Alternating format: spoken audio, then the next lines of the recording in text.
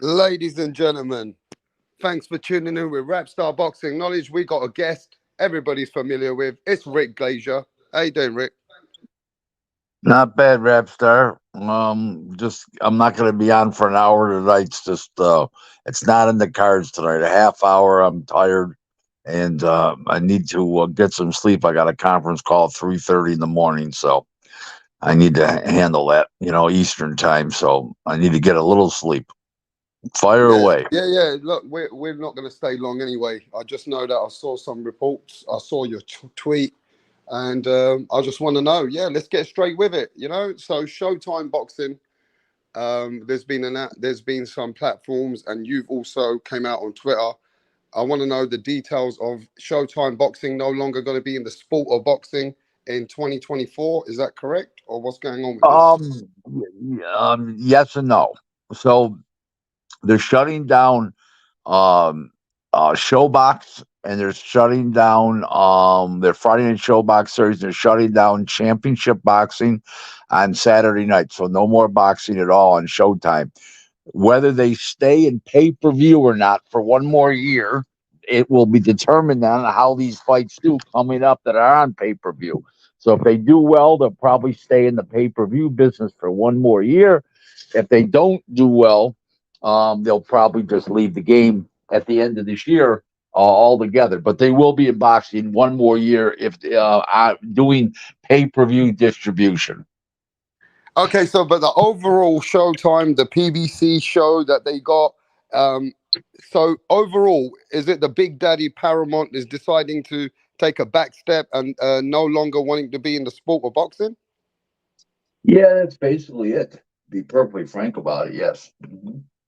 So is that something that they've overlooked the Showtime boxing and maybe not happy with, or is it they're not happy with the model or the business success, or what could be going on? Well, they've overpaid the fight. They've overpaid rights fees because they overpaid fighters, and it's all caught up with them now. I mean, it's pretty ugly in reality. So that's what's going on right there. Yeah, but what is going to happen with Steven Epinoza? I mean, isn't he the one which was leading the train for the boxing, Showtime boxing, and then he? Yeah, he's done. He's done. They're not renewing his contract. He's done. He's done. He's So, all his contract ends next month. He's done.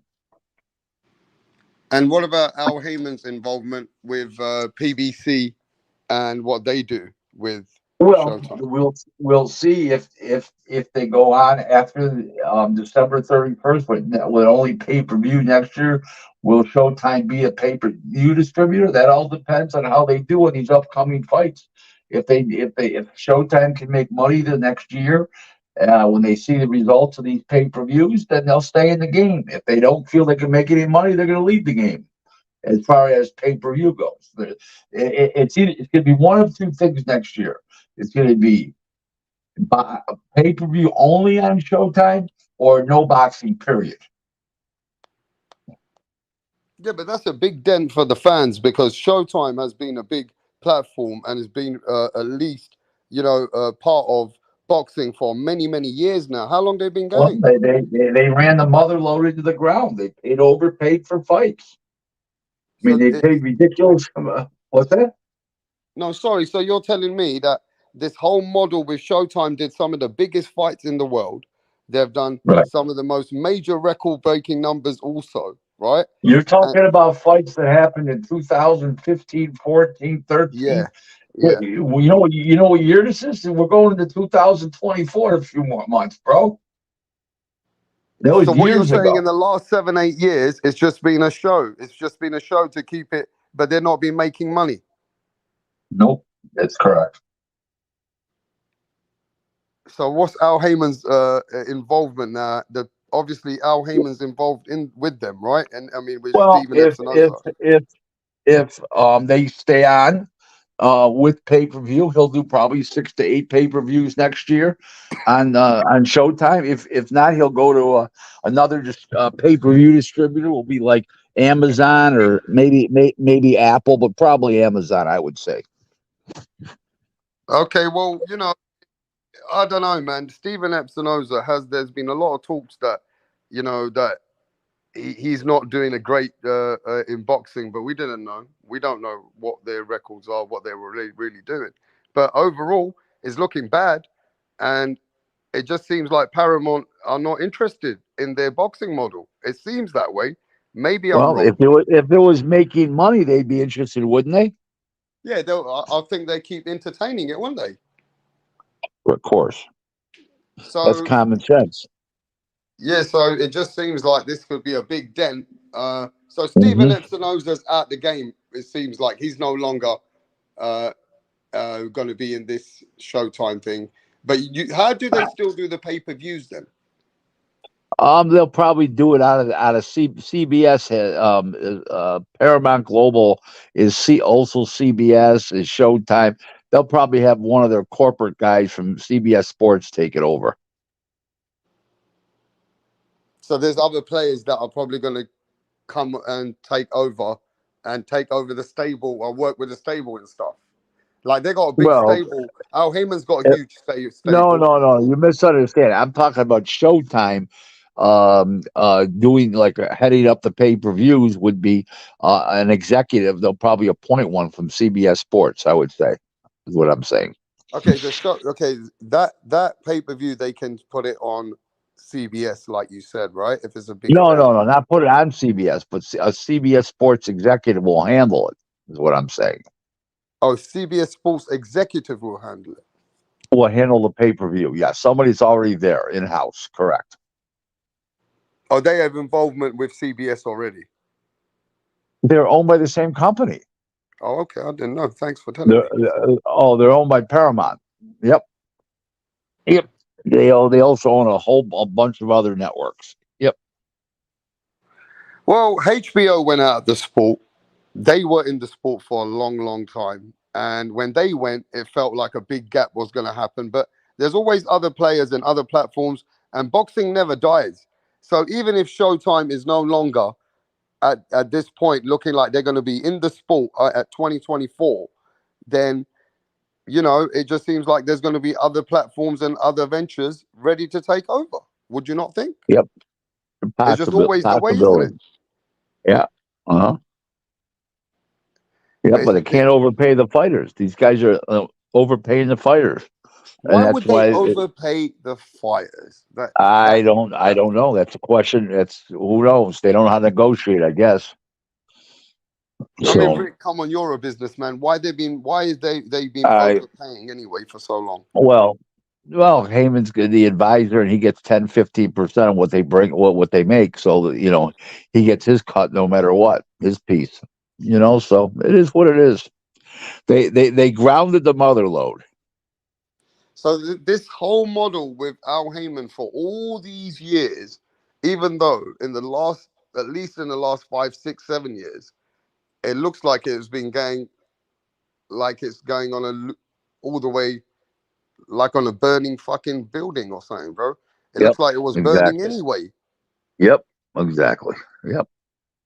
Uh-huh. So Al Heyman wins anyway, either way, right? But as Well, he's far in as trouble now. He's got a lot of fighters who won't have work, so he's got a lot of troubles. I'm sure that with all these fighters that Al Heyman's got, they're already working with other companies or platforms to try and see where they're going to be eventually.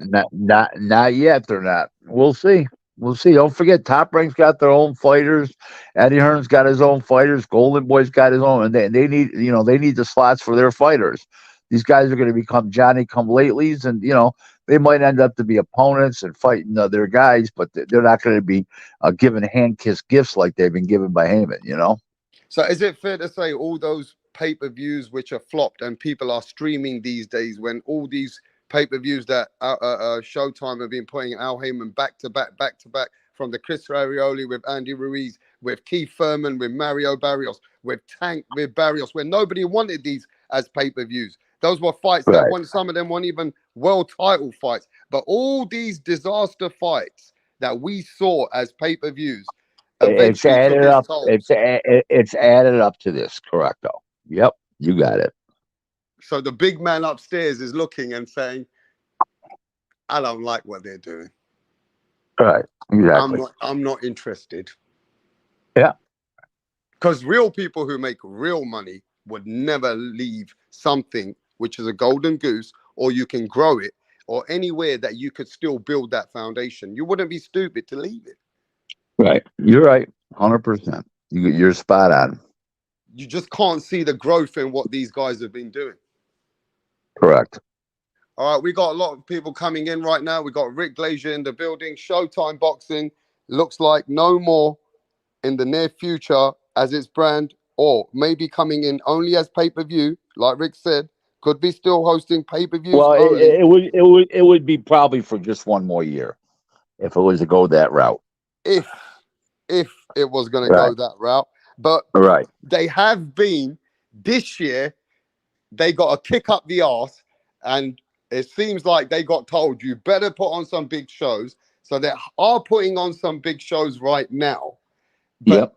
at Correct. the end of the day, these big Too shows late. that they're putting Too on. late. Too late. So what happens to the Canelo Alvarez deal? He got a 3-fight deal. We'll see. Okay. We'll see. So we'll have to see how they're going to play that out now.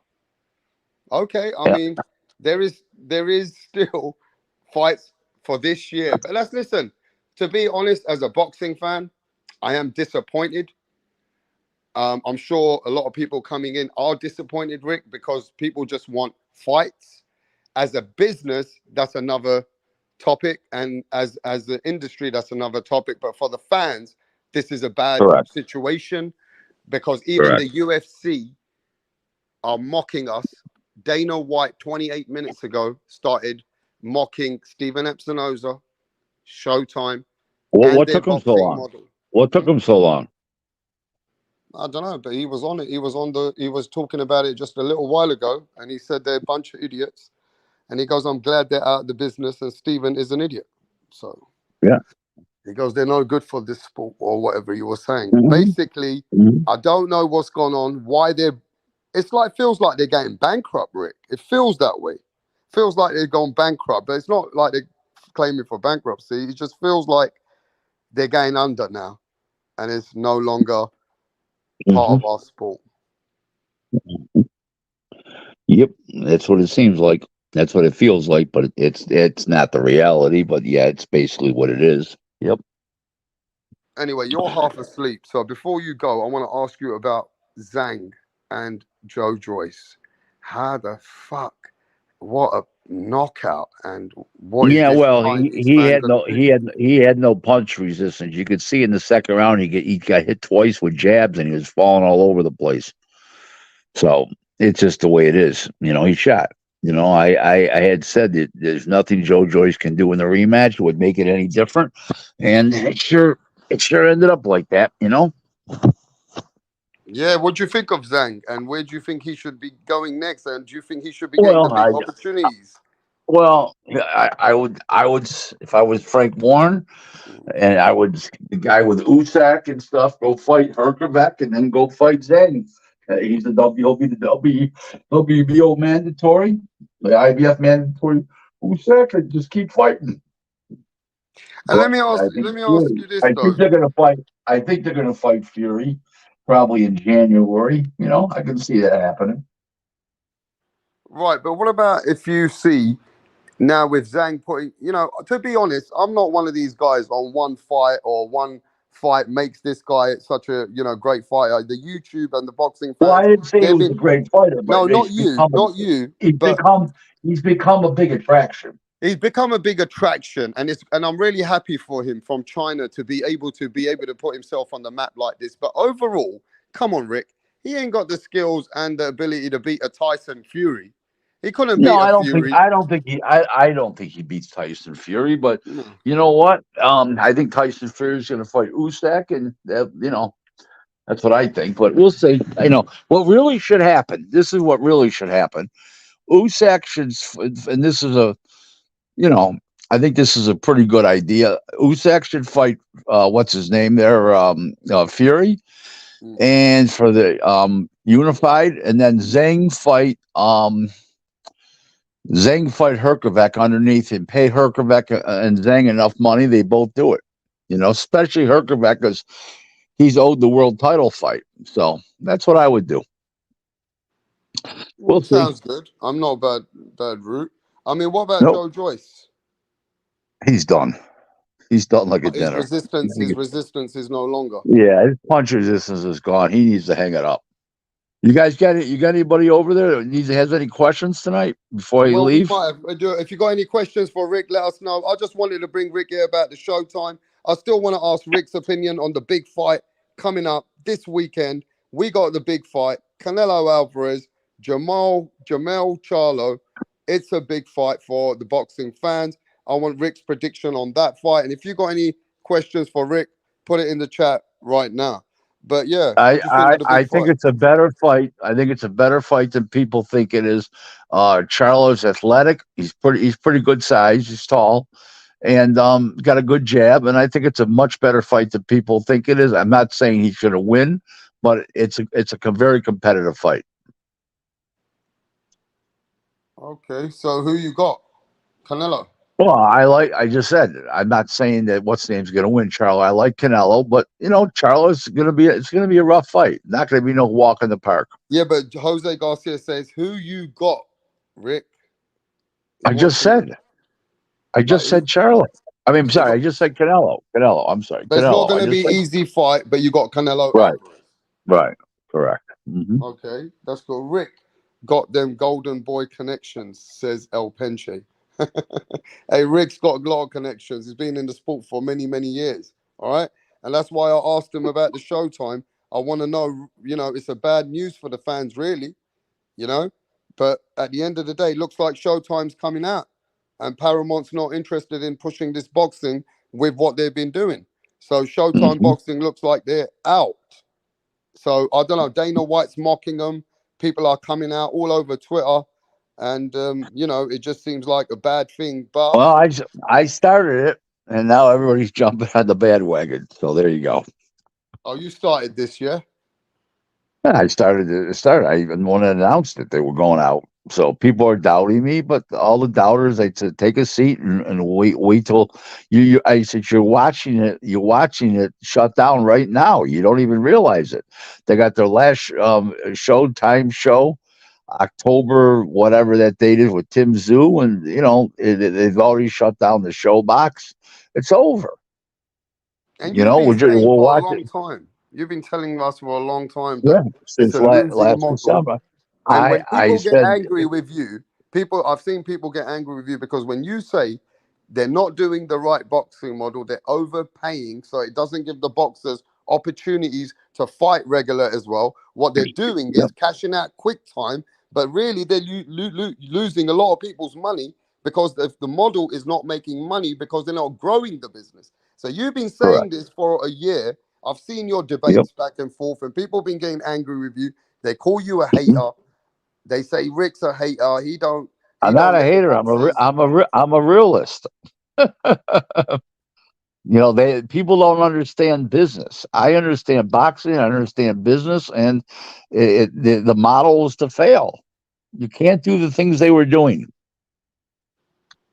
Yeah, but I see the way you're saying that the model is not making a lot of money, but people didn't understand you, right? They were like, nah, No, Rick's a they were hater. losing money. Rick, They were yeah. losing money. Yeah. Yeah. And Well, now they can hate as much as they want.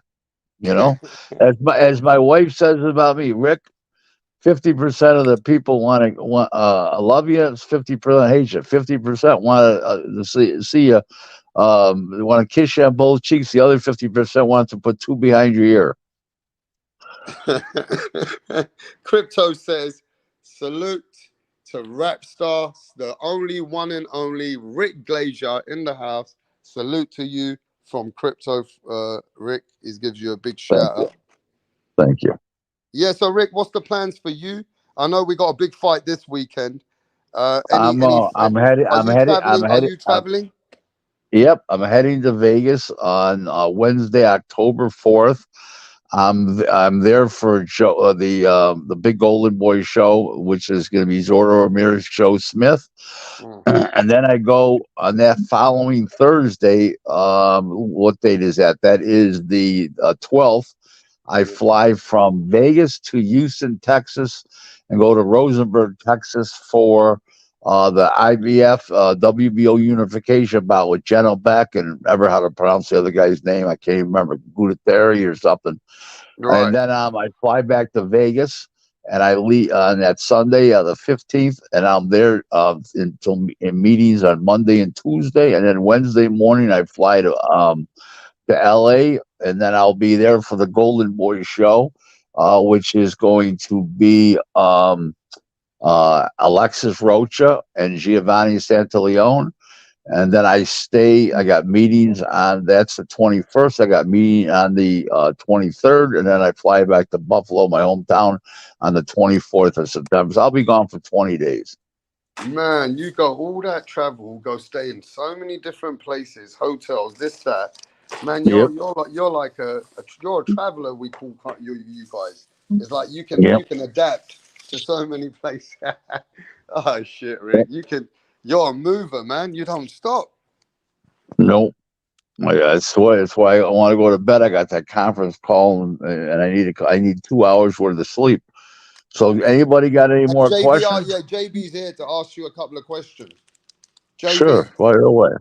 go on, JB. Yeah, JB Sports. It's not really a question, man. It's just like for this year, man. It's probably three more fights that I'm looking forward to seeing at the end of the year. Also, we got the big fight coming up this weekend: Canelo versus Charlo. And then we got December 9th, we got Haney versus Prograves, and then we got Sonny Edwards versus Bam Rodriguez. So we got three good fights coming up at the end of the year. So that's the three fights I'm looking No, forward to. and the other two I'm looking forward to is Shakur Stevenson versus Edwin Del Santos, and I'm looking forward to October 21st. Alexis Rocha and Giovanni Santaleone, two top welterweights, and the winner will be number one in the WBO. And let me Yeah, add another two to that. There's going to be a fight that we got coming up that hasn't been announced, should be announced any day soon. And his dad was here. It's David Benavidez versus Boo Boo Andrade. That fight I is. don't. Nobody's excited about that fight. I'm excited to watch Except that fight Punch. for a yeah. reason. I'm excited for that fight too, You man. know That's a why, good Yeah, fight. Rick? I want to see. Boo Boo. I Boo want to Boo see makes Boo Boo. terrible fights.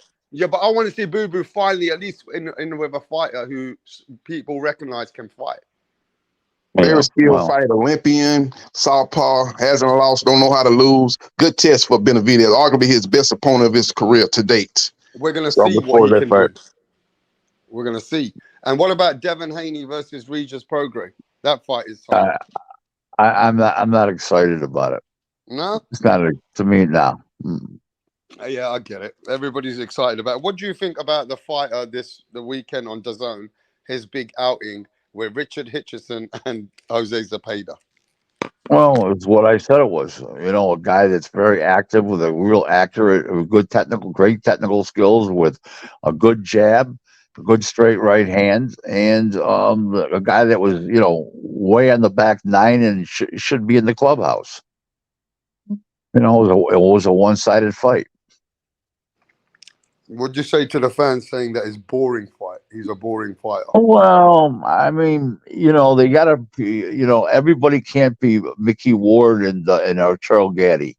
You gotta, some guys are technical and he's very technical. What can you say? And see, you're watching something very good there. And he's a very good fighter. Is he exciting? No, but it's also tough to fight southpaws and be exciting. When you're right-handed and you're not a buncher. So shit'll happen. Yeah, did you watch Conor Ben come back after 18 months? Yeah, I didn't think he doesn't have his explosiveness anymore. Not the power, not because he wasn't knocking out. He doesn't have the explosiveness on off his shoulder. When he throws the punch, the explosiveness isn't there anymore. Is it because he's went up in weight at 154? I think because he's off the steroids. I think that's a good reason. The guy was slimmed right out. He didn't look like the Incredible Hulk now. Hmm. Okay. maybe you could have some point to that.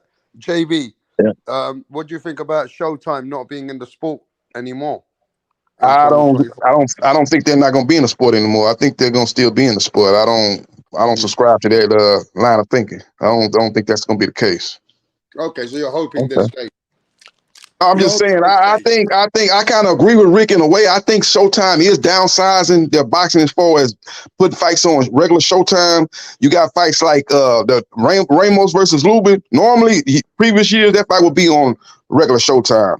Mario Barrios versus Ugas. Previous years that fight would be on regular Showtime. But what the PBC and Showtime doing, they're putting those type of fights on undercards of pay-per-view fights. So they are downsizing. I do agree with that, but I don't know if they're just going out of boxing. You're not going to see boxing on Showtime no more. I don't agree with that. Well, they are. The only thing they're left to decide now if they're going to stay in the pay-per-view business as a distributor. So that's that they may not do that at all. They haven't made that part of the decision yet. They're going to see what the pay-per-view numbers are in the next couple of shows here, and then they're going to make a decision on that. Okay, so how does the Showtime boxing work, Rick? It's an app in America, right? And you go in the app. It's No. It's on cable TV. Okay, on cable. It's a premium station. You pay $14 a month. I believe it's $14 a month for it. And they have an app, a Showtime app, but they're shutting down the app now, and they're switching everything over to Paramount, the Paramount Plus app, which is their parent company. Yeah. Paramount Plus getting real active. Yeah, they're putting a lot of their content on Paramount Plus. A lot of the movies, a lot of those series so that they put on Paramount Showtime shows Plus. all their movies and all that is no longer going to be available on the app. Right. Mm-hmm. You're gonna switch. You're gonna switch over to Paramount Plus. So now you'll get, if you want the Showtime content, you got to go to Paramount Plus. Mm-hmm. That's just the way it is. Yep. Wow. So Paramount is basically taken over the whole thing now, basically, and now moving in what direction they want. So Stephen Epinoza, who was in charge of boxing, is no longer going to be active when they make that move. No, he's done. He's done like a TV dinner. So now Al Haymon and his 100+ fighters, they now have to make a plan, and they must be now thinking where they're going to be their next moves. I'm sure, right? Because people who've got a direct deal, exclusive deal, like Boots Ellis had a deal with Showtime, I'm sure that's going to expire them. Yeah, those guys are getting overpaid now. They're going to get backed up now financially because nobody's going to pay Boots Ennis $1.3 million a fight. That ain't happening. What about Benavidez? He got a Showtime deal too. David Benavidez got a deal with Showtime too for 3 fights, if I'm not mistaken. So, yeah, well, that'll be. I don't think that's the case. I think the deal's with Haymon for the next 3 fights that his career path's laid out. I don't think it has anything directly to do with Showtime. Contractually, I'm talking about. Oh, okay. Yeah, I know the first fight we're playing was on Showtime pay-per-view. JB, where are you from? I'm from Houston. I might meet you down there in Rosenberg. I'm gonna be at that fight. I'm gonna try to get to that fight over there in Rosenberg on the 14th. I'm right down the road in Houston though, so I'm trying to get to that fight on ESPN. The Achman Bob fight. I'm gonna try to get down there for that. Yep, that'll be a good show. Mm-hmm. Is Keyshawn Davis gonna be on the show? I heard rumors he might be the co-main event. I don't know if he is. I didn't even look. Oh, okay. I didn't even look, to be honest with you. But right now they just got one fight announced. I'm like, what's up with the card? I'm waiting on the card to come together. I haven't heard. How far is Rosenberg for you? 35 miles? No, it's probably like 15, 20 minutes because I'm right there in Southwest Houston. So I jump on 59. It's a straight shot. So it's like 20 minutes. No red lights. Come over and introduce yourself. I'll be there walking around. Okay, yeah. If you go to my website, glazerboxing.com, or you go to my Twitter account at Real Rick Glazer 1, you'll see what I look like. This way you can easily identify me. Oh, okay. I got you. Nobody looks like me. I have a very distinct look. Nobody Okay. looks like you. Well, that's what my wife says. I got to listen to my wife. In a good marriage, you always listen to your wife. My wife says I have a very distinct look. I have a very distinct look. She tells me, "What the hell? What am I going to say? How do you know I don't?" Like, if that's cool, nobody looks like me. That's what it's meant to be like anyway. But Rick, I will say, Right. I know you're tired. I really appreciate you coming and just confirming what you know. Well, you got 6 more minutes, so Well, you we're guys gonna, can yeah. ask some Well, more then I'm gonna questions. grill you for some hard questions, then, mate. Yeah, I got one more question for him too. No. Sure, JB, go ahead. Yeah, I heard about it. I'm hearing that Teofimo Lopez might be fighting on December 9th. That's gonna be Heisman Trophy ceremony night. I'm hearing he could be fighting Master Hard. I don't. He may not. He may be waiting until looks like February, for him and Ryan Garcia fighting each other. Okay. So who would they have fighting on Heisman Trophy night? That's a big night for top ranked boxing. They haven't decided. Yeah, it could. Who knows? They haven't decided. I put Big Baby on there. If I was them, probably put Big Baby Anderson on there in a significant Well, fight. the problem with Big Baby is you need you need a name opponent, and there's no name opponents that are available for him. You need a name guy. I mean, you can't exactly fight a regular guy that night. You know what I'm saying? Yeah. What about Big Baby Miller? The battle of the big babies in the Big Apple. No, that won't happen. Man, No. what about Jabba? Jabba ain't no big enough fight. A Jabba? No, that's definitely not big enough fight. Mm. No. We got 40 people in the building. Smash that like button. We got Rick Glazier for the last 5 minutes. You want to ask him any questions, send it in the chat before Rick gets out of here. And if there any question you got for the man himself, he's here right now. Now, Rick, my question is, because you know the Oscar De La Hoya camping people, what's going on with Virgil Ortiz? He's fighting. He's going to be fighting pretty soon, coming up here. They just haven't announced it yet, the exact date and stuff. It looks like it could be as early as late November, early December, as early as then. But he's going to be fighting coming up here. What kind of weight? What weight are we looking at? He's going to be fighting a little over junior middleweight just to get it acquainted again because he hasn't fought in so long and get his shit together. But he's going to eventually fight at junior middleweight. Okay, we got Jose Garcia says, Rick, pay-per-view number predictions for Saturday night, roughly. I said originally 750, but it's not going to do that. There's not enough buzz. It'll probably do 650, maybe 660 in that area, in my opinion. Okay, but Canelo did do 800 with Plant. It's not as big of a buzz. No, it's not, to be honest with you. And also, the biggest fight in the world that everybody was anticipated for many, many, many years, our Oscar De La Hoya versus Floyd, our Manny versus Floyd, only did 600,000 pay-per-views. Hold on. Oscar and Floyd?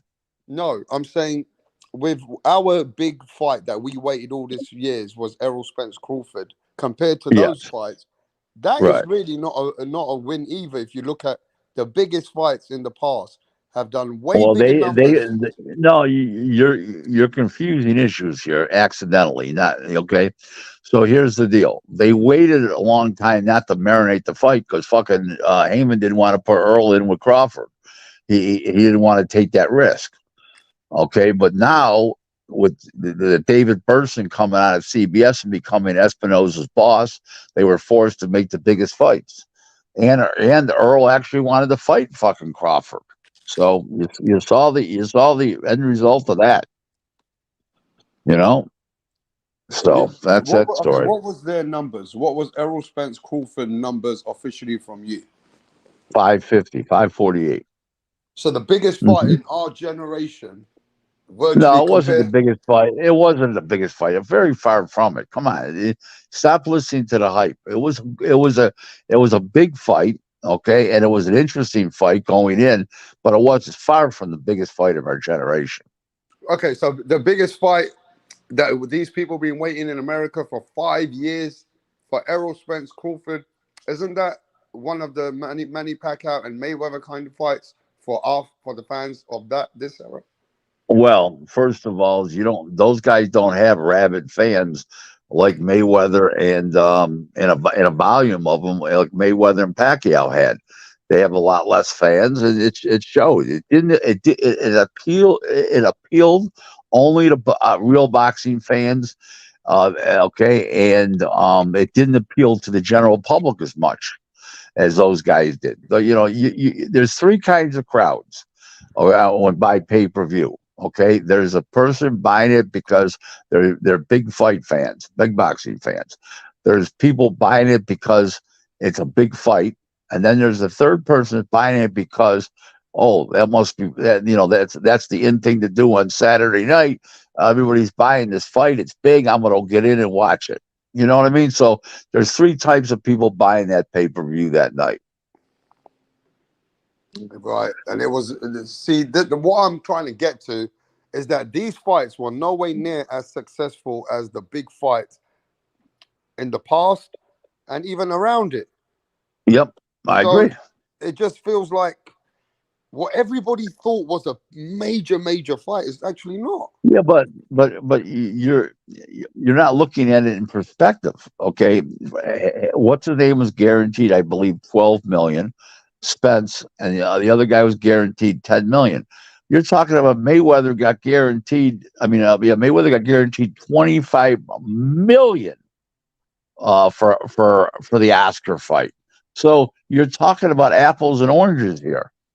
Everybody knew going in this fight was nowhere big as those other fights, including Pacquiao and Mayweather and stuff like that. Nowhere near. It did, listen, it is what it is. Everything's relative. Yeah, it's just what it is, and we can't. Our perspective feels like it should be one of them, but it's not. Right. Mm-hmm. It just doesn't play out like that. But overall, what would you say is the market in the United States now? Who are the main attractions of the top three that in America that bring the most value for money?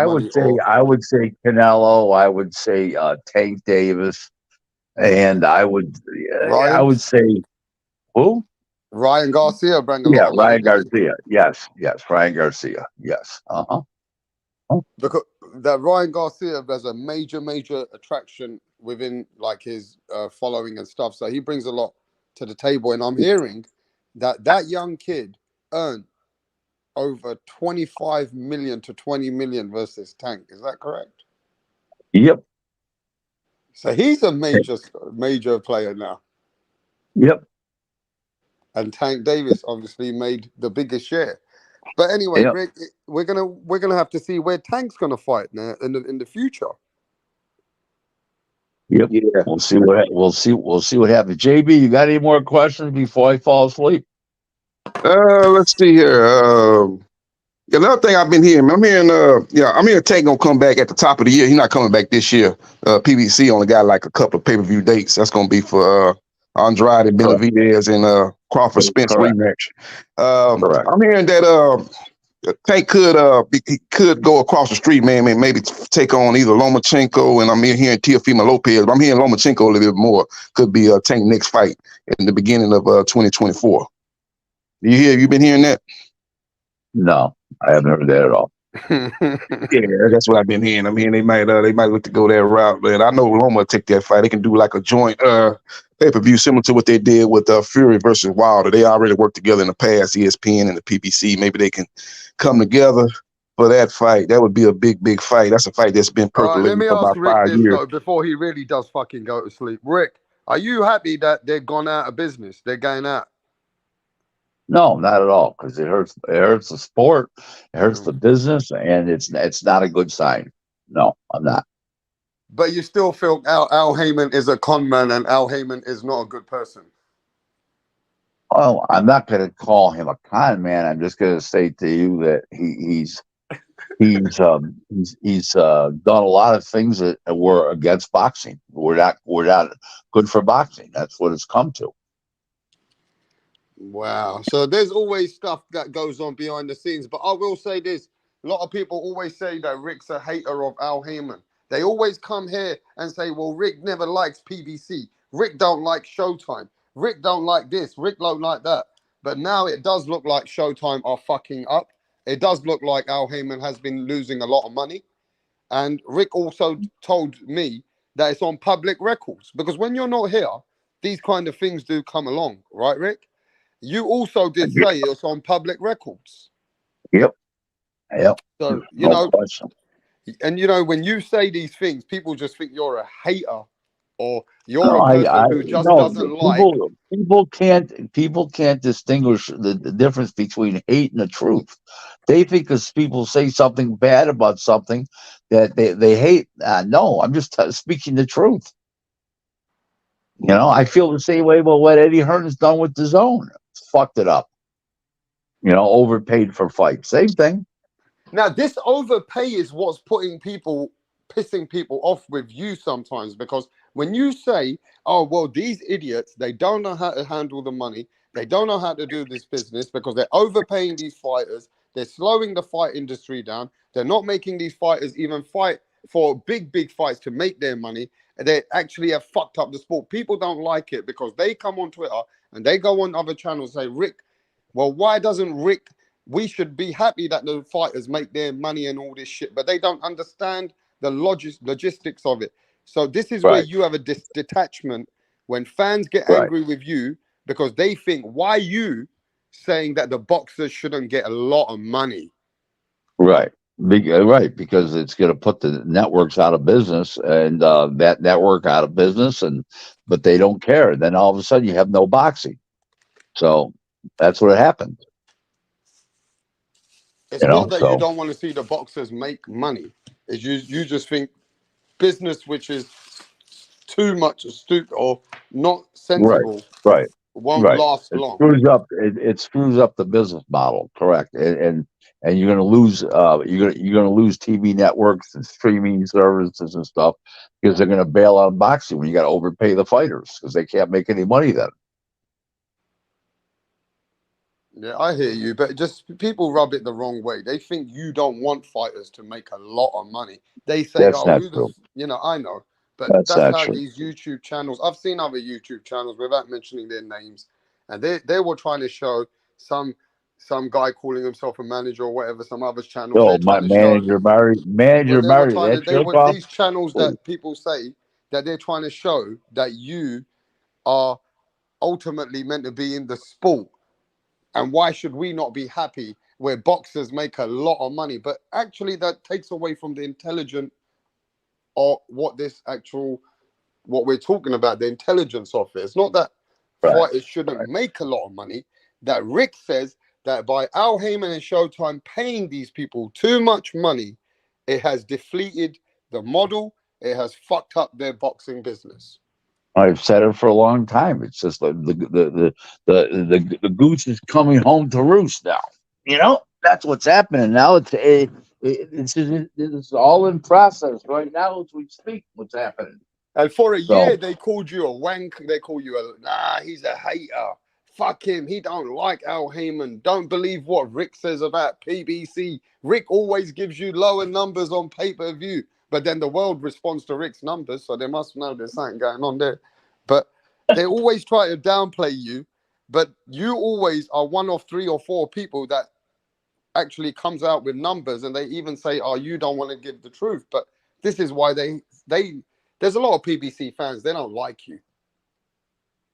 I don't want people to like me. I'd rather have haters. That's what drives a guy like me. You know what I'm saying? I don't give a shit if people love me or hate me. Who gives a shit? I don't care. As long as my wife loves me, I'm good. That's all. And my real friends are my real friends. That's all I care about. You don't give a fuck about the PBC fans. Okay, no. I understand. They don't pay my bills. They'll jerk offs don't pay my bills. They don't pay their own bills, for Christ's sake. Yeah, what about the channels that are out there? A few channels that they don't like you all of a sudden because they don't like Crawford and they don't like these people, or they don't like you know, sometimes you'll It say doesn't. stuff, It and does. you. No, It let me tell you the doesn't. problem with you. The problem is you'll say stuff on Twitter, and some people take it the wrong way with you. I don't know what's going on. It's all right. I can handle. I can live with myself. I do a good job every day. Tomorrow, I'm going to lunch with some friends of mine. I'm going to dinner with other friends of mine. Tomorrow night, I have a meeting with a gentleman's club. A gentleman's club is not a strip joint. It's a group of gentlemen. We have a club that I was inducted into. There's I don't know 60 members, and I A was beautiful recently dinner, a month ago beautiful inducted dinner, into the club. beautiful What's that? dinners, beautiful dinners.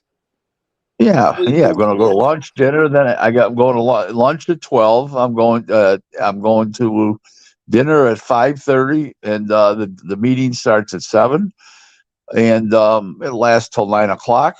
And then I don't know what I'll do after that. Probably come home, but I'll see a lot of my friends tomorrow. Whether it's lunch, whether it's the dinner, whether it's the meeting.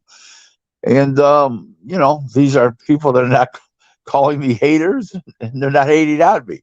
So it's a You know, I wonderful feel the thing. same way, Rick. Look, I might be. Look, I'm in my 40s now, yeah, and I'm at a point in my life, yeah. I've made loads of mistakes before. I felt like what it felt like having a lot of money, and I felt like what it was like not having money. I know Hold what are on, that real friends picture and you fake friends. hold on. That picture you sent to me, that's you.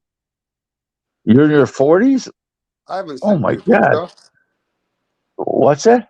I Oh, that haven't sent wasn't you. you. Oh, No, okay, it wasn't that you. wasn't Okay, me. okay, No, that wasn't okay, me. Somebody who I don't know okay. who you've seen. That wasn't me. Yeah, it must have been somebody else. Someone else. That's nothing to do with me. Yeah, where's what's his name tonight? Where's Punch? I don't know. I haven't seen Punch in the chat.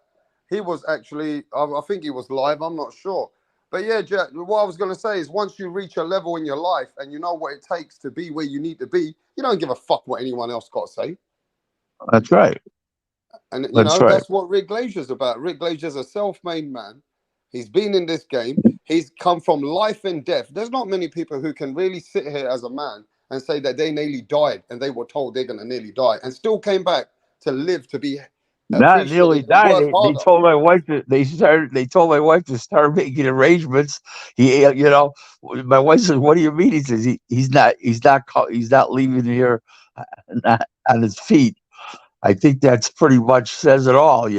So Holy shit. That is a see, look, there's that changes you as a man altogether. Do you think a person gives a fuck what anybody else has got to say when a man has been through that in his life?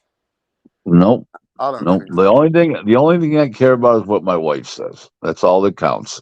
My Hey, wife loves listen, me. I rider of love the her. storm, I'm not sucking up to the man.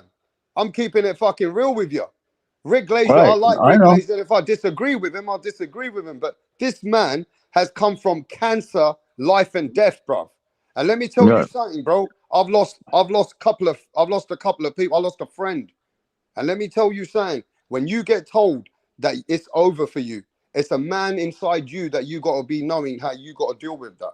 So I'm saying a lot Mhm. of people haven't been through that. So when a man Yep. has been through that, I'm just keeping it real, bro. I salute you, Yeah. Rick, for able Yeah, to deal with that. I was actually on my deathbed for 65 days, and I I came through. What can I say? I'm gonna be perfectly frank with you. If I had well, I had a real big strong belief that I wanted to go home and see my wife and spend more time with my wife, and that helped me. Now, if I didn't like my wife, I could have just died right there, and it wouldn't have bothered me. But I wanted to go home and spend time with my wife, and I've been doing that ever since then. That was April 3rd of 2019. So Yeah, I God fought bless you, cancer. Rick. I fought cancer from October 3rd of 2016 all the way up to April 3rd of 2019. Basically speaking, that's what it was, 32 months. Yeah, Yeah. Ryder says, how many, ask JB, Rick, how JB, you many got any more virgins? questions? Yeah, he goes, Yeah, Ryder says, yeah, ask Rick, how many virgins did he sacrifice to stay alive? sure. No, but Yeah, Rick, you must really have a different outlook because yeah, if you've come from that, yeah, sometimes in your life, in the way you outlook life, you know you're not. one thing's guaranteed, Rick, is that we're guaranteed we're not going to be here all our life, right? So there's a time, Right. there's Hey, a listen, cutoff. it is right. Hey, listen, Everybody got an expiration date. Yep. yeah, your life's got an expiration date, and mine wasn't up yet. The doctors thought it was up. Here's the funny lie, guys. You want to hear a funny story? Go This ahead. is great. Yeah. I tell this story to people, they're in stitches. So when I had the cancer, okay, I had to stay in the hospital 10 more days because I couldn't even walk, and I refused to go out in a wheelchair. Okay, I'm a macho fuck, and I just refused. So I was so weak they had to pump me up with steroids and protein, and I was able to walk out. Now I maybe sign off this fucking contract because they were recommending that what do you call go out in the wheelchair and I could fall. So they surrounded me with these big security guards and everything else, and they had their hands out like I was about to fall, and I made it all the way out to the car, no problem. But anyways, what happened was the doctor had told my wife multiple times, start making ranges. Did you start making ranges? Remember, I was in there 65 days on my deathbed, so they had plenty of time to say that to my wife. So when finally I was getting discharged from the hospital after that additional 10 days in there of the protein and the steroid treatments, the I my doctor wasn't there. He was out of town at a conference.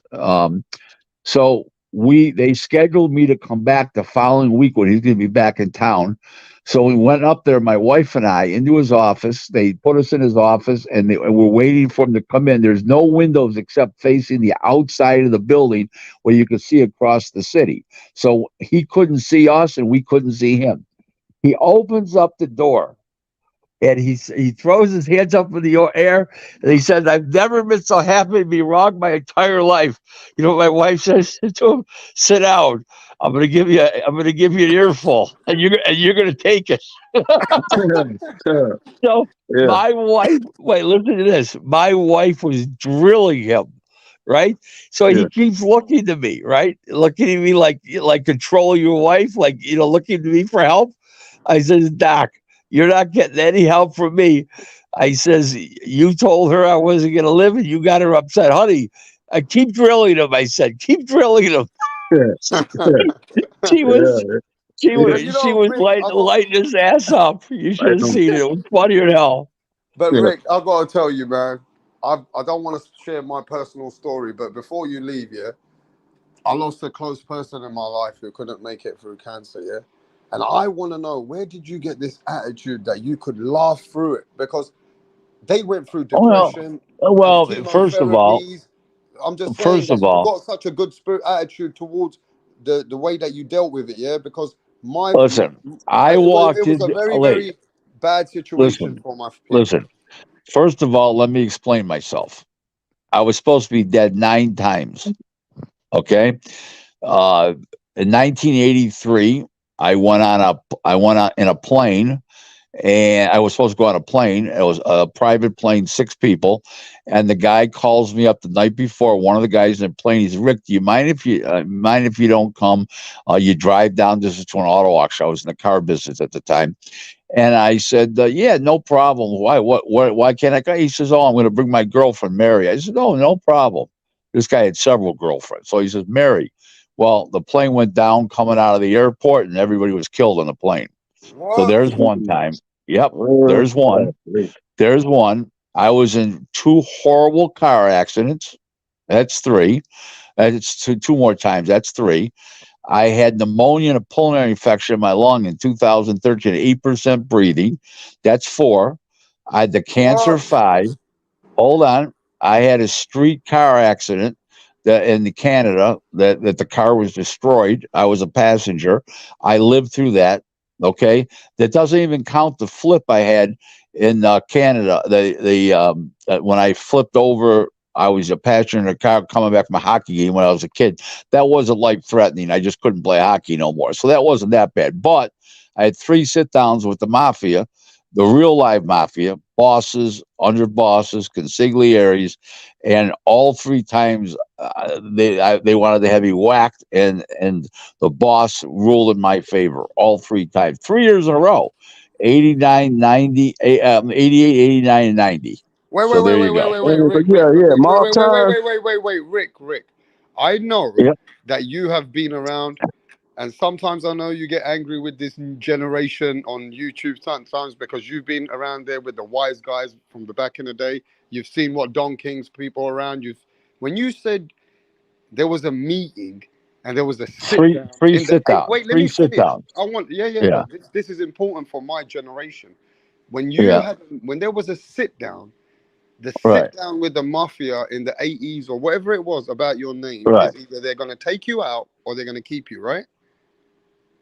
No, it really means they make a decision whether they're going to whack me. I don't know it or not. In other words, I leave there, they make a decision. I speak my piece, I leave, and I could get whacked either coming out the door, or they could come get me some other time, because I don't know the decision they're going to make. If it's negative, if it's positive, they're going to come tell me. So Oh, that's the tonight, story there. no, Rick. We're the younger generation. You even got John Gotti, the guy who put him in jail, Salvador. What's his name? He's got his El own Gravano, Chapo. podcast Sammy, now. Yeah, Sammy yeah. Gravano, Sammy Sammy's got his Gravano. own podcast now. Even the Luis family's grandsons, they got their podcast. The mafia's gone now for what it was. The Gotti's kids have got their own podcast. Was that one of those kind of families, Rick, that we're Yeah, talking about? The the New real York life. families? No, not New York City, no, but real life people. Yes, real Those people. kind Yep. of big, heavy families when we're talking about big heads. Yeah, yeah. And Yeah. can you tell me some names that you've met in your life back in the day that you met these I, people or saw these people? I'm not doing that. No, no, no, no, not in the mafia world, but any celebrities like Frank Sinatra or anybody like that. Have you seen any Um, people? well, I met, I've been to dinner with, I've been in meetings with 50 Cent. I've had dinner with Nelly. Not one on one. There was a table like 8 of us. Um, let's see. A whole bunch of people over the years. Besides boxers themselves. My father knew Mario Andretti. My father's dead now. My father knew AJ Foyt, Mario Andretti on a first name basis, Bobby Unser, all those people. So my father was big in the auto racing world. My father was an arbiter and a mediator for the United States Auto Club, USAC, which sanctioned the Indianapolis 500 and races all over the United States. So my father was very influential in that sphere. I've met Rudy Giuliani, Governor Pataki was New York State governor. I've met Donald Trump several times.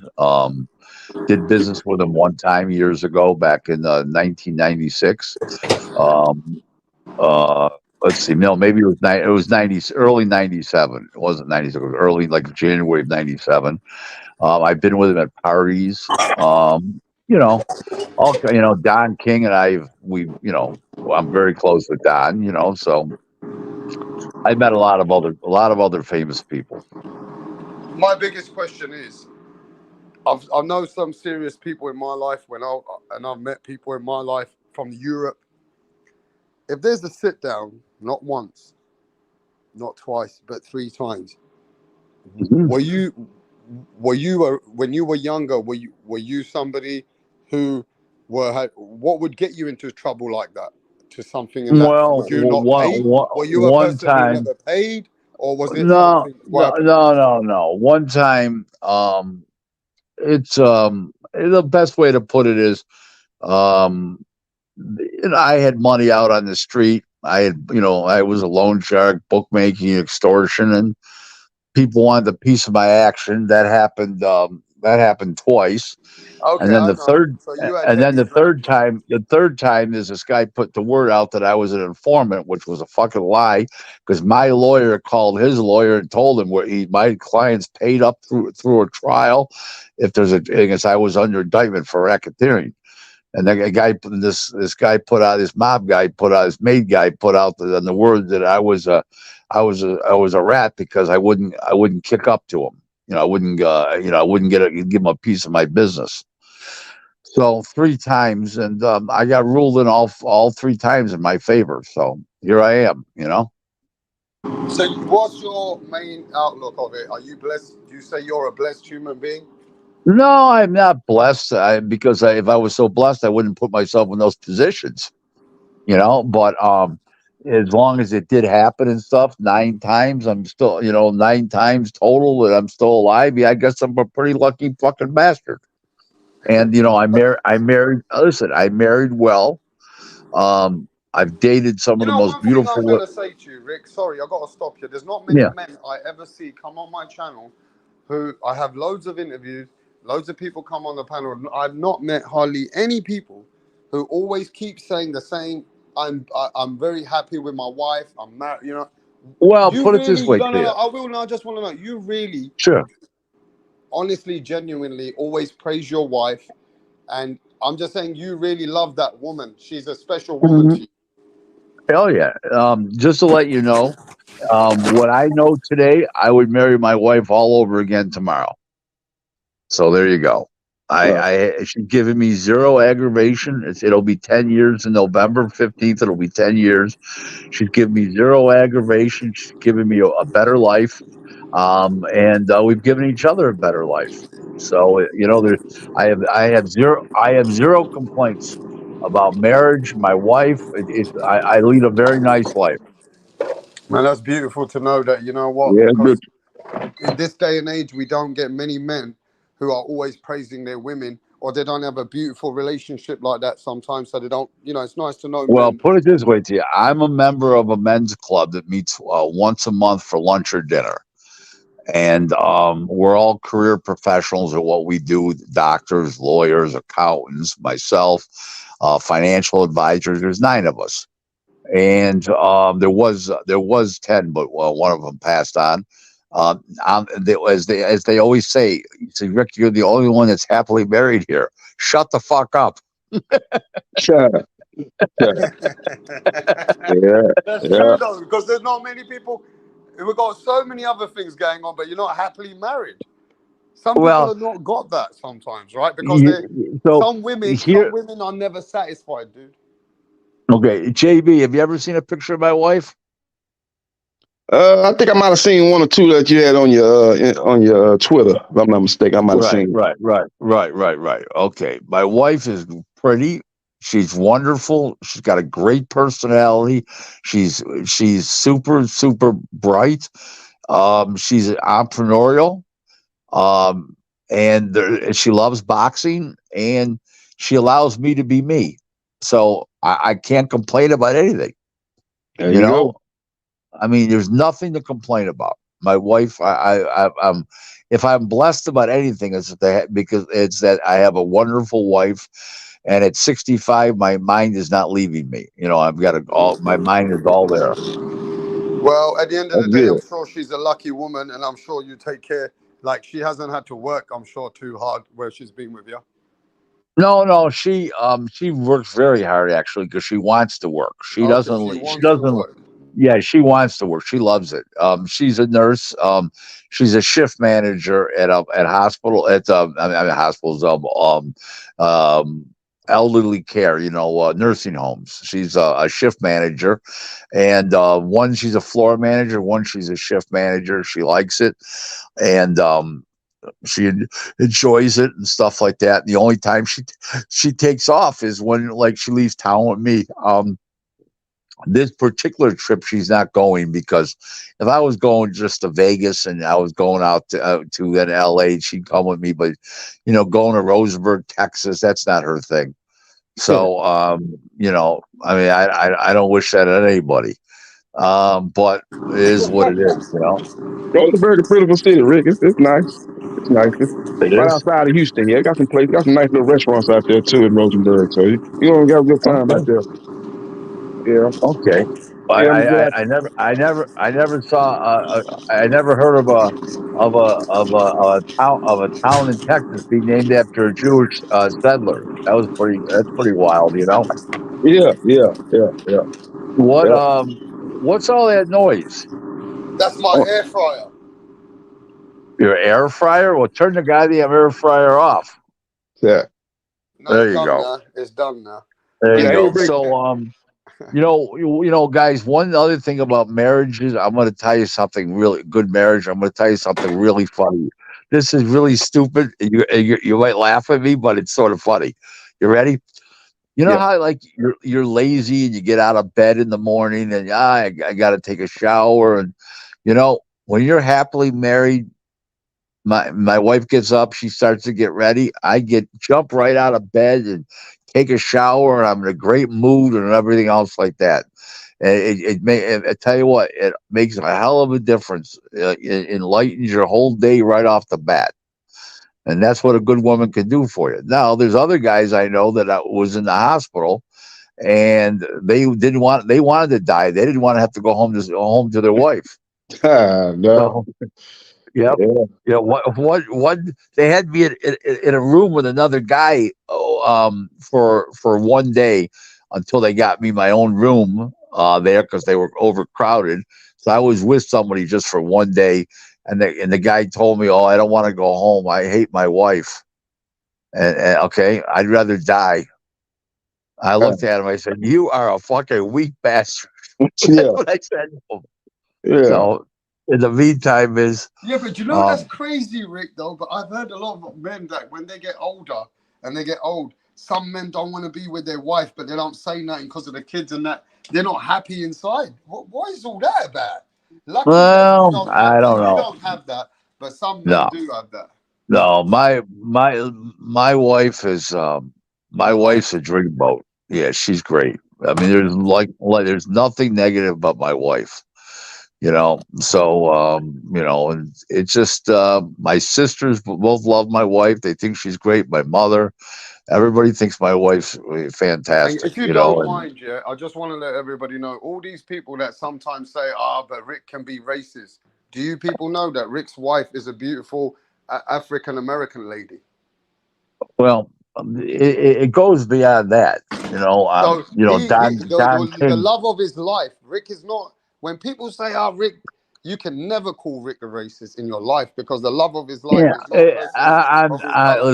listen. There's so many things about me that would say that I'm not a racist, but that people But I've still heard don't that want a to few believe it. times that they call you racist. So I just wanted to clean it up a bit. That I've seen your wife, I've heard your wife. She's been on the phone, and I've seen how you treat her and that.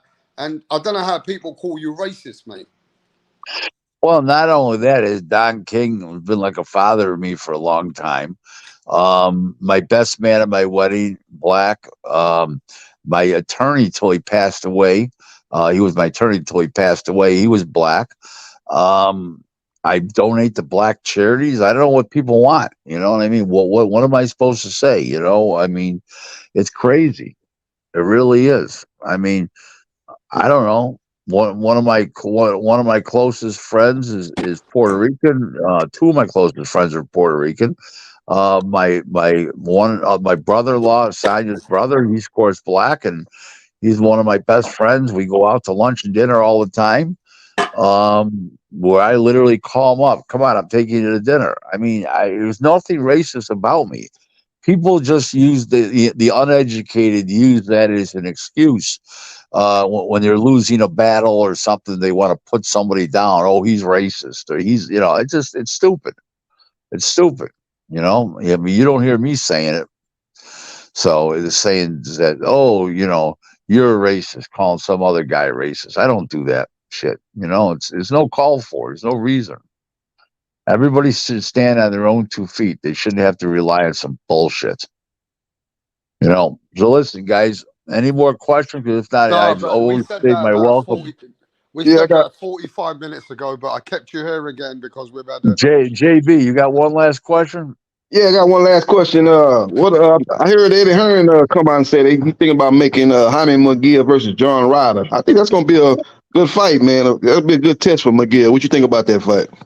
A very good fight. Excellent fight. He's Ryder's got a great chin. He's left-handed. He's a tough bastard. And it's an excellent fight. Jaime Munguia does not have a good defense. He's got a great offense. And that's a lot. It's a great fun fight to watch. That'll be a Yep. real fun fight. No question about it. Yep. You know? All right, Rick, get back to business, man. Thanks for being here.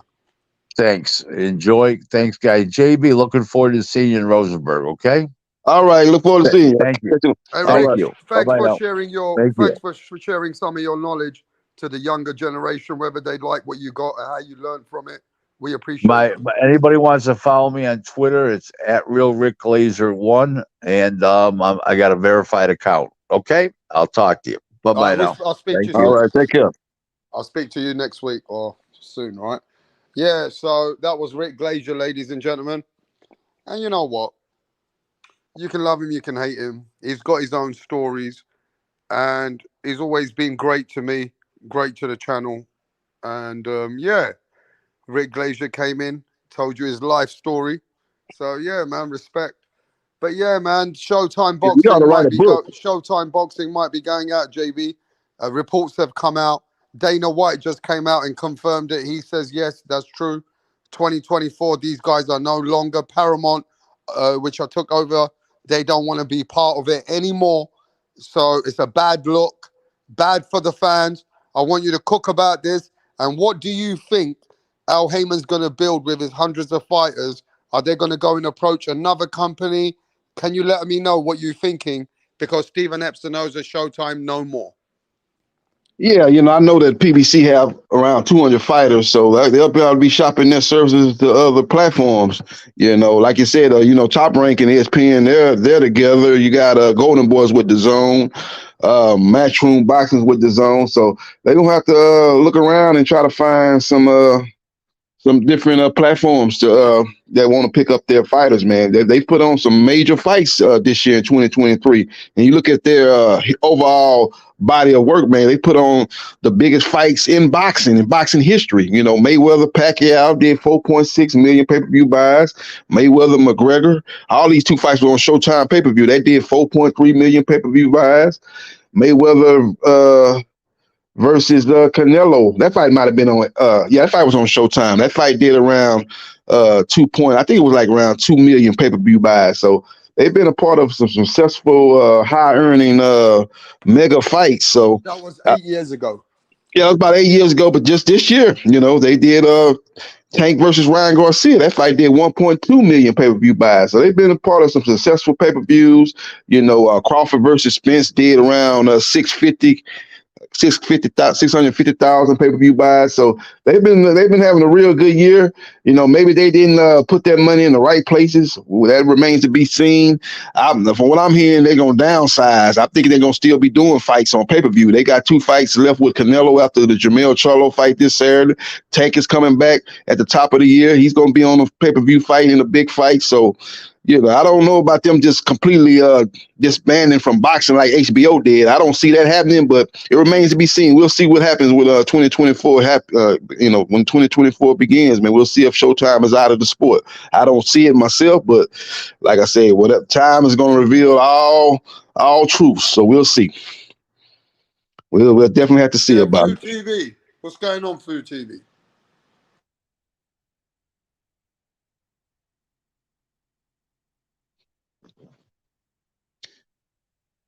Yo, he's on mute. JB, keep cooking. Yeah. What I do know is like they don't have too many fights for the rest of this year. I do know that. Like I say, they're definitely downsizing. You look at their card, their undercard with Canelo versus Charlo. That fight between Ramos versus Erickson Lubin. Normally in previous years, that fight would be on Showtime. You got your Danis Ugas, former world champion, gotta be Manny Pacquiao. He fight Mario Barrios, who has been on pay-per-view twice. He fought Tank Davis, that was on pay-per-view, and he fought Keith Thurman, that was on pay-per-view. And that fight is on the undercard. Those fights would normally be on regular Showtime. So that's what they're doing. They're definitely downsizing. I do admit that. They're definitely downsizing from Showtime. And they're putting a lot of their fights. They're doing a little better than they have in the recent fights, right? It's a pretty high-profile fight. Yeah, they put a high profile fight, but normally those type of fights that be on Barrios is actually, I mean, back in the day that'd be nothing, right? But for what we've seen in boxing in recent history, that's actually a pretty decent fight. And what is that? It's a co-main event? Oh, that's not even the co-main event. The co-main event is Jesus Ramos versus Erickson Lubin. That's the co-main to the co-main. Yeah. So Like I say, thought normally the that fight would be Ugas- on regular Showtime though. Those fights I would be feel on like Showtime. that's more of like a test for Barrios at that way because that's welterweight, right? Yeah, he been at 147 for the last several fights though. He ain't just went up to 147. He went to 147 after the. I thought this was his second fight at Wow, this is 147. third. I think he just fought third fight. After he fought Tank, he went up to 147 and fought Thurman, and then he fought Santiago. And now he's fighting Ugas. This is his third fight at 147. All right, so this is sort of his test fight. So if he wins this one, then he might be, on his way up. Yeah, this is for an interim belt. The winner of this fight gonna be the WBC interim belt. They'll be in line to fight Terrence Crawford. I don't think Crawford's gonna fight him. Ain't no money in there for Crawford, but they'll be in line to fight for a vacant belt. Ugas is an old man, isn't he? Yeah, Ugas is probably in his 30s, but you don't know how he gonna come back from that beating. He took a hell of a beating from Errol Spence Jr. You gotta wonder how he gonna come back from that. But you know what? Barrios took a beating from Keith Thurman. Everybody wants to say Keith Thurman didn't look the same. He put a beating on Barrios. He's an older guy, yeah. Thurman's just rusty, He's very inactive. Yeah, he's 37, Ugas. Yeah, 37. Okay, 37. Okay, and Barrios is about late 20s, huh? You know what they say about the Cubans, right? They lie. Yeah. 37. So that might be 42, huh? He got those old legs. He got those long socks all the time. Yeah. Yeah, it's gonna be an interesting fight, man. If Ugas got any, if he's anywhere close to with his old self, he should beat Barrios. He's a better overall fighter. But if he's not the same, I can see Barrios, outworking him, being a younger guy, and maybe beating him on a decision. So it's gonna be an interesting fight. It's a decent fight. It's guys that people know, so that's not too bad. Yeah, I didn't know this about Showtime. But Showtime shutting down. That's what they're saying. So people, Rick Glazer, who got connections inside boxing, he's a guy that's been around a long time. And for what he's hearing, he's saying it's over for Showtime. Dana White, who's handling a $15 billion company, he just confirmed it. They confirmed it out there that even and Showtime's coming out. So if you don't want to believe Rick, remember that there's Dana White, who's way bigger than a lot of people. But Rick, I just hope Dana's in there. Rick, let me tell you something about Rick. He's been saying this for a long time, but people give him a hard time because until some bigger platforms always capture what he says. So it is. Yeah. Well, let's think about Dana White, man. Dana White having a hard time keeping his star fighters, man. He don't want to pay nobody. That's why Ngannou left. He went to fight Fury. He already out here saying that I'm making 10 times more than I made in the UFC. John Jones, he's been unhappy with his money. That's why McGregor left and fought Mayweather. Those guys are not making the type of money that boxers are making. He's got a monopoly on that UFC, man. He needs to start paying his star fighters better. The problem is when you overpay them, they're not hungry anymore. Like, look what happened with McGregor when he made that big payday. What happened to him? He became shit. He became trash. Yeah, everybody knows that. All those hungry fighters down there, all the dudes that are crushing Conor, they're all hungry. They're not making 100, whatever. This dude's making he's got like 100 mil in the bank or more. Yeah. So he don't give a fuck. So that's not healthy for your company to be paying these guys like that. I mean, like I said, that's a test of what happens when you overpay the guys. They become lazy. And they don't train, they don't do anything.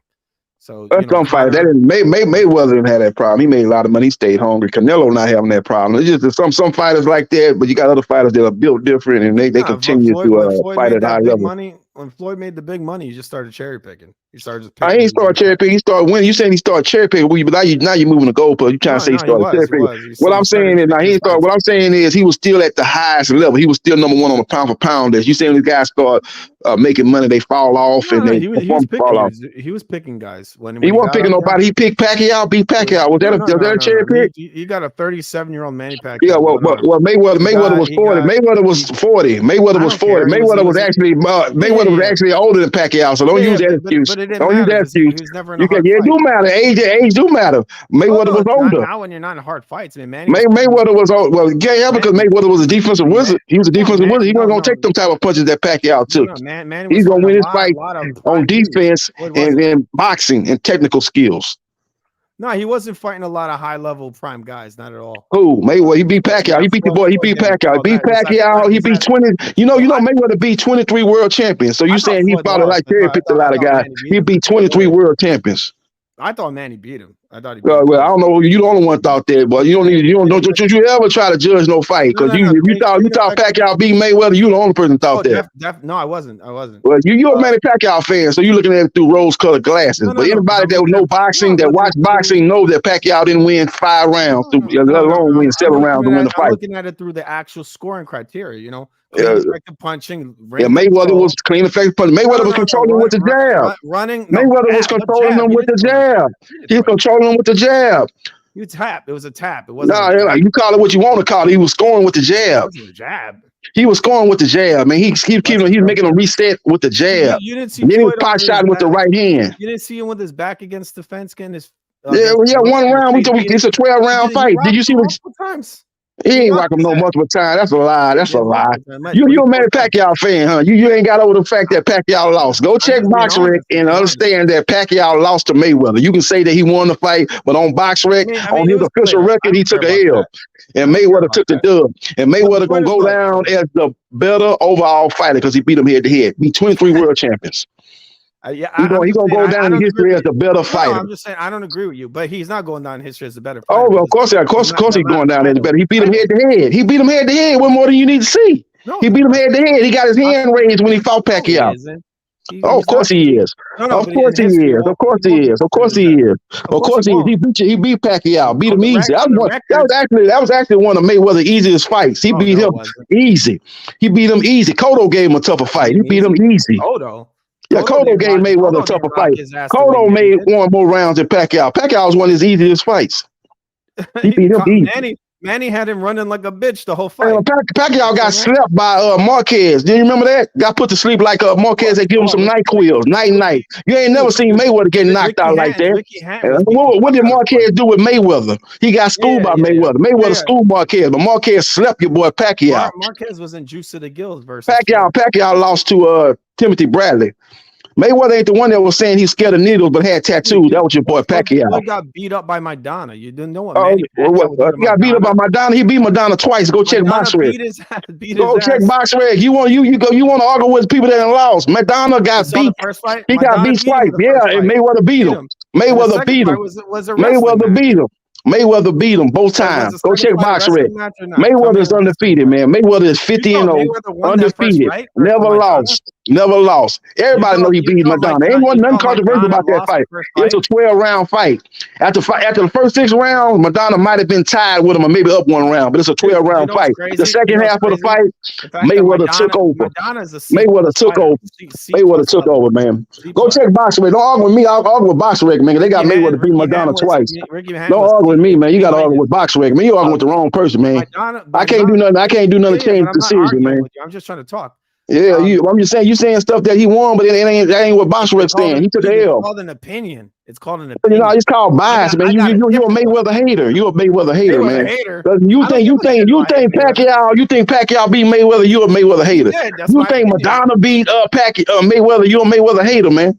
Oh yeah, you're a Mayweather hater. The scoring. Yeah, you probably think Canelo beat Mayweather. You probably think Canelo beat Mayweather. What did Mayweather do in the first Maidana fight that made him win? He won the fight. He took over in the second half of the fight. That's what he did. He took over after 6 through 12. He swept 6 through 12. That's how he won the fight. He swept 6 through 12. So you got to draw. You're saying? Nah, he didn't lose the first 6 rounds. What you talking about? You got to draw. No, it wasn't no draw. That ain't what BoxRec said. He won that fight unanimous decision. He won 8-4. He won the first fight 8 rounds to 4. He won the first fight 8 rounds to 4, and he won the second fight 9-3. Nah. Maidana beat his ass. Nah, you crazy. You crazy. You crazy. Man, Ricky Hatton got slept. What you talking about? Somebody got knocked out. What is you talking about? He got hugged to death. He got knocked out. That's what I seen. He got put to sleep. If that was a he hit him so hard that he fell into the damn turnbuckle. He got knocked the fuck out, man. He got knocked the fuck out. You talking about Ricky Hatton? Well, get out of here, man. You talking about a dude that got knocked out. You talking about a dude that got knocked out, man. Come on, man.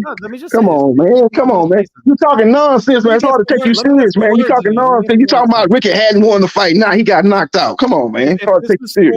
properly and it was go by the rules of boxing, Floyd would have got a The rules DQ. of boxing was Mayweather landed more punches, landed at a high percentage, won more rounds. That's the rules of boxing. I don't know what you're talking about, but I do know that you're a Mayweather hater, man. Come on. Second Maidana fight, Floyd was Let's get hugging serious. his Let's talk ass about off. Madonna. But they ain't That was nobody one of the said that was most no robbery. pathetic You're the only fights person I I ever ever saw. heard say that was a robbery, that Madonna won that fight. You're the Does only person anybody that ever think said that. that Floyd versus the second Maidana Man, fight with Floyd was a good fight?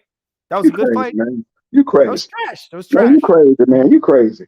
Was he You not crazy, hugging man. it? You obviously a Mayweather hater. You obviously a Mayweather I hater. don't Man. hate her. I just don't like the way the guy fights. I think he fights. I like a don't care. fucking That's bum. cool. You ain't got to watch him. That's what you got to I turn don't. TV off. You I ain't don't got to watch watch him. You ain't got to watch him. But I don't. You got to watch him. But I don't watch But him. it still don't take from the fact that he's a Hall of Fame fighter, one of the best in the business. Or not to One me. of the best in the To me, business. definitely not.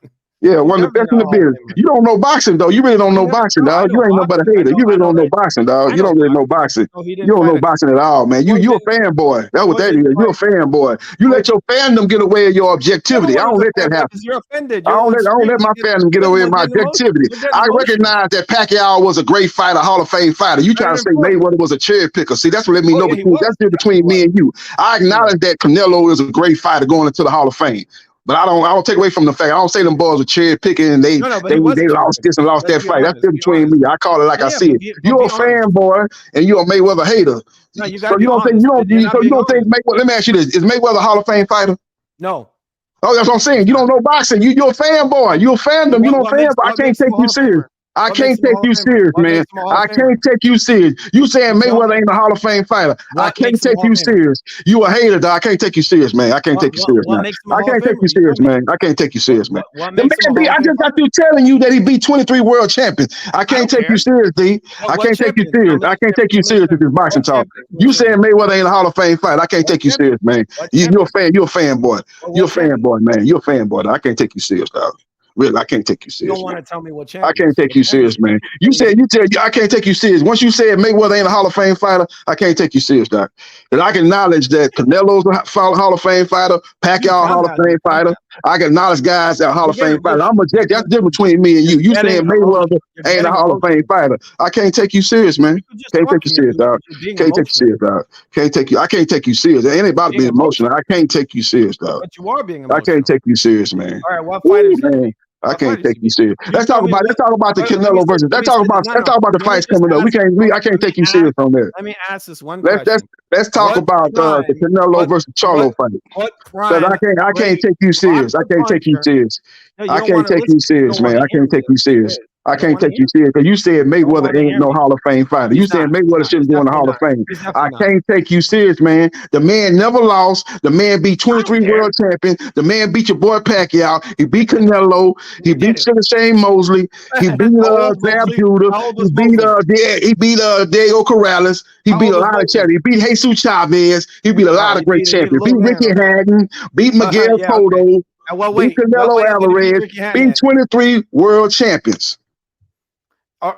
Dude, look, he never beat a single prime. He beat 23 world champions. Who was Ricky? Okay, man, was Ricky Hatton in his prime? Was Ricky Hatton in his prime? What weight did he fight? Was Ricky Hatton in his prime? What weight did he Was Ricky Hatton in his prime? No, he wasn't. He wasn't. Oh, okay. How old was Ricky Hatton? He wasn't in his prime. No. How old was Ricky Hatton? I made you a different question. How old was Ricky Hatton? He was a guy that got his ass whooped. How old was Ricky Hatton? I'm asking you a question. How old was Ricky Hatton? Canelo's 33 and he's How old was Ricky Hatton? I asked you about no Canelo. How old was Ricky Hatton when he fought Mayweather? How old was Ricky Hatton when he fought Mayweather? Yeah, but how old was Ricky Hatton when he fought Mayweather? Can you answer the question? Your Honor, can you get the defendant? Can you get the witness to answer the question? How old was Ricky Hatton when he fought? I'm not going to answer your question. You answer my question. How old was Ricky Hatton when he fought Mayweather? Did Ricky Hatton get his ass whooped? How old was Ricky Hatton when he fought Mayweather? What weight did Floyd fight? How old was it? Don't answer a question with a question. How old was Ricky Hatton when he fought Mayweather? Tell me what weight Mayweather. How old was? Don't answer a question with a question. How old was Ricky Hatton when he fought Mayweather? Okay, we don't need to talk about it. You don't want to answer my question, so let's just move on. I want you know you're a fanboy. You're a fanboy. I can't take you serious, man. I can't take you serious. Don't answer a question with a question. I asked you a question. Don't answer a question with a question. I asked you a question. How old was Ricky Hatton when he fought Mayweather? You don't want to answer that question because you know I got you dead to right. You know I got you dead to right. You know I got you dead to right. That's why you don't want to answer that question. You don't want to ask that question. You know I got you dead to right. No, you tell me his age. Let's talk about the fight coming up this Saturday, man. Because No, I want you to tell me. No, talk about the fight coming up this Saturday. Because you don't want to answer my question. I'm not going to answer your question. You ain't answer my question, so you can kill that noise by asking me a question. You don't want to answer my question. I'll tell you this. My question. Let's talk about Charlo versus Canelo. You want to talk about that? Let's talk about what's going on in boxing. You want to talk about the past, and you. It's obvious that you're a fanboy and you're a hater. So we don't need to talk about the Mayweather. Let's talk about the fight coming up, Charlo versus Canelo. Right, who you think gonna win that fight? Let me just say this. Who you think gonna win the fight? Who you think gonna win the fight? Who you think gonna win the fight? No. Charlo versus Canelo. Look, you brought this up. Look. Charlo versus Canelo. Who you think gonna win the fight, man? Palazzo beat the shit out Charlo of versus Canelo. Who you think gonna win the fight? That's why Charlo versus Canelo. Who you think gonna win the fight? You talking about Palazzo? You can't compare Palazzo to Mayweather. Palazzo got beat by Keith Thurman. Let's talk about Charlo. Let's talk about Charlo versus Canelo. That's the big fight going on. We got a Hall of Fame fight in Canelo Alvarez taking on Charlo. Man, you don't want to talk boxing, man, about these fights coming up, man. You need to just move around, though. Let's talk about the fight that's coming up, man. Let's talk about the fight coming up. Because you talking about stuff in the past. It's obvious that you got an agenda. You want to come on here and talk bad about Mayweather, but you really don't know. You really just showing that you're a fanboy. Let's talk about the fight coming up. Let's talk about the fight that's coming up. Charlo versus Canelo. Let me go to the chat then. Let me go to the chat here. Let's go to the chat here. Pound King. Let's see what he's saying. At Abel, that was painful to watch. That was a boring ass fight. I don't know what fight he's talking about. But look. I guess you might. Pound King, you talking about the fight between that we watched this past Saturday between Jose Cepeda and Hitchison. You saying that was a boring fight? Let me know in the chat, man. You talking about that fight? A lot of people was complaining about the performance by Richard Hitchison, but he's a guy that's a career boxer, very technical, man. He uses his length, he uses his jab and stuff like that. Relax. Look, no, we talking boxing, man. You don't want to answer my question. I asked you about Ricky Hatton. I mean, you like Floyd, I get it, all right? No, ain't no like I call it like I see it. I'm objective. You're a fanboy. Well, you're a fanboy. Okay, Gabriel Sanchez. Let's see what's going on. What's going on, bro? Okay. Canelo should be able to crush Charlo very easily. If he doesn't, then he needs to call it quits. He needs to hang his gloves up because this guy's tailor-made. That's easy work right there, as Floyd would say, right? That's easy work for Canelo. If Canelo loses this fight, he needs to hang his gloves up because this guy's not even close to his level. Okay, well, he should win the fight. He's the most skillful fighter. He's the most skillful fighter. He's more skilled. He's all around better. Yeah. It's Charlo. Like I said, he's a better overall fighter. So I like Canelo to win the fight too. Charlo had a good career though. He's undisputed at 154. He's done some good things in boxing, but Canelo to me is on another level. So I like Canelo. He's a big for nothing dude. He's a basically weight cheater, right? Who? You saw his last fight, Charlo. He's a big for nothing dude. No. I seen him knock out and stop Castano. That's what I seen. I don't know what you're talking about, weight bully. He made the weight, didn't he? Was he overweight? Did he make 154? Did he make 154? That little man. Did he make 154?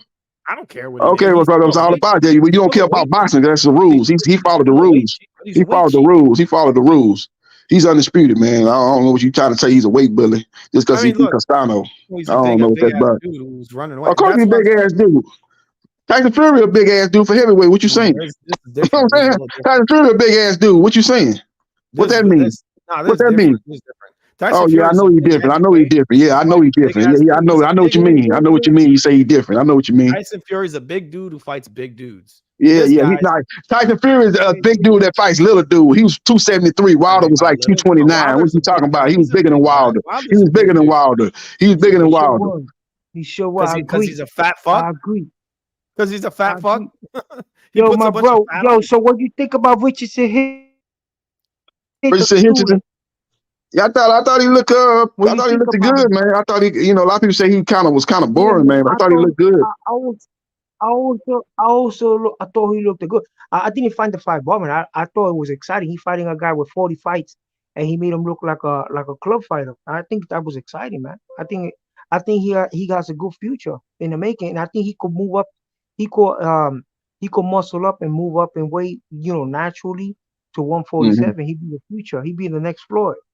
I think he has a skill asset. He's very positive there. We don't want to see right now. Floyds, dude. We don't want to see that. Yeah, he like another young Floyd. He's student. I think that was a good performance because he fought a guy with 40 fights and he wouldn't even have 20 fights, and he beat him soundly. Yeah. Who is this? Who is this you're talking about again? Oh, Richard Hitchison. Richard what? Richardson Hitchens. Richardson All right. Hitchens. All right. You don't know who Richardson Hitchens is, man? When was this fight that you're talking about?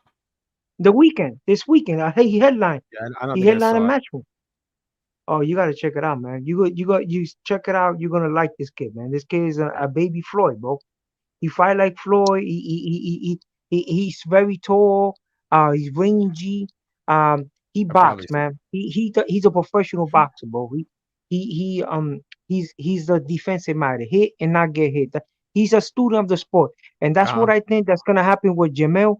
If Jamel Charlo this weekend does the Richardson Hitchens, hit and not get hit. This is the sport of professional boxing, and he could keep on the outside, long range, and then when he's in mid range, he throws combinations because he loves to throw a combination. Loads up on the right hand, like something like what Buster Douglas did with Mike Tyson on the inside. Every single time Canelo get on his side, get him a 1-2, two jabs in a right, boom, right in the face, and then go back long distance. Well, that running style is fucking trash, dude. That's killing the sport. Yo, dude, man, that's not killing the sport, bro. That works. It's professional boxing, bro. No one wants to see that, man. Yo, God, but you guys forget, man. This is professional boxing. This is a sport of hitting and not get hit. This is not a gun match, man. If you went to MMA, go watch MMA. But this is. But you gotta stay in the pocket. That's the thing. You gotta stay in the pocket. Yeah, you want guys to stay in the pocket and try and get knocked out. If you're running like a bitch, you don't deserve to win a fight. You don't. So you shouldn't. That's they got the misconception about Mayweather. Mayweather don't be doing no running. He be in the pocket. Does too much running. Mayweather did too much. He got good defense. Yeah, Mayweather don't do no running. Guy that's doing all that running deserves. That's a misconception about Mayweather. He don't really be doing no running. If you really runs his ass off. He's a no, he ain't doing no. He don't be doing no running. That's a track. He be in the pocket. He be in the pocket with the shoulder roll. He just can't hit. He don't. You say he's running, but he's moving. He's a total runner. No, he ain't no running, man. You got to understand boxing. I guess you say Muhammad Ali was a runner. He wasn't no runner. I know boxing. You say Muhammad Ali was a runner? Was Ali a runner? He was a runner too. Nah, he know how to fight long range. He don't like you need, like you say, you need to go to UFC, man. You like that rock on sock on, you like that rock on sock on boxing and stuff like that. Ain't 2 punches and laying 3 punches. You like that type of fighting. We like the sweet science, man. We like boxing. Hit and not get hit, man. Yep, that's the name of the game. That's the name of the game. Want to leave with all your faculties like Mayweather. Mayweather left with all his faculties.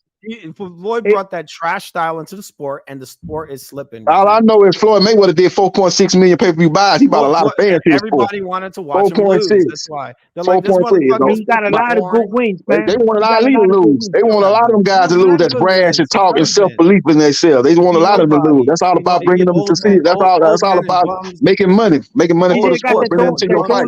They don't like undisputed champion. Look, Haney's undisputed. He's a boxer.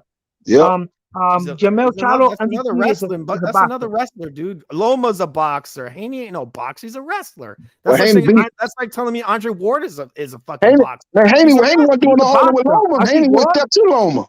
Haney stepped to Lomachenko. Haney wasn't doing a lot of holding when he fought Lomachenko. He stepped to Lomachenko. Killing the sport. He stepped to Lomachenko. Man, it's that these guys they want people to take unnecessary punishment. So they go appease the fans, and then the guy got brain damage, or he's comatose in a hospital, and the fans just jump ship and go somewhere else. Like go to the next thing. Yeah. Yo, this is professional boxing, boss. This is not. I'm not gonna get comatose because I gotta please fans, man. Mayweather showed us that you could be a professional boxer. He's ready in range all the time. You could be a professional boxer and still win fights and still make money, man. He still made money. He made the most money in the sport, bro. He made a lot of money in the sport. Floyd took more damage than Manny did, probably. He took more damage than him, probably. He's got OCD and everything. He's got brain damage from his own mouth. He got brain damage. Floyd, he's got brain damage. That's just crazy talk right there. His forehead down, getting beat up. That's crazy talk right there. That's crazy talk there. He can barely move it. Yeah, that's crazy talk right there. That man left with all his faculties, and he left with got pain. How you would say he's doing exhibition all over the world, bro? He doing exhibition. And he's talking fine, bro. Yeah, making easy money fighting John Gotti, grandson, make easy 10 million. He getting beat up, and he's talking fine, man. No, he's talking fine. He said from his own mouth. He's left with all his faculties and left with the bag. You get beat up in the gym because the style's trash. He getting beat up left and right. All he got beat on for The 20 man is years. 50 when and you 0. get this Check yo, box boss, leg. He's 50 and yo, 0. are Check you box You leg. throw him in the corner getting yo, guys, beat this on. is These this are is professional punches. boxing, Fuck but out we of here. can't slander fighters, bro. Like what you're doing right now. Yeah, What he you a do is fan. He a you fanboy, man. defame the man's He a character, fanboy. bro. 20 This years. is rap stars wet up channel, bro. You can't defame people's character like that, bro. How you gonna talk about the one of the best pound for pound fighters in modern day He's not. time? That's why. Tell me That he one got brain prime boxer. damage.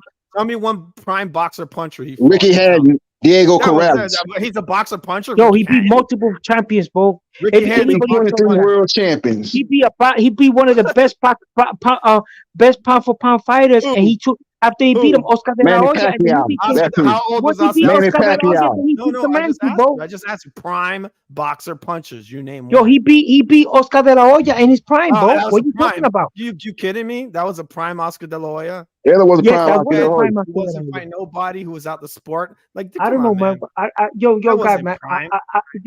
You know, we cannot It lie wasn't to a our prime fans, bro. Oscar De La People Hoya, and watching he the show, lost. He bro. lost. Everybody thinks he lost that fight. No, he You can't didn't, tell bro. me He that. won by But split only decision. you think he lost. Only really in your mind, you know he didn't lose. You just hating. Not even you think he lost, but you know, just hating. Dude, He won by split Floyd's decision, own man. dad said he lost the fight. His own father said he lost.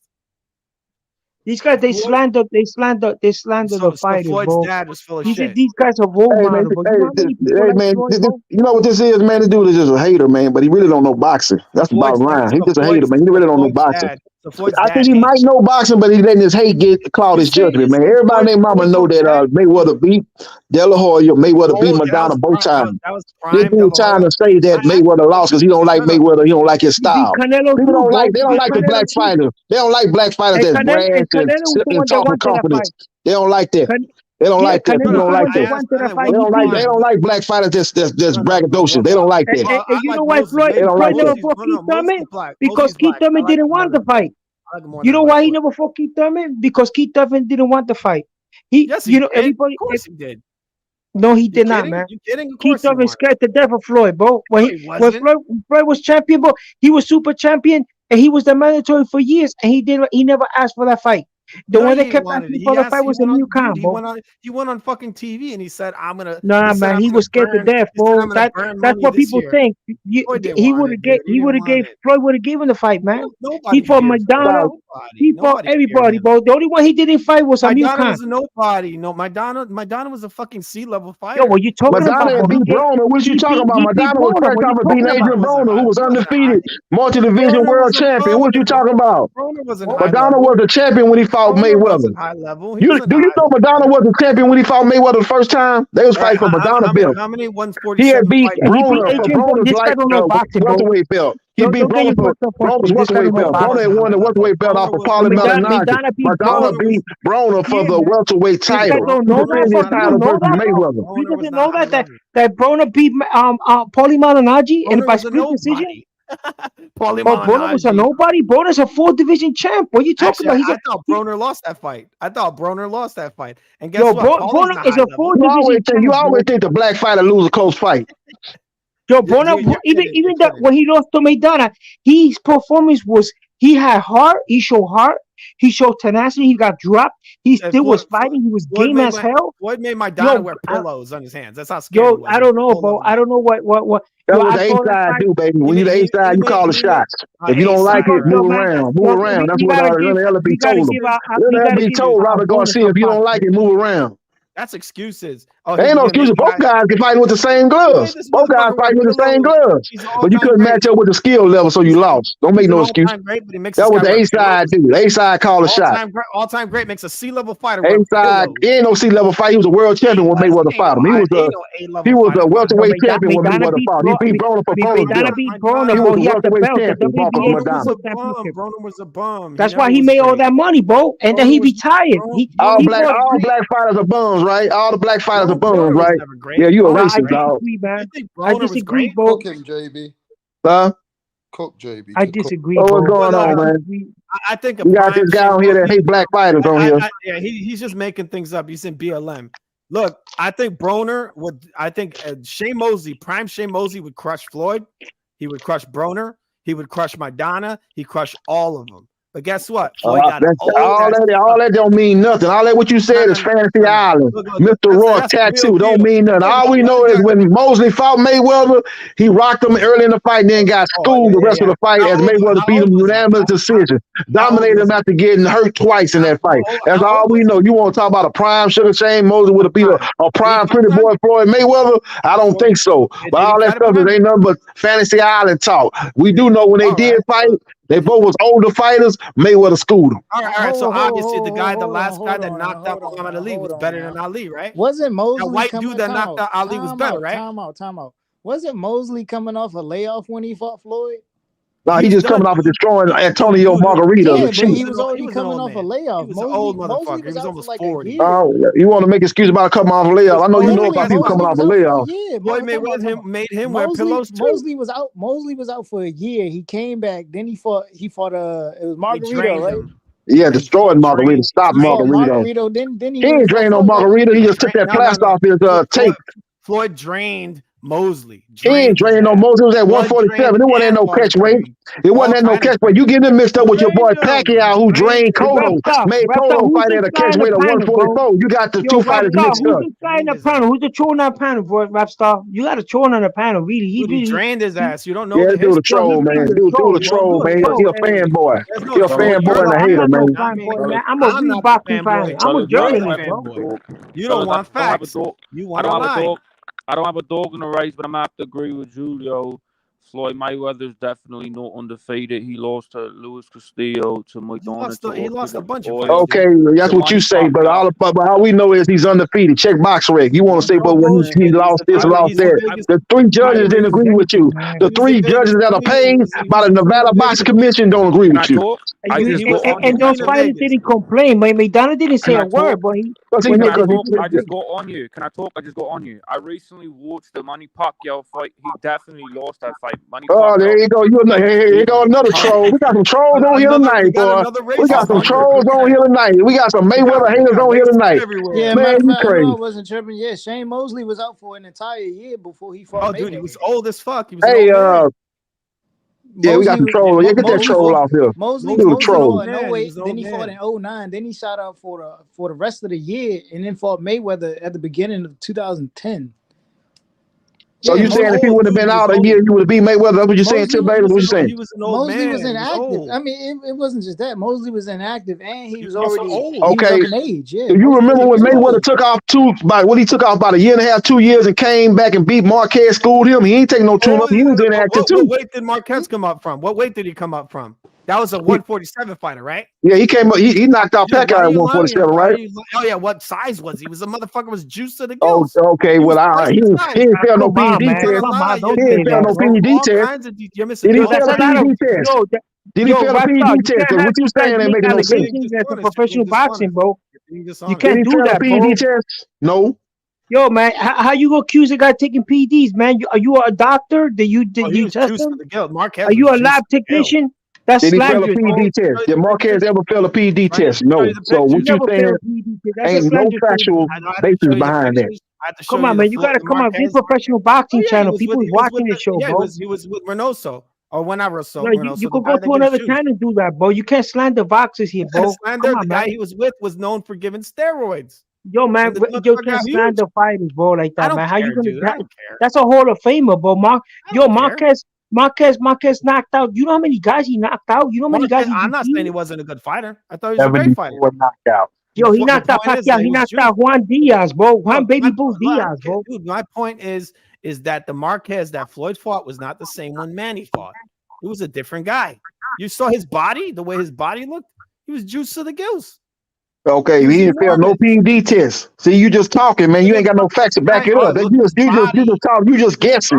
You saying, well, that's what you think. The bottom line is he passed all the tests in the lead up and after the fight. He didn't fail none of the tests.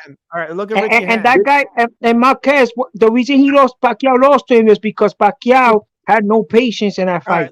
If Pacquiao would have boxed 2 more rounds, he would have got stopped out and cut. The guy was busted up, bro. He already beat him. He already beat him multiple times. Yo, listen, man. In that particular fight, I'm talking about that particular fight. Marquez was very badly hurt. They would have stopped the fight. They would have TKO'd the fight because he took a lot of punishment. Yeah. But people keep pointing at that Marquez fight. Why? That Pacquiao was sleeping at him and got caught, bro. He got caught. Yeah. He caught, Pacquiao records though. He went in there like that. He jumped in there with the 1-2, trying to land the left hand and got caught. He got caught, bro. If he would have been patient, he would have won the fight. That was the second time he got dropped. And then another thing, what I really came on here for, Suleiman was on here capping, bro, talking about Keith Thurman could have fought Floyd Mayweather. He could have. Yeah, he could have. He couldn't have. He could have, bro. No, he never called out Floyd Mayweather, bro. That man never called out Floyd Mayweather. Thurman? I'm gonna tell you. Yeah, Thurman never called him out, bro. He did. He was in the fucking ring and called him out in a fight. He called him out. Yeah, well, Mayweather told him to fight Errol Spence Jr.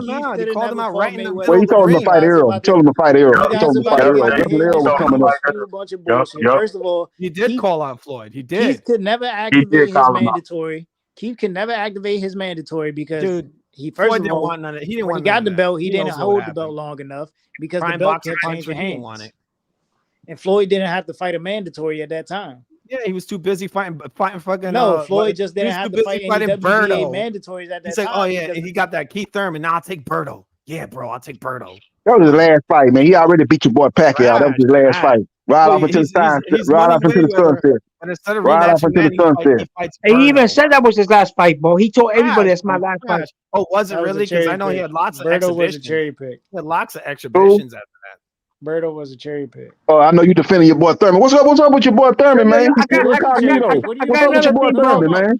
What's up with your boy Thurman? What are you doing? What are you doing? You guys tend to forget that Berto was one of Haymond's first fighters. The first fighter he managed. And then Berto was the shit at 147 before. That motherfucker Floyd Mayweather. Man, Berto was the shit when he was champion, WBC champ, bro. Berto was the shit. Very low level fighter. When Floyd Mayweather was asked about Keith Thurman and Sean Porter, he said, no, you know who I want to fight. When he was talking to Sean Zattel from Fight Hype, who I don't think Sean was with Fight Hype at the time, but he was talking to Sean, and that motherfucker Floyd said, you know who I want to fight? I want to fight Andre Berto or Karim Mayfield. Karim Mayfield. Most of these people in the chat don't even know who the fuck Karim Mayfield is. I know he was. He lost to Emmanuel Taylor. Okay, so you don't complain about his last fight of his career. The other fights he put on, big fights he put on, you don't say nothing about that. He fought Pacquiao, he fought Cotto, he fought Sugar Shane Mosley, he fought Diego Corrales, he fought Ricky Hatton, he fought Chop Corley, he fought Hatton Charlo, he fought Oscar De La Hoya. But you want to talk about the last fight of the contract fight, Andre Berto, because he didn't fight your boy one time. Sometime, we call him sometime or no time because you ain't seen this boy in the ring. It was a good fighter, bro. It was a good fighter before retirement. He told everybody, I'm going to retire, I'm going to step down, bro. He fought Berto, and Berto was the shit. At one time, Berto was one of Al Haymon's first managed fighters, and he was the shit at 147 before all those cats even moved up. He had the WBC belt for a minute. He had wins over Luis Calazo. He gave Luis Calazo one of his first L's. He beat all those dudes. I think he was one of the first guys to beat Ishii, bro. You know what I'm saying? So I don't know what you guys talking about, bro. That guy was the shit, man. He was the shit. And then to me, I'll be walking my chest out if I got the honor to fight Floyd for his last fight. You know what I'm saying? Berto? You know what I'm saying? Berto was no punk. He from Win Florida, Florida, bro. Yo, you guys are casual, bro. You are casual. You tell me you like MMA, MMA style boxing, bro. Berto was a C-level dude. He was a C-level. Yo, he was no C-level dude. He was world champion, bro. He was a world champion, a two-time world champion. Why is Floyd fighting Berto? He a two-division champion, bro. Too, I think he a two-division champ. Because he picked up the IBF belt. Thurman didn't want him, bro. Thurman didn't want to fight. He went in the ring and said it. He wanted. He ain't going no ring or nothing like that, but he wanted to fight. He was the number one contender for the Mayweather belt. He was the number one contender for Mayweather's belt. He was next in line. Mayweather told him to fight Errol Spence Jr. Thurman said, Berto, I think a two-division champ or two-time champ, Berto. But you guys say, oh, he's nobody. He's a C-class. How dare you call him a C-class fighter, bro? I mean, all these guys are really B level. Thurman's B level too. He's B level. speed The level. Andre Berto was the thing, man. And Yeah, Thurman beat him. that was really Al Heyman's first fight that he put their got his ass money whooped. behind was Berto. They Berto didn't put it behind Berto was Mayweather. the Berto thing, was man. that guy. Berto You right, was but Berto was that guy at first that Robert PBC put their money Guerrero behind, put hit all their And efforts then behind. this guy, he's Was talking Berto. about the guy. One of the guys right now, the guy that got the best legs, right? The best legs in 147. No lie. And I'm telling you, boy, if they put this guy with Terrence, he'll box his ass off.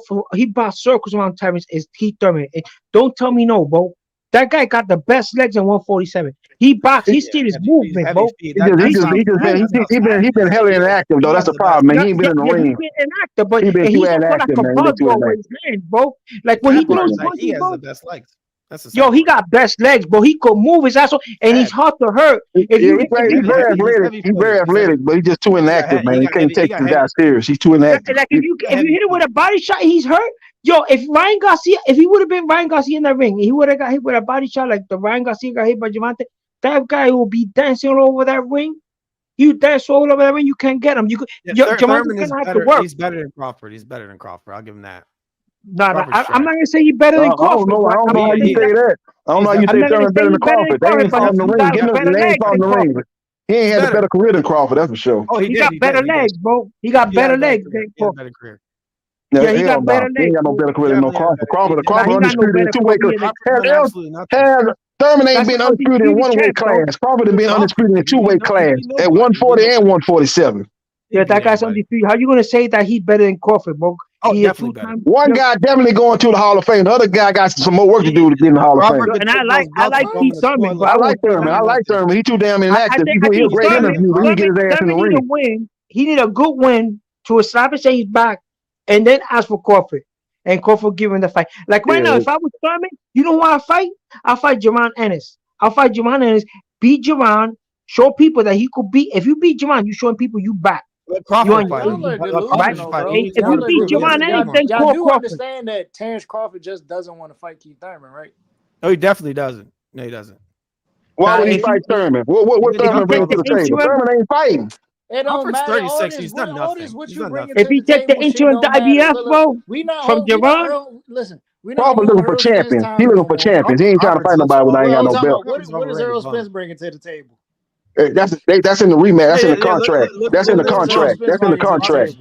That was negotiated before the first fight. That was negotiated before the first fight. But he ain't. Thurman ain't in the contract. Thurman don't bring nothing to the table. Look, Crawford's so good. He's draining Spence again. He wants to drain him. Draining Spence. Yeah, he has 147. Why are you fighting him at 147 again? No, Earl is just lazy. No, Crawford's just a bitch. No, he wants Earl to drain is his just ass lazy. again. He wants to Earl drain is him lazy. again. Why don't you fight him at 154, right? Why does he have to fight him at 154? Well, he's talking about fighting Canelo at 168. Why does he have to fight him at 154? There's no belts up there. There's no belts at 154. Who's belt? At 147, I don't give a fuck.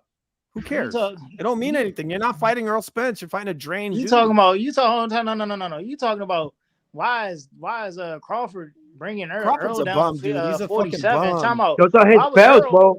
Why was Earl? He knows that. Look at Keith Thurman. He's been on 147 all through his career, bro. Trying to bring Thurman up to 54. He sent in a special request. He sent in a special request for the WBC to fight Thurman at 54 without defending his title. For no belts, man. He didn't want to give Thurman the opportunity to fight for a belt. Thurman didn't give him the opportunity to fight for a belt. You guys question his eligibility to fight Canelo. He's eligible because he's undisputed. He's eligible. Crawford is eligible to fight Canelo because he's undisputed. He has the fourth belt. Yeah, the sanctioning bodies will push that fight. Canelo, but he can't fight Spence at a higher weight. Come on, man. Look. What belt? Hey, listen, what belt? What belt at 154, bro? The guy's drained to death. Look, he was drained to death at 147. So don't fight Crawford then. So don't fight Crawford. So don't ask for a rematch. That's a paperweight. If you can't make the weight, then move on and kick rocks, bro. Exactly. I'm not fighting the real move guy. on and kick rocks. Exactly. If you can't make the weight, he's 147 pounds undisputed. He just fought the best pound for pound fight, one of the best pound for pound. And you think I'm gonna vacate my belt? One of the best. He bought this drained dude who was dead, who dropped by. You're making excuses. That's boxing, Bob. That's professional boxing. You're making excuses for a dude who legit sat out, didn't want to fight as mandatory, and then stay on weight and try to maintain Well, it's that not an weight. excuse. That is an excuse. But Yeah, you did hear what Errol Spence Jr. told you though. He told you what he was gonna do. He said he was gonna collect the belts on his side of the street and he's gonna come across the street and try to take Crawford belt. That's exactly what he did. Thurman wasn't part of the equation. Talking about fighting no Thurman. He was trying to be undisputed and move up to 154. He know he only had one fight left at 147. He wanted that to beat versus Crawford. Don't forget, Puff. All you gotta do is beat Jaron. If he beat Jaron, he get the interim IBF. These are all bums you're talking about. Javon Ennis is a fucking bum. He's a bum too. Yo, dude, how dare you say Javon Ennis is a bum? What has he done? Yo, dude, I don't know. The man hates black fighters, man. That's obvious. Yo, something's wrong with black fighter. He's gonna say something bad about it. Why you got this guy in the panel, bro? This guy is ridiculous, the fact bro. That you guys are building up nobodies. Yo, guy, you saw the last fight. Okay, did you see the last fight, Javon Ennis? Oh, well, did you see the last fight, Roman Vija against Javon Ennis? Who did he fight? Roman Vija. A greatest fighter in history, right? Hey, let me ask you this, man. Let me ask you. Virgil Ortiz is a great fighter. He a good fighter, or is he a bum? Virgil Ortiz. Is he a bum or is he a good fighter? He's a good fighter. Is Ennis a great? Who's he fought? I'm talking about Virgil Ortiz Jr. Is he a good fighter or is he a bum? I'm not talking about Virgil Ortiz. Okay, I know we ain't talking about that. You a racist, dog. You a troll too. Yo, guy, man. Yo, you shouldn't be on the panel, bro. You shouldn't be on the panel. You like hype. You like hype and not seeing guys for who they are. All I know is you ain't saying one good. Actually, in reality, you shouldn't be on the panel because you don't know what you're talking about. You're building up bums. You're up here building up fucking bums. Jaron Ennis can't get nobody to fight. Jaron Ennis want an opportunity. Jaron Ennis, you know what it's called, like the eye test. That boy passed the eye test. He just ain't had the opponent. Guys don't want to fight him. He's been calling these guys out, but they don't want to fight him. These guys want to move on and move up and wait and fight other fights. They don't want to give him the time, but they high risk, low reward. So he got to get his opportunity. But the best fight, the most competitive fight, probably at 147 is Terrence Crawford versus Jerome Boo Sanders. That's probably the most competitive fight at 147. But it's not a lot of money for Crawford. Look, I'll give you that. I'd watch that fight. I definitely watch that. But he hasn't fought anybody who's great, so you can't call him great. But you saying he a bum though? Why you calling the guy a bum? I don't think he's a good fighter. I don't think he's a very good fighter. Why you don't think he's a good fighter? What you don't think he do there? A lot of low blows. He's getting hit way too much. You said a lot of low blows. Yeah, a lot of low blows. What fight you seen him getting the low blows? What fight were you getting guys with low blows? The last fight you say you seen the guy with low blows? Villa. Almost every fight. Low blows and rapid. Okay. Listen, boss. I'm gonna ask this guy to put you backstage so we could talk about this because you just slandered a fighter, Javon Ennis, because Javon Ennis, bro, in the last fight he fought Roman Villa, right? Roman Villa came there to win. Roman Villa is a real puncher, bro. If he was throwing himself in there to fight, and his head movement, Javon Ennis' head movement is beautiful, it's excellent. Javon is the interim champion. He's been patient. He could have been managed better, but he's been patient because he want to fight for undisputed or fight for a world championship. Javon Ennis, he knocked out unbeaten fighters, bro. Javon is knocked out. You know, he almost knocked out Chris Van Heerden in a fight, right? He knocked out Javon Ennis knocked out so many fighters, bro. He knocked out Sergey Lipinets, bro. Early in his career, he KO'd an ex-world champion, bro. What are you talking about? Yo, Sergey Lipinets came up in weight and he knocked him out. What are you talking about, bro? Look at the resume, bro. The guy. Yo, I don't know what boxing you're from, bros, but you shouldn't be here, bro, because this is for real boxing. He's finding these little dudes and people are giving him all this credit. Yo, guy, the guy's head movement is excellent. He got the best head movement in the whole division. What are you talking about? Head movement now is the way you judge fights is on head movement. Yo, guy, the guy can't be hit, bro. He can't be hit. Roman Ennis, Roman Villa, the guy that you just dissed, that you made fun of, that guy was scouted, bro. They brought him from Venezuela over here, bro. They fast tracked that guy, the visa. That guy's a hell of a fighter, bro. Roman Villa's not no punk. Roman Villa is a world-class fighter. He just happened to fight Javon. Javon is the shit, bro. The welterweight class is a fucking load of shit now. It's just I don't know, but I don't know what you guys. There's not I don't know what kind of. I don't think you watch the fights, man. No, you don't watch the fights. It's the era of the '90s compared to now. There's nothing there. If you would have been watching the fights, bro, you would never say that Javon Ennis is a bum, bro. You would never say that. I watched basically all his fights. You see him slip the punches. I'm not impressed. Everybody else has been doesn't do impressed. very You're the only well.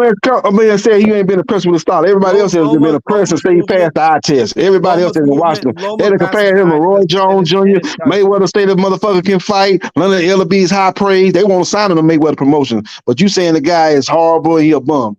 You're the only person I ever heard say that about Jerron Ennis. And you say he ain't fought nobody, but you saying he a bum. Nobody ever said that. Vic Ortiz, another one that's an all-time good fighter. He just got been sick. Virgil Ortiz got sick, but Virgil Ortiz got wins over Maurice Hooker. He knocked out Maurice Hooker, bro. Virgil Ortiz beat a lot of dudes. I think this Antonio something guy, he fought a guy that's a real bomb burner, and he knocked him out, bro. Virgil Ortiz got a lot of good wins. He beat Green Machine. He got some good wins. Virgil Ortiz, Green Machine, like I said, there's no racism here. We if a guy from the UK, we ain't racist. We call it like we see it. We ain't trying. Yeah, we call it like we see it, man. The guy could fight, man. The guy could fight, but the problem I don't know I don't think you watched the fight because I never heard nobody say that Jerron Ennis is a bum, but before never, because Jerron Ennis beat guys that had O's, bro. There were hot prospects, and he KO'd them. There was a guy a while back. He was undefeated, and Jerron Ennis knocked him out, bro. Jerron Ennis is no joke, bro. Castile Clayton beat him. Nobody did that to Castile Clayton. Clayton, a lot of people thought he beat Sergey Lipinets. He destroyed Castile Clayton in the first round. Yeah, and Lipinets, bro, Lipinets went back down to 140. He went back down to 140 after he got knocked out by Jerron. Yep, they got down to 140 looking for a fight. Yep. You know, you guys, we have to be honest. We cannot slander professional fighter. That you know, these guys are they're putting that's their craft, bro. And that guy is hard to hit. If Errol Spence was evading shots from Crawford, like he was doing, I don't think he would have lost that fight. The problem is Errol Spence couldn't slip the punches, bro. He wasn't slipping punches, bro. That's part of the game, bro. You gotta be. Spence was a dead man in that Crawford fight. You gotta have ring generalship, bro. That's part of your ring generalship. You gotta be able to slip punches. If you can't slip punches, you're gonna go out like Joyce. You're gonna go out like Errol Spence. When you fighting at world class level, bro, you gotta be able to slip punches, bro. Yeah, you got that. That's part of your ring generalship. Huh? You talking about the Crawford Spence fight? Yeah, Errol Spence couldn't. That wasn't Errol Spence. No punches. Yeah, Spence stayed at 147 way too long. One fight too many. I ain't gonna say way too long. He stayed at 147. One fight too many. Yeah, that was not Earl Spence. I think the guy that was in the Sean Porter fight would destroy Terrence Crawford. That Spence would destroy Crawford. The guy you saw in that fight was not Earl Spence. Everybody said it. Anthony Joshua said that's not Earl Spence in there. That's a dead man. That's a fucking scarecrow in there. He was drained to death. Yeah, he stayed at 147, one fight too many. He had been fighting 147 his whole career. Yeah, he was sort of like Maidana. Not Maidana. He was a lot like Margarito. You know, he's a high pressure, high output fighter. In that fight, he wasn't even throwing punches. And he's falling down from a jab. Yeah. Come on, let's get real here. Yeah, I think if Spence would have fought Terrence when Terrence first got to 147, kind of like that Terrence that fought Benavidez, Jose Benavidez Jr. You know, because Benavidez brought that pressure. He gave Crawford some problems early on. Crawford ended up getting him out of there late. I think if that Spence would have got that version of Terrence Crawford, who was kind of small for the weight at that time, and when the Spence that fought Kell Brook, it would have been a hell of a fight. That would have been his best chance to win. Not to say he would have won or not, but that'd have been his best chance to win. It would have been a real barn burner, I think. If he was hydrated, it's going to be a better fight if he was hydrated. But he wants to fight him at 147 again, so I don't respect that at all. He knows that guy's going to be drained. He's going to be a dead man. There's no reason to even do the rematch if it's 147. Yeah, if it's at 147, we don't need to watch it. Just move on. Let Crawford fight somebody else. Must either move up to 154 and fight somebody, make his debut at 154, get ready to go to 168 or fight one of the champions at 147. Crawford knows the fight's not going to look the same. If Spence is hydrated, it's not going to look the same. Fights can be very different. Yeah. Okay, let's go back to history for a minute. When James Lifestyle Tony knocked out Mike Onan, right? Mike Onan didn't want no rematch. Mike Onan went up to 168. He left the middleweight division, went straight to 168, and became a champion up there. He didn't even consider if you get a bad knockout loss to your opponent, like the one he got dropped 4 times, okay? And he went to a good training camp, and he was supposed to be the apex fighter there, the 8th class fighter. You don't ask for a rematch, bro. You don't ask for me. He said, if I lose to everyone, I'm not asking for a rematch. This guy's asking for a rematch, and he can't even make the weight. So move on to bigger and better things. Move on to 160. He could take over 160 if he still Yeah, has like 7. Mhm. He could go Well, up to 160. he wants to show that it was the weight. He yeah, wants to prove that it was the weight that did it. It wasn't Crawford, it was the weight. And Crawford Yeah, doesn't want to take that risk. So he's like, oh, I'll do it at 147 again. He literally said it, Crawford, at the press conference. He said, I'll fight him again and I'll do it at a higher weight. He said 154 is what Crawford said. But yeah, now he's saying, yeah, oh, no no, I don't belt. want to do it. Now I don't yeah, 'cause want he to do said it. he had a hard time making 147 himself, and I heard that in the Yeah, real he would say weigh-in, that. same day weigh-in, that he didn't make weight in the He first would, when he got on the scale. He had to get on the scale like 2 or 3 times to make 147. That yeah, he weigh-in would that say we that. seen on TV, that was a ceremony. That wasn't a real weigh-in. They had the weigh-in that morning. They said But he he looked didn't make hydrated. it Well, initially. Crawford looked hydrated in the ring. Spence did it. Spence Yeah, he I, muscles, looks. they I, look flat. They look flat. That means he didn't have water in his body. He was dehydrated. Crawford Yeah. looked full in the ring. He looked strong. Spence didn't. You know what I think Crawford doing? I think he probably angling for more money. He know he got it in the contract that Errol Spence Jr. was supposed to notify him in writing that he could no longer make 147. Spence didn't do that, so he know he got the advantage. So I think if they pay Crawford more money, a little bit more than what he was going to get, he'll probably fight him at 154. He using that as leverage. That Spence them, I don't know if his team dropped the Yeah, the same ball or promoters what was for going the on, no, but they had the they same should have promoter for notified that fight. Crawford in They fucked writing. Spence over. They fucked him over because they had the same promoter for that fight. That was all Al Haymon, the whole thing. Yeah, but So he should have notified him in writing though. If that's his deed was in the contract, got to notify him in writing or let him know, hey, I can't make 147. Even though you've been saying that he was having a hard time making 147, that's what was going to be his last fight at 147. He said that before the fight, but he should yeah, have did it. He should have that's why did he what the said he contract wants it. said. Well, he said he wants it at a higher weight. Crawford don't want to do it. So Yeah, I if he think. does it again, he would cashing himself out because he knows he's not going to win. He's not going to win at 147. He's a dead man. Yeah, I think I'm hoping Crawford is angling for more money. I think he's using that contract, the language in the contract, to get more money. He didn't notify me or my team in writing, so it's going to be at 147. You want it at 154? Give me more money, and we can happen at 154. But the contract said the fight's got to be at 147. Now that you did not notify me in writing, so I think he's using it as leverage. And who's Crawford going to fight? Because he can't fight Canelo. Canelo and Charlo finna fight this Saturday, so he need a fight in between taking on the winner of that fight. So Spence is He should go. He should go the fight best Boots. fight out there for him. That's probably the biggest fight right now he can get at 147. And I mean, they got the same promoter, don't they? Isn't that Al Haymon? Well, yeah, no, Boots is not with Al Haymon. He's with Showtime. He's with I Cameron thought he was Duncan. Al Haymon. I thought he was with Al Haymon. No, he's with Isn't he Cameron a Duncan. PVC dude? He's a PVC dude, isn't he? No, he's with Cameron Duncan. He got his own deal with Showtime. But Boots he's in. fighting on PVC cards, isn't he? Yeah, he's fighting on PBC card, but he's not with Al Haymon. So that deal is going to be negotiated with Steven Espinosa. He's going to negotiate that deal with Crawford and his team if the fight happens. I probably would be. Well, He probably that be is up the on fight. it would be on a PBC card. TGB, they'll probably promote the fight. Don't get me wrong, but I'm Yeah. just saying though, he's not actually with Al Haymon. All right. Well, I think that's the fight he should make. Probably that's the bigger one because that's just. I mean, for Ennis, that would be a big step up, and for Crawford, that would probably be a money fight. I think it would be a money fight. I don't know how big that fight is. Because thing about Boots, he's a good fighter, but he's not really known. That fight might do 200,000 on pay per view. Probably that's about the ceiling for that fight, if you ask me. And so he'd be like a high risk, low reward for Crawford. It's a fight I won't see. I'm a hardcore boxing fan. I would love to see this, but I don't see Crawford them taking that fight. I think they're gonna try to get Spencer pay them more money to go up to 154.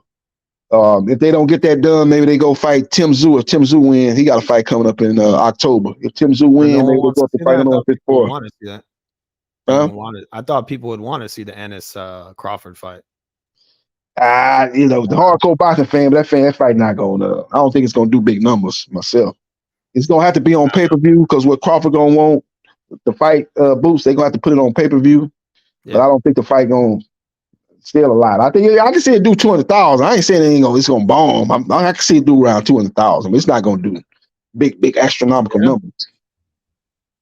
Yeah, I don't know. I don't know about that. I think it would do good numbers. I think it would do pretty well because that's a dangerous fight, I think, for both fighters. And it would really be a show of what Ennis has. Because I mean, this is a 36-year-old Crawford. And this guy's kind of in his prime. He's coming up on it. So Yeah, I got this would be his big stepping out moment. If he can win this one, then he's kind of up there. you. Yeah. Like I said, I like to see it. Don't get me wrong. I'm just looking at what kind of numbers it'll do because How old is this guy? He's in his mid to late 20s, isn't he? Yeah, Boots probably like about 26. He ain't that old. He's about 26, 27. So he's about 10 years younger than Crawford. But he just now started headlining his own cards, though. He with Villa, and then he fought the Olympiness, but he was on a lot of undercards. He was on the undercard when he fought Castillo Clayton. I couldn't remember the main event, but that was an undercard. And then when he fought Karen, that was undercard for Tank and versus Hector Garcia. So he just not starting the headline fights. So I don't know how that'll translate for him being a main event fighter on a pay-per-view. Like what type of numbers he'll do. Yeah, he's 26 right now. Yeah, he's 26. So he said he got a fight coming up at the before the end of the year. That's what he said on his Twitter. So I don't know. Hope he get like a. I don't have it listed yet. Who he's fighting. He ain't announced it. He just said he got big fight coming up at, now I ain't say big fight, but he got a fight coming up before the end of the year. So I was thinking maybe a Cody Crowley or a Matthew Stoyanis, maybe one of those guys, or maybe Rashidi Ellis. Rashidi Ellis sitting on the sideline. He probably can make some decent money, career high payday fighting Boots. So maybe one of those three guys. Yeah. I think that'd be an interesting one. Mm-hmm. But he's towards the tail end of his career, Crawford. Yeah, he looking for big fights. He's looking for 2 or 3 big fights. He probably gonna ride off into the sunset. So he want to fight champions. So that's why he keep calling out the winner of Canelo and Charlo. He wants that fight. He really don't want to fight Spence no more. He think it's a waste of time, really. But if he fights Spence, he gonna want to get compensated more. So he using that 147 to leverage Spence to pay him more money to come up to 154. So it'll be up to Spence and his team. If they gonna pay it, or they be like, look, we already negotiated what you was gonna make in the contract. We're not gonna give you no more money. Or a fight that probably won't do as well as the first fight did. We're not gonna give you more money. So maybe they end up going in their separate ways. They got to the month of December to come to agreement. If not, Crawford is free and clear to move on, fight whoever he wants. They at 147. I think the WBA is probably, people talk about it, but the IBF is not even the first title that's up for Crawford. It's actually the WBA. Stoyanis is the first in line. If you're going by who's first in line, I think it's Stoyanis, and I don't even think the IBF is second. I think it's the WBC next, and that would be that'd be Thurman. I think Thurman is number 1 in the WBC if I'm not mistaken, and then it's the IBF. The IBF is actually last as far as what title would be mandated. They last, so it's amazing that they got Thurman on there at all. Yeah, he doesn't fight. Yes, the Jonas Barrios. Yeah, it's crazy. He ain't fought since early last year. Yeah, what the problem with Thurman is? See, Thurman want the money like he see when they paid in the Barrios fight, they overpaid him in that Barrios fight, and the numbers were horrible. And then he want to make what he made when he fought Barrios, or when he fought Pacquiao. He don't want to jump on nobody undercard. See, Thurman and Ugas it was supposed to be Thurman versus Ugas, not Ugas versus Barrios. But Thurman don't want to fight on the undercard. Thurman like, man, I was on pay-per-view main event my last fight. I'm not finna jump on nobody undercard. But you jumping on Canelo versus Charlo undercard, man, you gonna get a lot of eyeballs on on watching you. If you put on a vintage Keith Thurman performance, then you can start calling out these guys like Crawford, and call out these big name fighters. Maybe say you ready for Boots. But you should have just trying to say, oh man, I'm not gonna fight on by the undercard. I'm Keith Thurman. I need to be paid this. I need to be paid that. No, man, it just ain't the same situation. You've been hella inactive. You can't command the type of person that you made when you fought Barrios or Pacquiao. You're not gonna them days are gone for right now. You just need to get in where you fit in right now, get a win, and then reestablish yourself, and then you might be able to up your pay. But right now, you're not finna get what you used to get. And people can't gauge. He already has an L. Excuse me. He already has an L. To add into what you were saying, he already has an L on his resume, right? So he's not gonna lose nothing. Let's say right now he goes and he fights Javon Ennis, right? And they fight a bomb burner, and he loses by split decision, or he loses by It's not gonna hurt his brand, bro. It's not gonna hurt his brand. So he needs to go in the ring with a guy like Javon Ennis. You know what I'm saying? He has a big brand. Javon Ennis will not. They'll start negotiation for that fight. You know what I'm saying? He needs to fight a guy like Javon Ennis. He needs to fight a guy that has a brand equal to his. to make this money. You know what I'm saying? He needs to Yep. fight somebody like that, like a Virgil Ortiz. He needs to fight somebody like that that he could continue to build his brand, and then he could say, "Hey, Terrence, call out Terrence right after the fight." You know what I'm saying? He needs to fight a guy with a brand. You know what I'm saying? He needs to fight a guy with a brand because he needs to make himself marketable. He got to show people that hey, I'm back. I'm back. You know what I'm saying? Or Yep. even Romain Vija. Romain Vija didn't hurt his brand by losing to Javon. He could fight a Romain Vija. If he can't get Javon, he could fight Romain Vija. He Yeah, gotta you fight fight. a guy that's not gonna hurt his brand. It's gonna build it. Even Yep. if he loses, it's not gonna hurt his brand. So this is what's gonna happen. This is what he needs to do. You know what I'm saying? These guys need to fight each other. You know what I'm saying? And that's Yep. just what it is. Like Javon Ennis right now, people say he's been heavily marketed. I don't think so. I think he's just being very patient. A lot of guys don't want to And fight him. They don't want to fight him. The top they don't guys, want to fight him, hey, but he's being very patient. Even Virgil Ortiz, a lot of guys don't want nothing to do with Virgil Ortiz. They're scared shitless. You know what I'm saying? Another guy he could fight, Stan Eunice. Stan Eunice ain't doing shit. Ain't doing shit. yeah, Fight but see, Stan Eunice, go in there, fighting for your old belt, the belt that got you your brand started, the WBA regular belt. Fighting for that belt. This guy ain't doing shit. To me, I think he just got that piston jab and he comes in and he starts throwing combination. I think Keith could beat that guy. yeah, but You know think what I'm about saying? Stanionis. He next. If Bud stay at 147, Stanionis actually is next in line. So why would he chance a fight with Him and Ennis when he Javon, can him fight and Javon, for all four belts when he fight Crawford? That's why I'm saying them guys not gonna make no move until Crawford make a decision. Once he make a decision, yeah, he gonna fight they're at doing 147 or the more than same thing 154. Benavides is doing, and Morel's doing, and all those guys are doing, and all those guys are doing, and 168. 168, They're yeah. all waiting. They don't want to make no moves because they know that, and in any given time they go get that phone call, and that contract will be sent, and it's 10 million plus. So that's why guys don't want to do that. You know what I'm Oh, okay, saying? so So you believe that's the they have reason why we ain't heard that Benavidez versus Andrade is signed is because Benavidez waiting on no Canelo. that fight is made. That fight is made because that guy is gonna get killed in there. He can't compete with the Yeah. volume punching of that guy. There's no way he's gonna. Yo, Benavides cuts off the ring. He started his career at light heavyweight. He cuts off the ring, and then on top of that, he's volume punching alone. People don't want to look what he did to Caleb Plant, bro. Caleb Plant was winning the fight at the beginning, and once he started cranking the volume punching, it was over, bro. He barely was standing.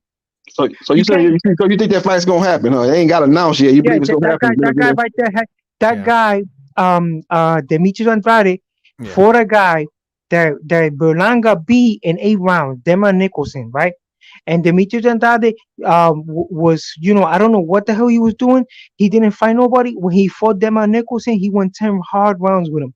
And then Christian Billy, a short little compact dude from France, came in and fought Dema Nicholson and starched him just recently.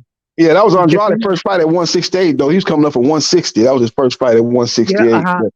He beat So him. what I'm saying is that Andrade is guy, nasty. I, He's I not a like great fighter. Andrade, but I think his skills have eroded, bro. He's not a To great fight a fighter. guy, He never has been. He never has been a great yeah, fighter. to But fight a guy Benavidez like beat him. like Benavides, bro.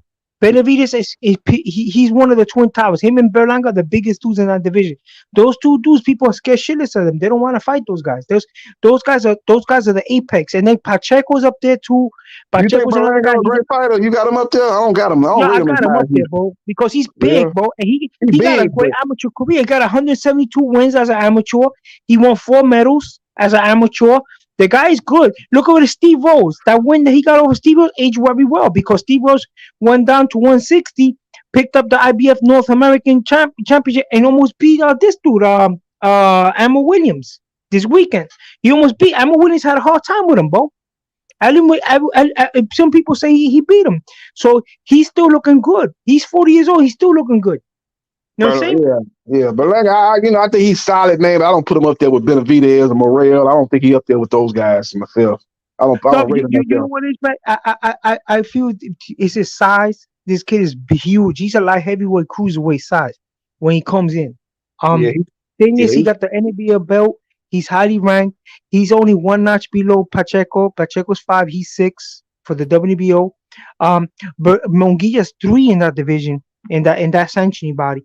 The thing is, Monguilla's the one that don't want to fight nobody. Everybody's trying to fight Monguilla because Monguilla's food, but no Monguilla don't want to fight nobody. yeah. But Okay, he's The okay, gonna one that fight yo, John Ryder. I'm back. Yo, I'm back. But listen, breaking news is Munguia and their team, they want to make a fight now with John Ryder. Mhm. And they're getting ready to make a fight in January with John Ryder versus Munguia. Now, Okay, mhm. before you you guys cook on this, because I'm going to finish my breakfast, Munguia needs to come out showing that he's able to compete with a Canelo Alvarez against his win, or if he can win. Because if he can't against John Ryder, bro, because John Ryder's very durable. John Ryder, they very underplay John Ryder around the world because Canelo didn't knock him out, right? So people expect everyone like that. People expected Canelo to stop John Ryder. Now Munguia versus John Ryder, what do you guys think? And what does Munguia need to do in that fight to show that he can compete? Okay, let's say Just the be reason himself, that dude. Mongilla's team is picking. I'll go first, then you guys could go down. The reason Mongilla's team is picking John Ryder, right, is because John Ryder doesn't have the knockout power. John Ryder is very strong, very sturdy.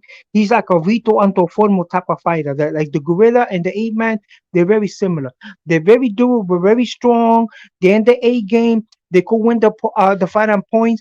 They're there for the long haul, but you're not gonna see too much in and punching power coming back your way. Okay. Um he could beat you, but you're not gonna see too much offense. So Monguilla, he don't like to get hit. The problem with Monguilla, you saw with the Devenchenko fight, the Devenchenko, he would have hit him with a couple of more shots, he probably would have put him away. This is the reason he's picking this guy. He feels that he has enough size and determination and boxing ability to beat him. That's why he's picking him. He's picking him over everybody else because and then on top of that, he's a number one contender. That fought Canelo, so they want to use it as a barometer fight. That's why they're picking him. You know what I'm saying? He's food. He looking at him like Mogilla's looking at him like possible food, a meal. You know what I'm saying? That's why he. Okay, you guys could go now.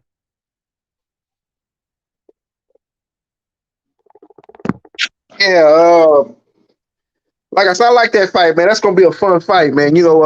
Ryder, he's kind of tricky, man. He's a southpaw. He doesn't do anything great, but he's a solid fighter. Got a lot of heart. Seems like he has a real good chin, and he's gonna test McGill, man, because McGill is a guy that early on in his career he had some good fights. He beat Saddam Ali. He had some good wins, man. But here the last 3 or 4 years, man, Golden Boy's matchmaking has been horrible, man. He ain't been fighting nobody. So I hope his skills haven't eroded, because of the lack of competition. He getting there with a guy of the skill level of a John Ryder could come back to haunt him. Now, in his last fight, he did beat Derevchenko, but I thought Derevchenko was on the back nine of his career, but Derevchenko actually gave McGill some problems. So I kind of wonder about the matchmaking of Golden Boy that has kind of hindered his career, and it could come back to haunt him when he take on John Ryder, who's just been in the ring with Canelo Alvarez. He's been in there with the better competition, obviously, especially recently.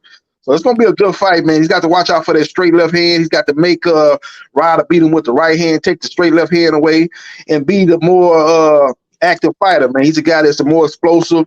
He's a younger fighter.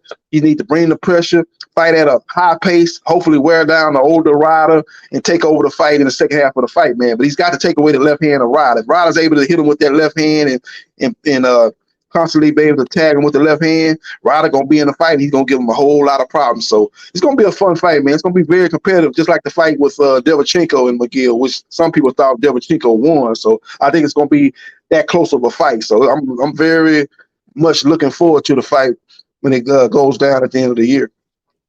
Okay, the other big fight, yeah. That we got David Benavidez' dad's going to come and be talking about this fight tomorrow, I believe. And the Benavidez team are coming on Rapstar Boxing Knowledge to talk, and they told me already. He said, my son's going to beat the fuck out of Demetrius Andrade. Watch. But they're going to say that. But Boo Boo Andrade is a very underrated fighter. Nobody likes Boo Boo. Boo Boo don't even have a fan base like other fighters do. Because Boo Boo has either rubbed people the wrong way or when he went with Eddie Hearn and DAZN, the Americans weren't supporting him that much. And Canelo fans don't like Boo Boo Andrade. Because Canelo fans feel that Boo Boo is a disrespectful guy. Now, who the fuck does he think he is when he went and approached Canelo? So the fans of Canelo, they don't like him because they feel like, who the fuck is he? But Boo Boo Andrade is getting the big fight against the Mexican monster. And he's coming with that smoke. He wants that fight. He ain't ducking no smoke. He's fighting the Mexican monster, what everybody wants Canelo Alvarez to fight. Right? So let's keep the same fucking energy, bro. Too many boo-boo haters out there in the world.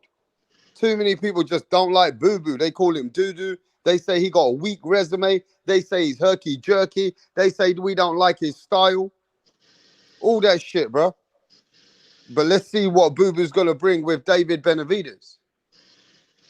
That's the big question here. Now I'm going to ask you guys about Boo Boo Andrade, David Benavidez, because Benavidez already told me, yo, rap star, my son's going to put a statement on Boo Boo. Remember what I'm telling you? He says, my son's going to beat the fuck out of him. All right. I said, okay. What can I say? Go on, I think that's what's going to happen. I think Benavidez is going to probably knock him out. Probably TKO.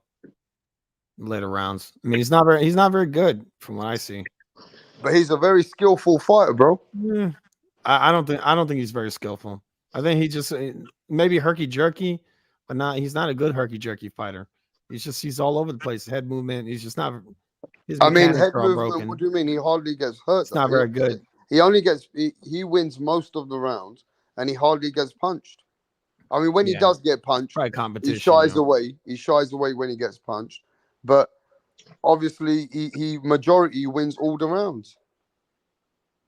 Yeah, to me, man, he's better than Caleb Plant. Opening, I think Plant is actually technically better. Skill, like I think Andrade is a better overall fighter. If they ever fought, I would put money on Andrade beating Caleb Plant. I think he's a better overall fighter than Caleb Plant. Caleb Plant do a lot of unnecessary movement. That's why he tires out in the second half of the fight. He do a lot of amateurs moving, unnecessary movement. You got to be educated with your movement. Don't just be moving to be moving. Be strategic with your movement. That's what Mayweather and guys Ali used to do. They strategic with their movement. Plant just be moving a lot of times, just be moving, wasting a lot of energy. That's why he tires out in his fights. Andrade's not gonna do that. I think Andrade moves his head a lot too. He's sweeping it all over the place. He's wide open. The punch I would teach a fighter was find him is to throw the uppercut. He's open for uppercuts all day. The way he bends, he puts his head down and everything. Not great defense. No, it's not the best at all. He don't hardly get hit though. Well, he ain't never been knocked down or knocked out before, so he must be doing something right on the defensive side of the punch fight. Technique isn't very good. Who? The technique? He's a very skillful fighter. All the other, he's your favorite fighter. He's an Olympian. All them fighters that talk great about him. You talk about Thurman, ask him about Andrade. You ask Sean Porter about Demetrius Andrade. They rave about this guy's skill level. This guy's one of the best technicians in boxing. He just ain't had that big fight in his career. So some of it is his the blame, but that guy is very technical, very talented. Ask those fighters that was in the Olympics with him about Boo Boo Andrade. Yeah, I think he's even there's one high level out there who sparred. There's a lot of fighters out there who sparred Boo Boo, and they've come on Fight Hype, Fight Hub, respect to those channels, and they said that this guy's awkward. He's awkward. I'll give him that. Even Tyson Fury said, "I know Boo Boo Andrade from the amateurs," and he goes, "I'm telling you that put this guy in with Canelo." I'm just saying, other fighters have praised him. But he's been dropped before. I don't know why you say he's not dropped. He's been dropped in fights before. He got dropped once, huh? Yeah, he been dropped. He got dropped multiple times. He's not hard to hit. He's not his technique. He jumps into hooks all day. Well, like I said, them fighters that know boxing, that been in the ring with him and watched him fight and train, they give rave reviews about him. He's your favorite fighter. He is. They not just saying he's awkward, man. They saying the guy got talent. The guy's very talented. He's Olympian. Yeah. I mean, it wasn't Wilder an Olympian. Yeah, he won the bronze medal, and he defended his heavyweight title 10 times, 10 consecutive successful title defenses. Yeah, he's in number 2 heavyweight in my opinion behind Fury. 10 consecutive title defenses. I think Wilder is not. He's not very technically good. Oh yeah, he ain't one of the best boxers in the world, but he got that right hand. He's very athletic too. Very athletic. Got an underrated jab too. I mean, it depends on who he's fighting, really. I mean, if he Well, fought, you only can fight that's in your era. Muhammad Ali not in his era. Ken Norton not in his era. George Foreman not in his era. You only can fight who in your era. Joshua didn't want to fight him. Yeah, they offered Joshua $50 million. Turn it down. They turned the fight down. You know what I'm saying? You can't put a gun to people's heads and make them fight you. You didn't want Andy Ruiz as well, Wilder. You didn't want it. No, he wanted Andy Ruiz. Andy Ruiz got to set the fact that he ain't gonna get no 50-50 with no Wilder. I think that man there was the Buster Douglas of the heavyweight division. He had one great night, but he didn't have 10 successful title defenses like Wilder. You won't get no 50-50 with Wilder. That's what the problem is. I think he cashed him out of that one. I think Wilder cashed out because he didn't want it. No, he wanted to fight. No, he wanted to fight, but Ruiz wanted crazy money. Him and his dad wanted crazy money. Wilder wasn't finna pay him that. Wilder was the A side. Wilder was the A side. He wanted to go 50-50. Wilder was like, hell no, I'm not going 50-50 with you. He should. I mean, because look, the guy knocked out AJ, so he should. Yeah, but then what happened in the rematch? He came in like the Michelin Man got beat. I thought he beat AJ in the rematch as well. Oh my goodness! See, you a fanboy, man. You a fanboy, man. He almost fold AJ over a couple of times. AJ won every round probably in that fight. He probably won like 10 rounds of that fight. That fight it was boring. Now, don't get me wrong. It wasn't no side. It wasn't no great fight. Like people thought he put on a masterclass performance. Hell no, he did a lot of jab, and grab. Didn't want to engage, but he definitely won the fight. He definitely won the fight, though. Definitely won the fight. I didn't think that.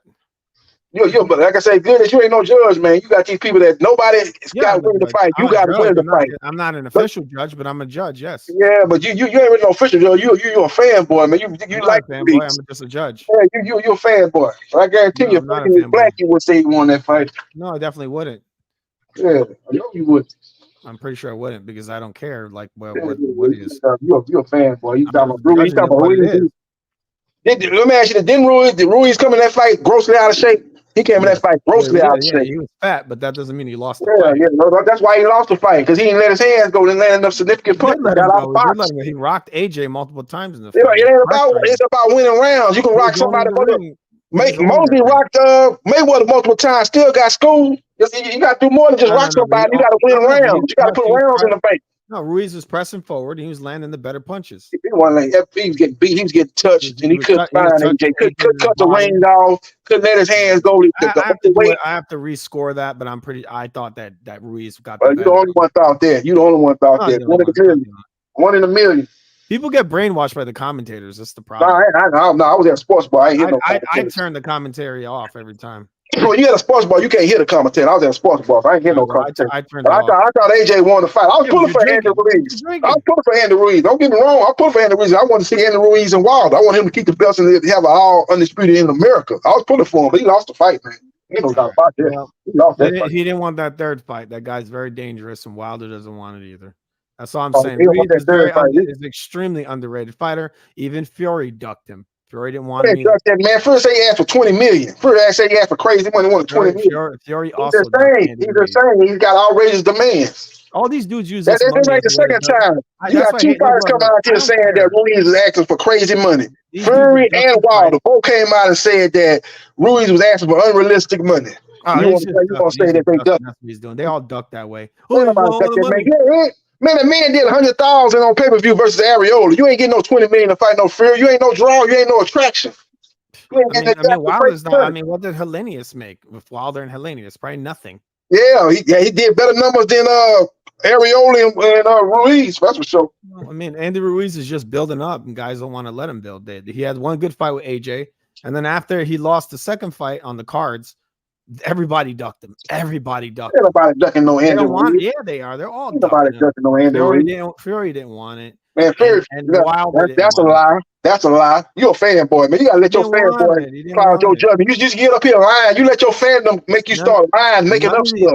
Stuff that ain't even true. Talking about Fury ducked Ruiz. For what? Fury was school Ruiz. Ruiz couldn't even touch. What they made a touch Fury? He's done nothing. He's another nobody. He's a nothing. Fury is the best champion. His best win is C+ level Wilder. He's a linear heavyweight champion. And a 40-something-year-old. Yeah, he's a linear heavyweight champion. 40-year-old heavyweight champion. That dude's a bum, man. He's a linear heavyweight champion. Yeah, you're a fanboy, man. You gotta quit trolling on here, man. Either that or you don't know boxing. You trolling. I don't like these overrated fucking fighters who haven't done anything. You don't know boxing. And now the guy's overrated. You call the bum. You said Fury overrated. You said Fury Ruiz is overrated. AJ in the second fight. All lies, all propaganda. You up there lying, man? Capping. You need to stop capping, man. You capping, dog. You're building up nobodies. You're cut that building up capping ass shit out, dog. Cut that capping ass shit out, man. You capping. You're building up shit out, man. You can't shit out. Look. Fury's fighting Francis and Ghana right that capping ass shit out. We ain't talking about that. We ain't talking. You saying that Ruiz duck Fury? We ain't talking about no guy. You trying to? I didn't say Ruiz duck Fury. I said Fury duck Ruiz. You saying Fury duck? Yeah, but Ruiz duck Fury. Andy Ruiz. He ducked Andy. Yeah, he ain't duck no Andy Ruiz. You capping, dog. Cut that capping ass shit out. Just like Wilder ducked him. You cover that cash shit out. Wilder he asked for 50-50. Ask for crazy money. You ain't getting no 50-50 with Wilder. You the B-side. Know your place. You the B-side. Know your place.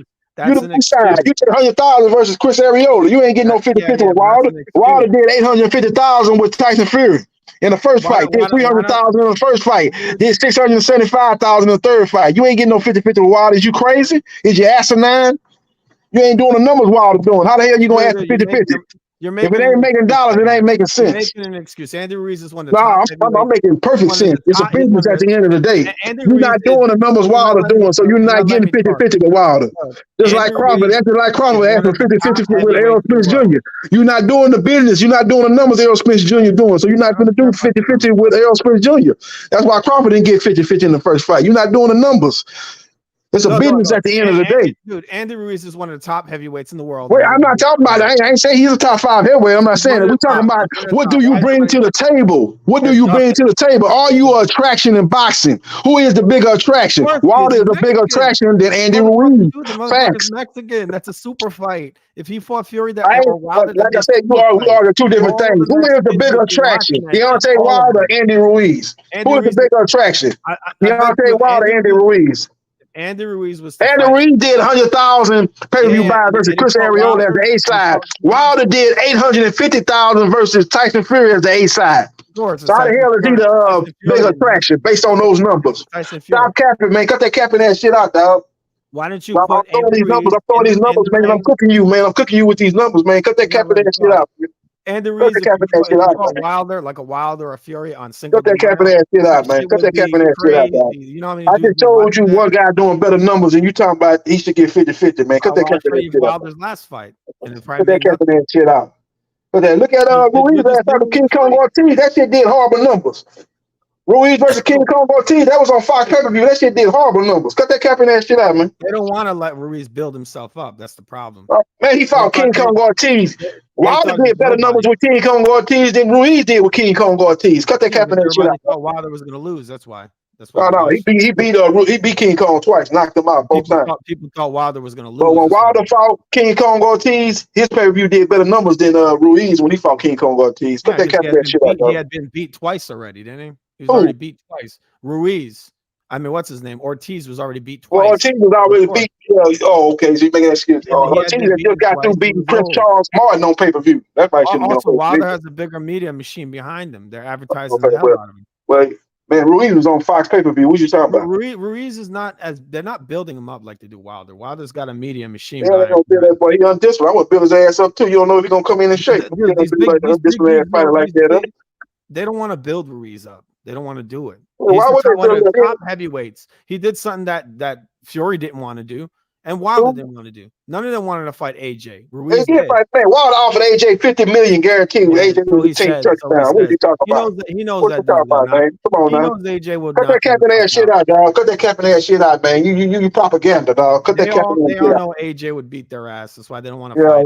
Yeah, AJ just like he beat Andy Ruiz, just like he beat Usyk. Got beat twice. Andy Ruiz is one of the best heavyweights in the world. Oh, Andy Ruiz. Yes. Andy Ruiz is one of the fattest heavyweights in the world. He's one of the best. He's one of the best. He's one of the overweightest heavyweights in the world. He's both fat and one of the best. Yeah, and ain't no attraction. You look at his pay-per-view numbers. You ever see Wilder slip under a punch and rock a dude like that? Whenever you see Wilder win a belt and lose it the next title, couldn't even defend his title one time. Wilder had 10 successful title defenses. Wilder was here to stay. He wasn't here for a blink of an eye like Ruiz. Ruiz was here, then he was gone just that quick. Ruiz is probably one of the most ducked heavyweights right now. Andy Ruiz is a Buster Douglas of the heavyweight division. He's a one-hit wonder. One-hit wonder. Evander Holyfield One-hit wonder. He fought Andy Ruiz when he was 19 years old in the ring, and he said this is going to be a heavyweight champion one day. One-hit wonder. Just he's the Buster Douglas of the heavyweight division. What has Andy Ruiz done? He ain't gonna never win no heavyweight title ever again. He's the Buster Douglas of the heavyweight division. Holyfield said about Andy Ruiz. He fought him at 19 years old. And he said, that's cool. That's cool. Fighters he ever fought. Yeah, that's cool. That guy was there with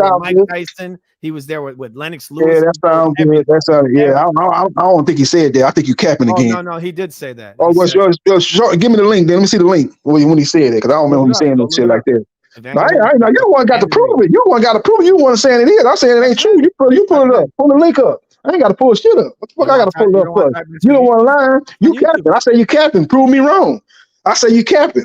I think Wilder's afraid of him. That's what. Yeah, I think it's probably. I think Ruiz is not the A side. He's the B side. You need to understand his place and take what Wilder offer him. It's gonna be more than he made versus King Kong Ortiz. It's gonna be more than he made versus Chris Areola. So take the deal. Take the deal. Because right now he's sitting on the sideline. He's sitting on the sideline. Wilder's gonna fight AJ. I don't care. And Ruiz sitting on the sideline, twiddling his thumbs. Ruiz sitting on the sideline, twiddling his thumbs. Of course, because they're too scared. He about to sit on the shelf. Now accept the money. Take the deal. Take the 30%. Look at Usyk. Take the 35%. He took 30%. Take the 35% of the purse. Take the 35% of the pie. Right. Usyk took 30% versus Fury. What did Fury do? He fucking take the 35%, because that's all you work. He take the 35%. That's all you work, because you're not putting up the numbers that Wilder putting up. Wilder did 850. His best pay-per-view did 850. Your best pay-per-view did 100,000. How the hell you gonna get 50-50 with Wilder? Is you crazy? You think somebody? I was born that night, not last night. I ain't finna give you no 50-50. If I'm doing 850,000 pay-per-view buys, you doing 100,000 pay-per-view buys.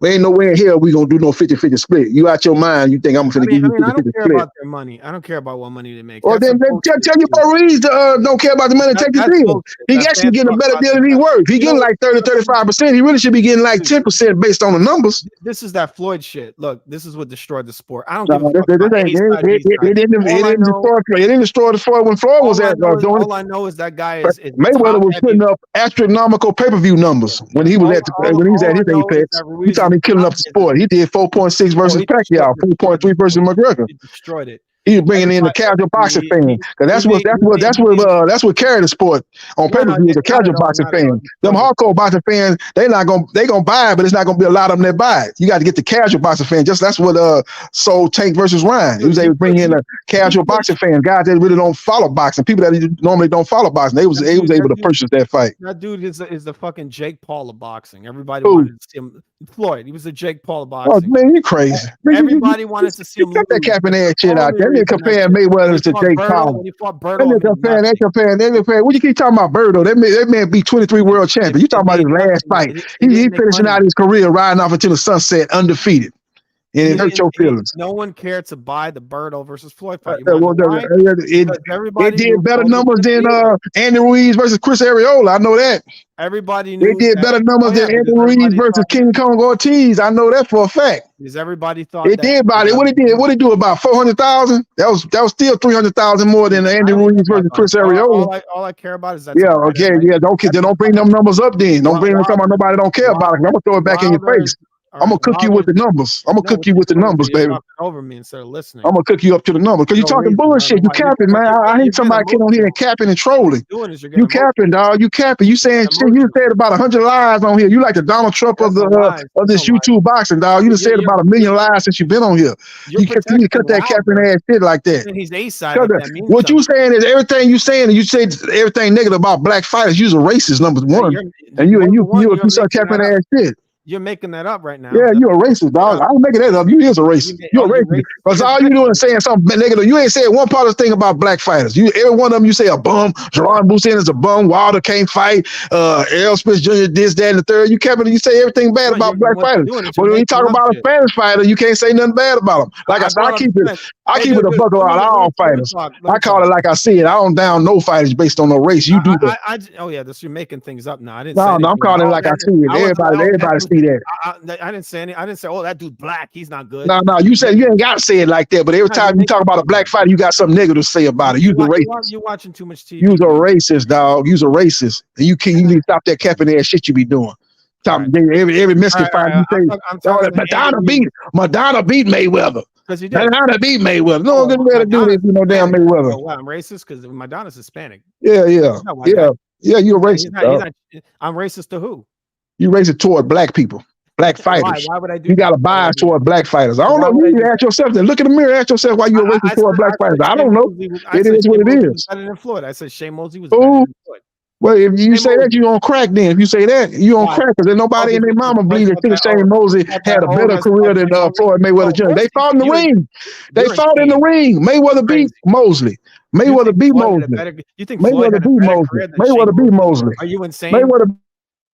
You're crazy then. You don't know the sport then. Mayweather beat Mosley. You don't know. Did Mayweather beat Mosley? Did Mayweather beat Mosley? Had a better career. Mayweather had a better career than Mosley. What are you talking about? You on crack if you think Mosley had a better career than Mayweather. You on crack if you believe Mosley had a better career than Mayweather. First of all, Mayweather beat Mosley straight up, and then Mayweather beat 23 world champions more than Mosley beat. Had a better overall kill. Third of all, Mayweather ain't lost, and Mosley got beat multiple times. So and then Mayweather beat him straight up. Man, you on crack, dog. Mosley had a way better. Man, you on crack, man. You on crack. You on crack. You on crack. You on crack. You on crack, man. Floyd Mayweather. You on crack, dog. Margarito. Floyd Mayweather ducked prime Manny Pacquiao. Shane Mosley fought all of them. Yeah. Prime, all of them. Yeah, you a crack. Yeah. De La Hoya. He fought all. Yeah, he beat De La Hoya, didn't he? Did he beat De La Hoya or did he lose De La Hoya? Prime De La Hoya. Did he beat? Who you thought won that fight between Mosley and De La Hoya? The first fight. Who you thought won that fight? I don't know, dude. It's been like 20 years. Oh yeah, I know you're gonna play crazy now. You're gonna play crazy. Go back and watch it and let me know who you thought won the fight. It don't matter. I guarantee you gonna. I guarantee. Yeah, I know it don't matter because your boy De La Hoya lost. Anytime, I thought. Well, anytime black fighter beat a Spanish fighter, you don't give him credit. I just told you, dog. I just said Shane Mosley's better than Floyd. I'm talking about Shane Mosley. Is he better than De La Hoya? No, he's not. Of course he's not. Okay, yeah, of course he ain't because he a Mexican fighter. You ain't gonna never say that. You's a racist, dog. No, because Oscar fought everybody. But Shane Mosley had a great career as well. They were both just as good, probably. Floyd fought an old as fuck Oscar and lost. He got outpointed. And then he fought an old Shane Oscar. Mosley. Mayweather beat Oscar De La Hoya. What you talking about, man? Go check BoxRec. Go check BoxRec. Go check BoxRec. Mayweather landed more punches, and Mayweather landed a high percentage of the punches. So I don't know what you talking about. Mayweather won split decision. Split decision. I don't know why one judge gave that fight to De La Hoya, but two of them gave it to Mayweather. Mayweather landed more punches and landed a higher percentage of his punches. So I don't know how you thought De La Hoya won the fight. The point is that this guy Wilder should be fighting Andy Ruiz or AJ. Well, tell Andy Ruiz to take the deal that Wilder offered him. He don't have to take pennies, dude. He knocked AJ out. This is crazy. He has to take pennies. Who the fuck did Wilder knock out? He didn't beat AJ. Based on the numbers, he ain't getting 50-50. Do you understand that Andy Ruiz was asking for 50-50? You don't want to see the fight? Andy Ruiz was asking for 50-50. You're not making any of that money. Andy Ruiz was asking for 50-50. I'm just telling you why the fight didn't get done. Why is he telling you that? Because he's let me ask you this. Do you think Ruiz should get 50-50 with Wilder? Yes, 100. Okay, then you don't know business, man. You shouldn't really run no business, dog, because you're running business into the ground, dog, because you don't know numbers.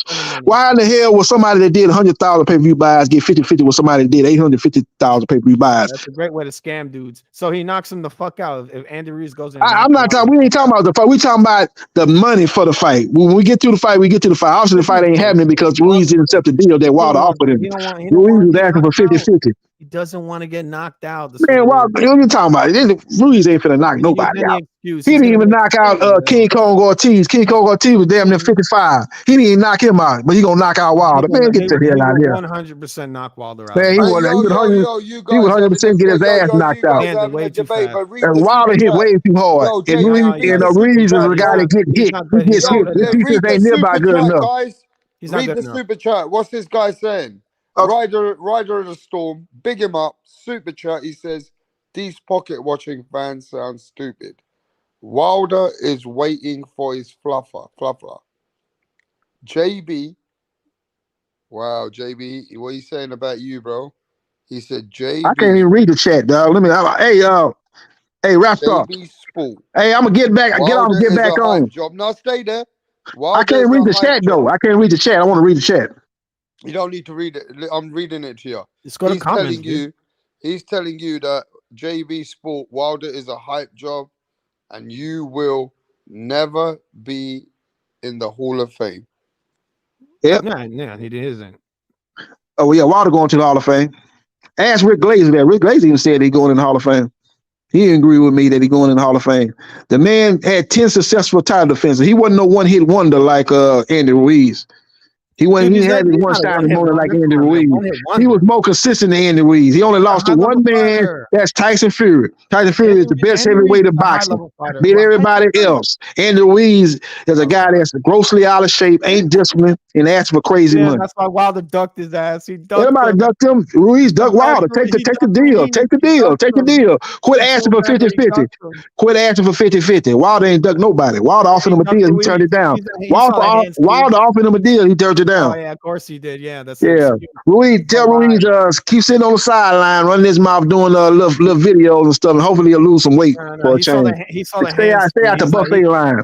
Stay out the buffet line. That dude's gonna get on me. He's gonna stay out the buffet line. 8-punch combination. Man, Wilder got in the ring with Tyson Fury. You think he's scared to get in the ring with Andy Ruiz? Man, please. He got in the ring with Tyson Fury. Tyson Fury is 10 times better than Andy Ruiz. Think he's scared to fight a midget? He ain't scared of no damn midget. He's 6'3". Man, that dude ain't no. I'm talking about Andy Ruiz is a midget. What you talking about? He no 6 feet. That man ain't an inch above 5'10". That man's a midget. No, he is, and he's like 6'3". He's a midget. He's a heavyweight midget. Yeah, he could punch. He's got super fast hands. That's why they don't want to fight him. Because he's gonna hit Wilder with 8 punches before Wilder throws one. That's what's gonna happen. He knows what's gonna happen. That dude's gonna get in on him. He's gonna knock him the fuck out in one round. He'll probably knock Wilder out. Wilder got nothing but a right hand. That's it. AJ's got left hook, right hook, uppercut, all of it. AJ's got a lot more weapons than Wilder has. Yeah, I'm back. I'm back. Now I can read the chat. Let's go to the chat here. That's why I was trying to get back on, get back off, Red Star. I couldn't read the chat, see what the chat was going on. Let's see what these people talking about. Read that super chat, which is highlighted. Okay, yeah, let's go with the super chat. All right, let's see what we're going here. These pocket watching fans sound stupid. Wilder is waiting for fluffer. FB before Wilder is a hype job who will never be in the Hall of Fame. I have to disagree with you, Ryder Storm. Good to see you back in there. I ain't seen you in a minute, Ryder Storm. I have to disagree with you though, man. I think he is going to the Hall of Fame. 10 successful title defenses, one of the best knockout artists in boxing history. Look at his KO percentage. He done knocked out everybody, knocked down everybody he's been in the ring with. Just lost to a better fighter than Tyson Fury, who's going to go down as a top 10 heavyweight of all time. No shame in that. But Andy Ruiz, on the other hand, is a one-hit wonder. He's the Milli Vanilli of the heavyweight division. You'll never see him at the top of the mountain again. That one night that he had, that AJ came in here, he wasn't ready to perform in front of the bright lights in the Big Apple. Andy Ruiz was able to beat him after getting knocked down. And AJ went in for the kill and got knocked out. One of the most ducked fighters in heavyweight. Andy Ruiz is one of the most heavyweightiest fighters in the world. That dude is who cares about how fat he is? Who cares? It don't matter how fat he is. But he ain't good. He's not that good, though. He's not that good. He's not that good. He's not that good. Didn't he lose to Joseph Parker? Your boy lost to Joseph Parker. Don't act like this dude's some great fighter. He lost to Joseph Parker. You think Wilder is good? He lost to Joseph Parker, man. Get the hell out of here. He lost to the nicest guy in boxing, man. He lost to Joseph Parker, man. Shut the hell up. Wilder's that's the windmill right there. He lost to Joseph Parker, man. Enough said. Your boy lost to Joseph Parker. I think he actually. I don't care what you thought, man. Check box rec. You always thinking. You think crazy about these. Ain't nobody agree with you. You thought Andy Ruiz beat Anthony Joshua in the second fight. That's asinine. No one gets robbed in man, boxing. Your boy lost to Joseph Parker, man. There's never been a robbery in boxing history. He lost to Joseph Parker, man. You fighting over there in New Zealand. You know you got to really show up and show out. He ain't do it. He lost to Joseph Parker, man. I mean, look. Wilder can't beat anybody real. I mean, he lost to Joseph Parker and he lost to AJ. Wilder never passed that eye test. Yeah, he ain't never passed. You need to put some glasses on. He ain't passed your eye test. You need to get some glasses. He's a bum. You need to get some glasses. You need to get some glasses, man. You can't see. That man is a great fighter. But you ain't on a guy, another black fighter, another PBC black fighter. But you're a racist anyway, though. So we know this. It's already been proven. But let's go back to the chat, man. You're a racist. Anytime I talk about a bum ass fighter like a Wilder, you're a racist, dog. Every time you talk about a black fighter, you call him a bum. He's a racist. Jose Garcia said Andy Ruiz did a Buster Douglas, but he trying to get it back. Yeah, they need to get it back because he's gonna go down as another Buster Douglas. Jose Garcia. He has one loss in his whole career, but he's ass face boxing. Just look at Wilder's face in the picture up there. That's all you need to know. Yeah, he got beat by Tyson Fury. I just said that ass face boxing. Tyson Fury is a better fighter. I just said that. Andy Ruiz is one loss. All right, Lisa Snow say he is Wilder. If Wilder is a bum, that takes away credit from Fury. Yeah, Lisa. No, you hit it right on the nail, Lisa. That's great. That's great analysis, Lisa. If he's a bum, you're taking credit away from Fury. Fury beat Wilder. Fury is the best heavyweight in boxing. Rider Storm say facts. Yeah, that's right, Rider Storm. Definitely. That's what it does take away from. Let's see here. Hash face of boxing. Andy has the way better resume than Wilder. Okay, Andy, you say he beat AJ and Wilder beat King Kong Ortiz. Andy lost to Joseph Parker. Wilder just lost to one guy. Andy lost to AJ too. Andy ain't as consistent as Wilder. Wilder had 10 successful defenses. Andy Ruiz won the title one night and lost it in his next fight. Ain't consistent. Because he was not disciplined. He was out there partying. He was out there buying all these extravagant gifts, which I ain't mad at him for doing it, but get your ass back in the ring. Michelin, man. You ain't do that. That's why you lost the rematch. Okay, Pound for Pound King. Good to see you, Pound for Pound King. Okay, TF Music says just not beating Wilder. Yeah, I agree with you, man. I don't see Andy Ruiz beating Wilder either. Easy work for Andy Ruiz. Easy work. Okay, Danny Medina. Andy Ruiz sold out Crypto Arena in LA when as Wilder sold out without Fury. Okay, Danny Medina. Look at it. He did not sell out no Crypto Arena. He did not sell out no Crypto Arena when we fought King Kong Ortiz. I know what fight you talking about, Danny Medina. Go back there and check the numbers, Danny Medina. He did not sell out versus King Kong Ortiz at Crypto Arena. And the fight did piss poor numbers on pay-per-view. He has not come close to the numbers that Wilder has done, Danny Medina. Wilder's best pay-per-view did 850,000. Wilder's ducking. Andy Ruiz's best pay-per-view did 100,000, Danny Medina. So I had to disagree with you there. Disagree with you there on Danny Medina. Why is Wilder ducking? Let's see. Hash face boxing. You sound dumb, bro. Yeah, you do sound dumb. You do sound dumb. Why is Wilder ducking? Okay, Matone say it. Okay, what's going on, Pound for Pound King? Yeah, they do say some words that make them sound alike. Lots of people confuse them too. Okay. Let's see here. Jose Garcia said, at least Andy not eating Snickers anymore. Yeah, hopefully he is leaving the Snickers and Musketeers alone. Hopefully he is doing that. Get his ass back in the ring and try to get in shape. He's still scared of that fat ass. Quit looking like a couch potato.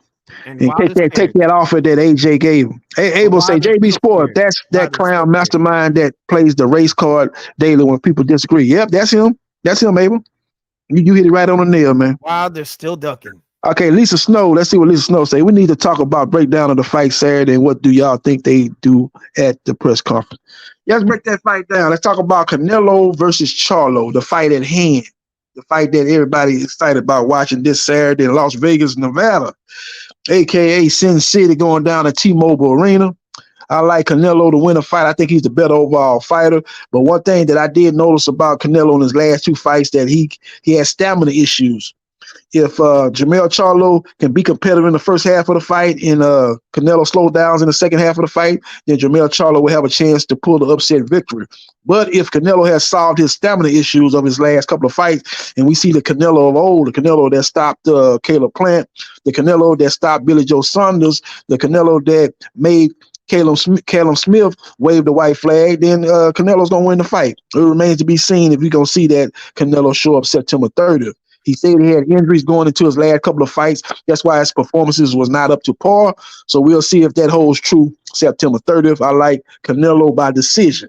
So we'll see what happens. That's a TKO loss for Charlo. That ain't going to decision. Oh, break the fight down. She's telling you to break the fight down. You talking about TKO loss. You saw Charlo's last fight. He was fighting a little fucking midget. When you hey man, you gonna say something original, man? Say something new. You keep talking about the same stuff. Look. He was fighting. You're talking about size, right? How Andy's fat, right? Okay, Jose Garcia, JB, who landed more punches, Madonna or Floyd? Floyd landed more punches. Jose Garcia. He landed more punches, Garcia. Let's see here. Ted Mazuk say De La Hoya is not a Mexican fighter. De La Hoya is an American fighter. He's a Mexican-American fighter. He lands more hugs. He lands more hugs. That's what he lands. Hugs. Abel, Mastermind is the panel troll. Nah, Abel, I can't agree with you. Mastermind ain't no troll, man. He like to talk about boxing. He like to talk about a lot of the old fighters, James Toney, Lennox Lewis. He like to talk about those fighters, but he ain't no troll. This guy that's on here with me, he a troll. Okay, you just don't like opinions. Look, you're giving this guy fucking excuses. Dumb. No. What you're doing is you're being fucking rude right now. That's what you're doing. Gabriel Sanchez say I got shit. Gabriel Sanchez say I got timed out on the road. Gabriel Sanchez say I got timed out in mad chat for no fucking reason. All they times you out, Sanchez. They shouldn't do that, man. You're a dedicated texter, dog. I hope they won't do that again for you, man. Jose Garcia say, let's see what's going on here. You don't like the fact that Al already proved Loma won 9-3. So Haspace Box, you think Loma beat Devin Haney 9 rounds of 3? I had to fight 6 rounds of 6 Haspace boxing, but I can see it 7-5 either way. But I damn sure can't see either fighter winning 9-3. That one judge that had to fight 8-4 for Haney, I thought that was kind of too wide, but that was everybody entitled to their own opinion. A lot of close rounds, a lot of swing rounds, but Haney was able to hold on to his titles and remain undisputed. Now he's got a big fight coming up with Regis Prograis. So we'll see what happens. We'll see what transpires. A lot of low blows. That's what he threw. Many. Okay, Lisa Snow say Boost isn't a bum. He's just overhyped. Oh, okay, you say he ain't a bum. Okay, I agree with that. He hasn't fought anybody. Just tell this troll this on the channel with me, Lisa, because he's got to fight someone before you can call him a good fighter. But you can't call him. You call him a bum, though. You should have said he was unproven, though. You should have said he was unproven, but you called him a bum. That let me know you don't know shit about boxing. Didn't he fight a guy? Okay, Jose Garcia say Blue Blood get mad if you don't hit the light. Punch. Yeah, I heard Blue Blood is at the Canelo Charlo fight. I saw him asking Leonard Ellerby some questions. So shout out to Blue Blood. I remember watching Ennis versus this dude from the Ukraine. He looked like a fucking bum. He was missing every punch. Yeah, it's hard to listen to. Yeah, he is. No, what it is that you don't like to listen and you're making. Abel say Mastermind probably asleep right now. Abel probably laid it down. He probably laid it down. I'm about to lay it down too in a few minutes. I gotta get ready for work. Okay, Ride of the Storm. I feel dumber and dumber listening to him. Yeah. This dude racist. You don't like the fact that capping that shit. You be capping, man. You be capping, man. Like that Wilder's a bum. You don't like that, dog. He capping, man. Hey, man. So, hey, man, what's your name, dog? Hey, man, what's your name, man? What's your name? Because you're racist. What's your name, man? What's your name? Hey, what's your name? Hey, what's your name, man? What's your name? It's Foo Sports. What's your name? Foo Sports? Okay. Foo Sports. Okay, that's all I want to know. I just want to know your name, dog. Yeah, my name is Foo TV. Foo Sports. Foo Sports. Okay, Mr. Racist, race card. Foo TV. Foo TV. You probably pull that shit on everybody because you. Ride of the Storm say JB is a victim and will always be a victim. No, I'm a champion. Ride of the Storm, I ain't nobody's victim, man. But Ride of the Storm, anytime you want to get on here and debate with me in boxing and quit hiding out in the chair, we can go head up, man. Just let me know, Ride of the Storm. We can talk boxing. But I ain't no victim. I'll make you a victim. I'll put you on that grill and I'll grill you up real good. I'll cook you like the rotisserie chicken that you are, Ride of the Storm. So let me know when you're ready to get on this panel and we can debate boxing. You tell me. I do want to talk boxing with somebody that actually know boxing, because this dude that's on here with me right now, he don't know shit about boxing, man. He don't know shit. He ain't nothing but a troll and a racist, dog. He don't know shit about boxing, though. Any brown dick. Let's see here. Let's go. What's up, pound for pound king? Any brown dick out there, bro? Any brown dick. Pound for pound king say rap will clean up on punch. LOL. Okay. Clean me up. Yeah, we'll clean up on. But we talking about punch, man. Listen, man. Anybody who says you want to clean you up? You pull that fucking race card. Okay, that's the best question. Do we blame Derek if he lose? No, we don't blame Derek if Mel lose, man. Derek James, they gonna try to blame him, man. But he in there with a better fighter. Be honest over here. Yeah, we ain't gonna blame him now. We ain't gonna blame him. We ain't gonna blame him. You lose to the better fight. You lose to the better fight. We got to see how the fight play out, though. He coming there with no game plan. Yeah, you might want to blame him. Let's see how the fight play out. But don't just sit up there and say, "Oh man, we gonna blame him if he lose." How you lose? In what manner? You gotta put everything in context. Let's see here.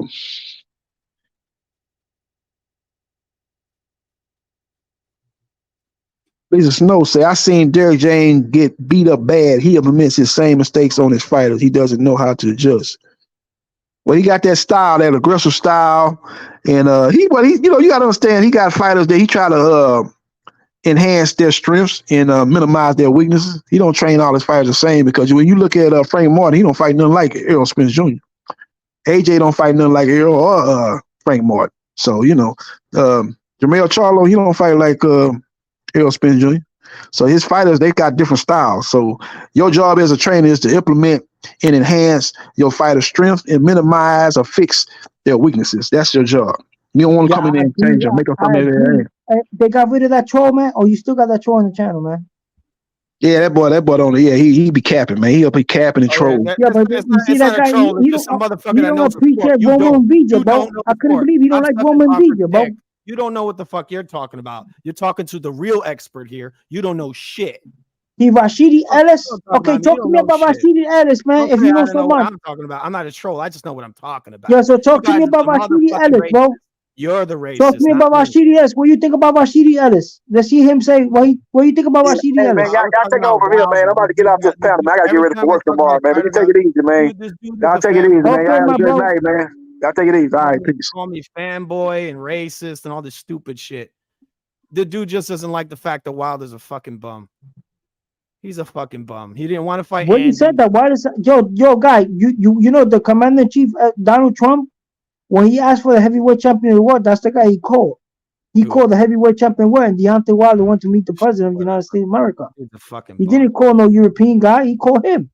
Of course, that's the national icon. That's the American baby boy right there. Yeah, whatever. I can't believe you don't like Deontay Wilder. Ruiz is American too, all right? He's American. Okay, who do you like, bro? Which ex-heavyweight champion you like? Well, I don't care about X. I was talking to this dude about Andy fighting Wilder, and he wants to say I'm fucking racist because I said Andy would beat his ass. Your guy, Andy Ruiz gets dropped. You're talking about one of the Well, it's all one of the biggest finishes. That's one of the biggest finishes in the heavyweight division. Look, let me say this. Because this guy, you know how much he got paid? You know how much he got paid when he knocked out Dominic Brazil? I don't care what he got paid. I don't care. I'm not making that money. That's not my money. I'm just a fan of the sport. Okay, so what do you think about when he knocked out Dominic Brazil? Who? Wilder? Deontay Wilder. He knocked him on one round. He walked straight into a fucking punch. He didn't move his head. He got paid 20 mil. Yeah, he got paid 20 mil for that guy. He got paid for it. He walked straight into a right hand. The motherfucker didn't even move his head off the line. He just walked. Yeah, but you know they paid him 20 mil for that fight? Yeah, he made 20 mil. Yeah, 20 mil in that fight, Deontay Wilder. That was such a trash fight. I mean, just skill wise, I test. This guy's rating the guy's fucking body. What is he wants to fuck them? I mean, what the hell? He's like, he's fat. Why the fuck do I care if he's fat? I don't care. He could be fat, blubber all day. He could still beat Deontay Wilder. He didn't lay out why Wilder would win. How would he win? He's just saying, "Oh, well, you don't know what you're talking about." That's my problem. You're right. So why? Okay, why can't we just be objective? Don't put your opinion. Don't be subjective. Of course, it's my opinion. It's my opinion. That's what it is. Yeah, like, because that's what it is. That's why you're having a problem. Because, like, I'm looking at look. Let me just say this, dude. Look, I know he has his opinion. He has his opinion. But did I call him fucking racist for having that opinion? No. He took my opinion and he took a shit on it.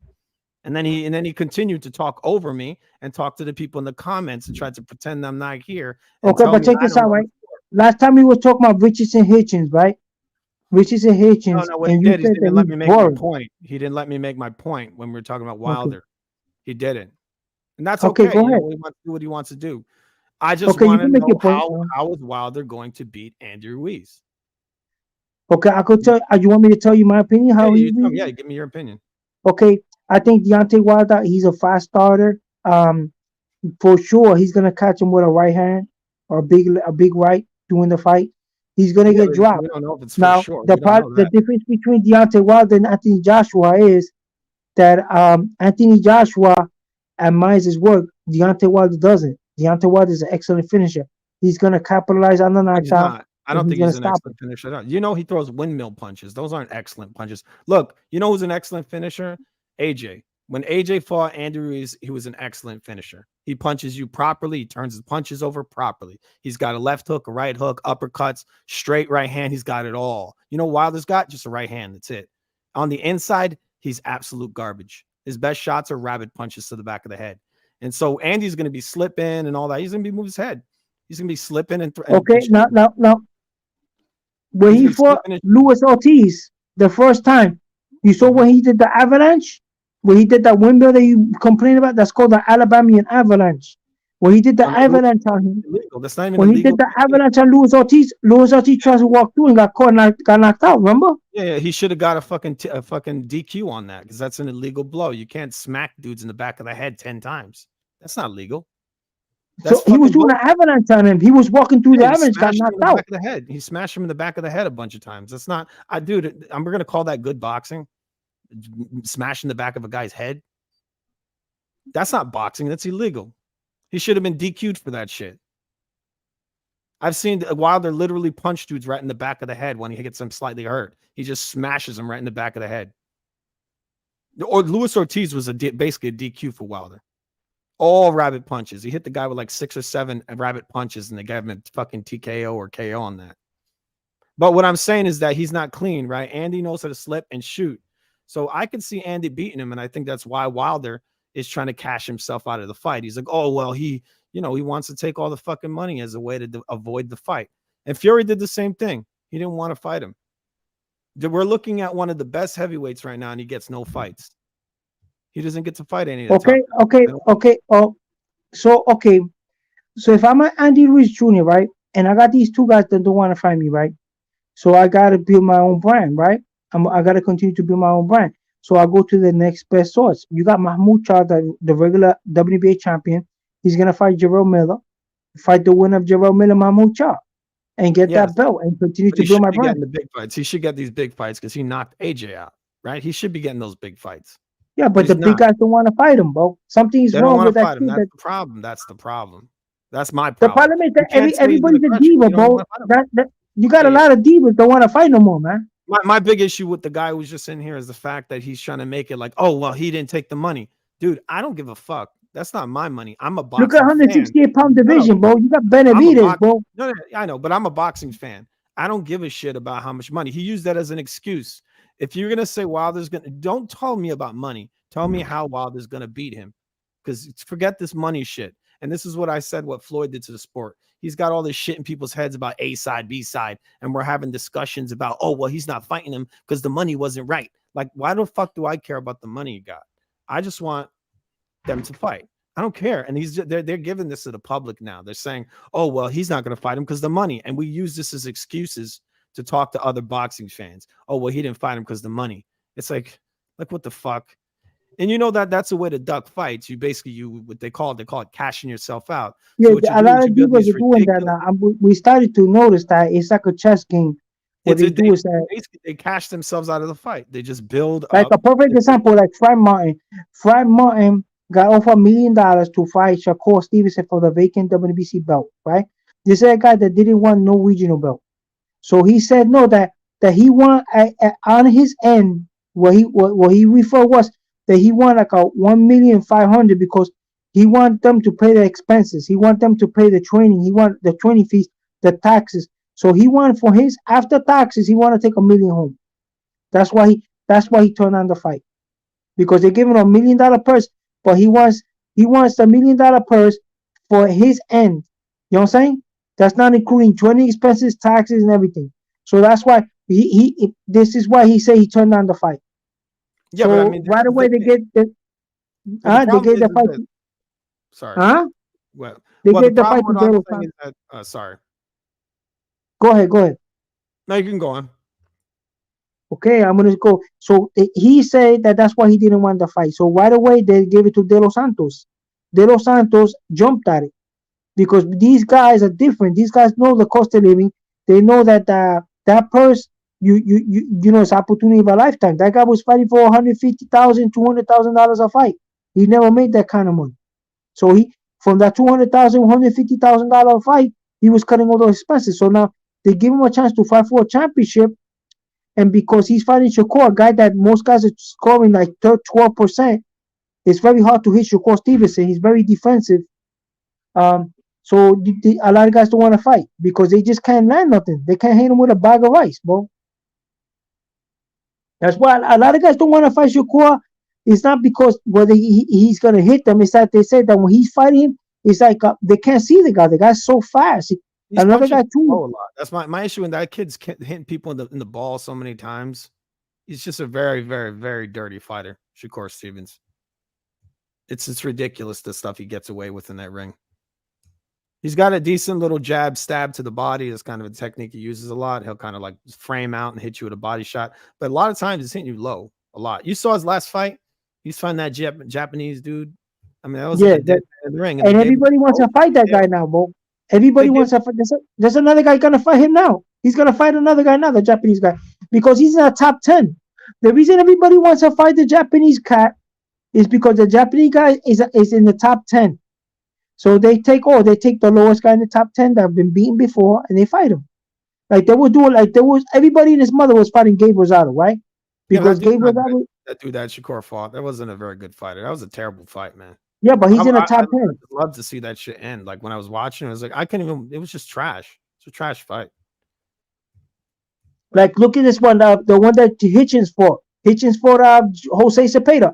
Jose Cepeda's in the top 10, so that's why he picked him.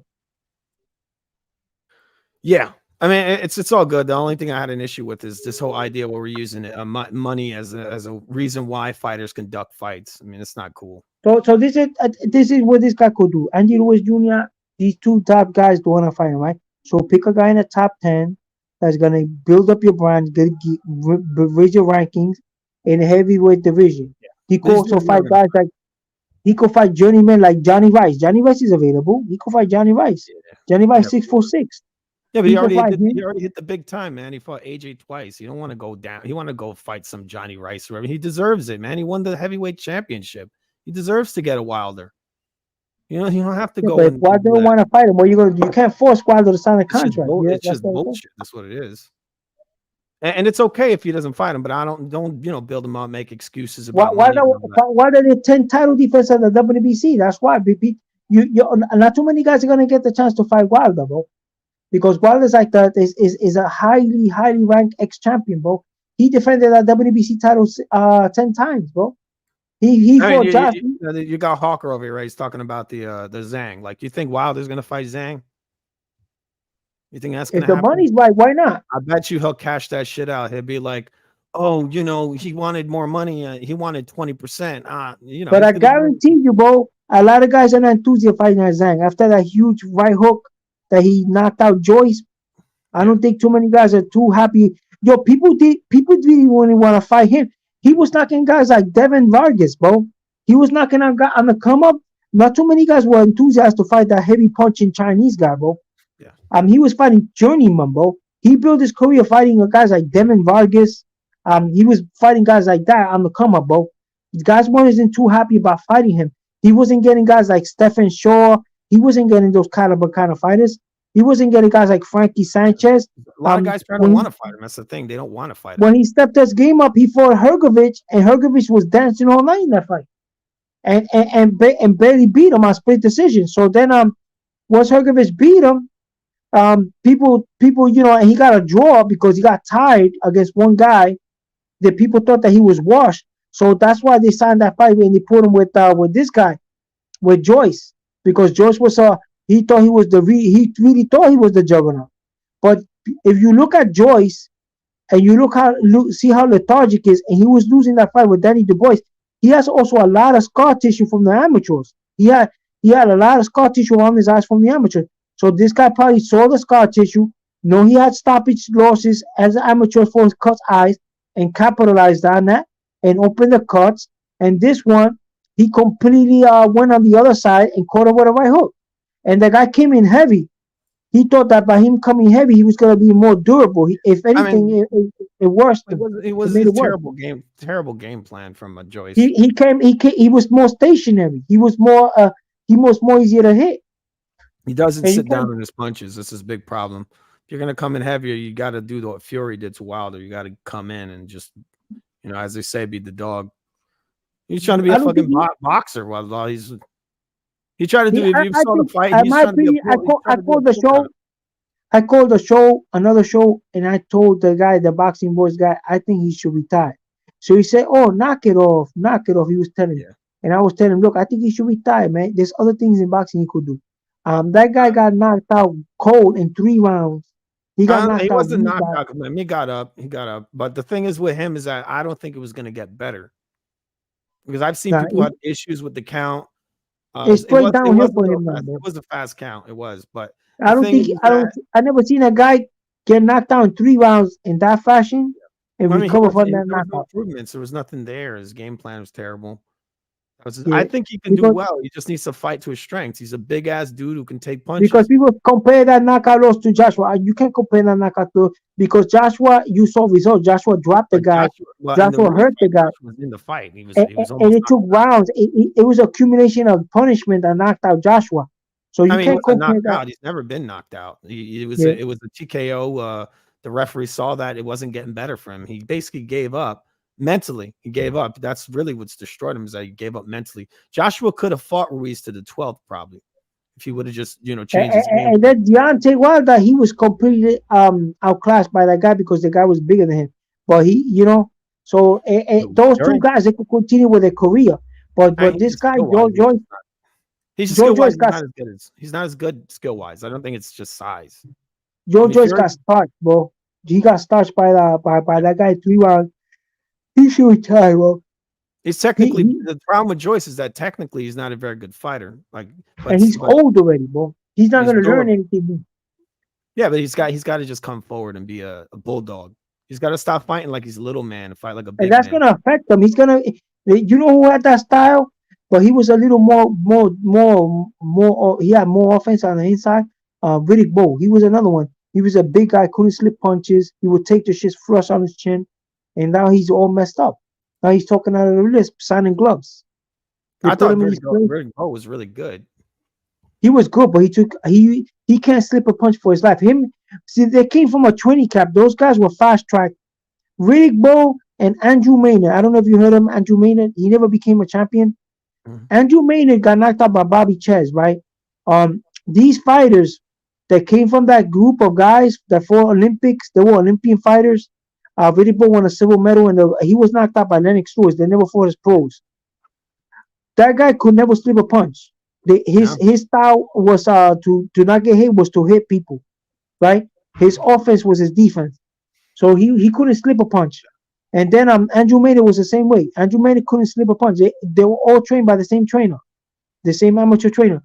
So those guys, when they went into the pros, they was fighting the same way, bro. They wouldn't improve, bro. They wouldn't improve. They don't know how to slip punches like Javon Ennis. They see the craft. These are big dudes. These really big guys are not very fast. Yeah, Javon Ennis, he has craft, bro. He has beautiful craft. He has something in his ring generalship that not too many guys have. I don't think his craft's very good because if you have movement without striking, then it's meaningless to me.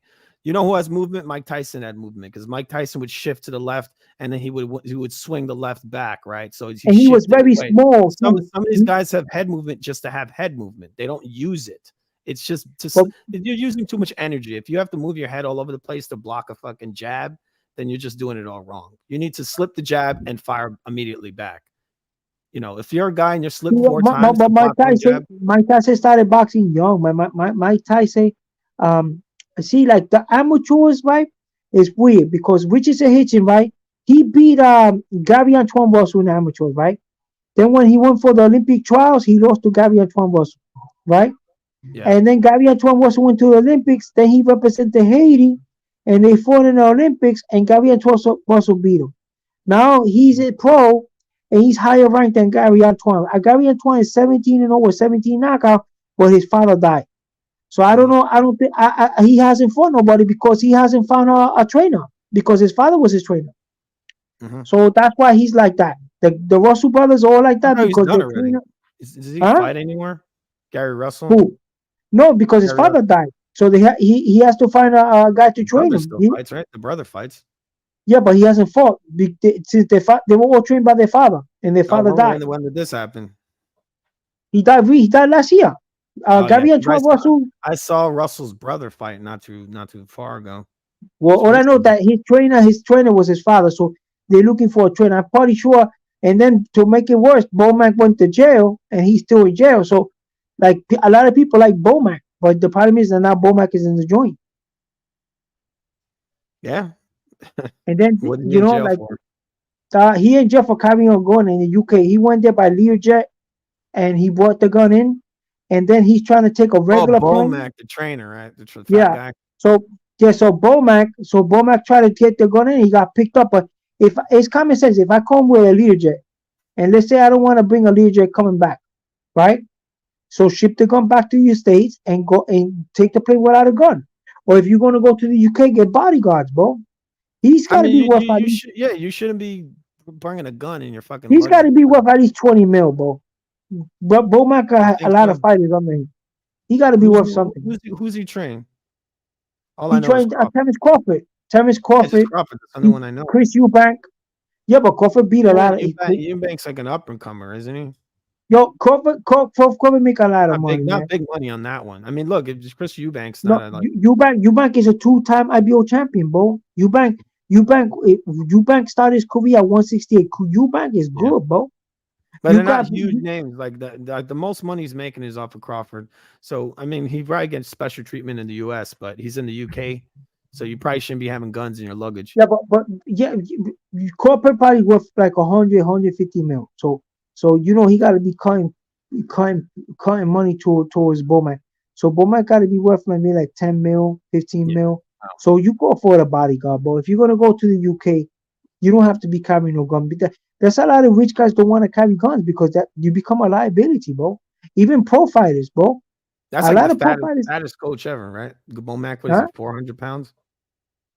No, he's big, but at the end of the day, that should be irrelevant. But that guy used to be a pro fighter, you got Crawford's doing the fucking mitts while Bomac sits in a chair. No, but you gotta understand that this is a problem, right? Bomac used to be a professional fighter.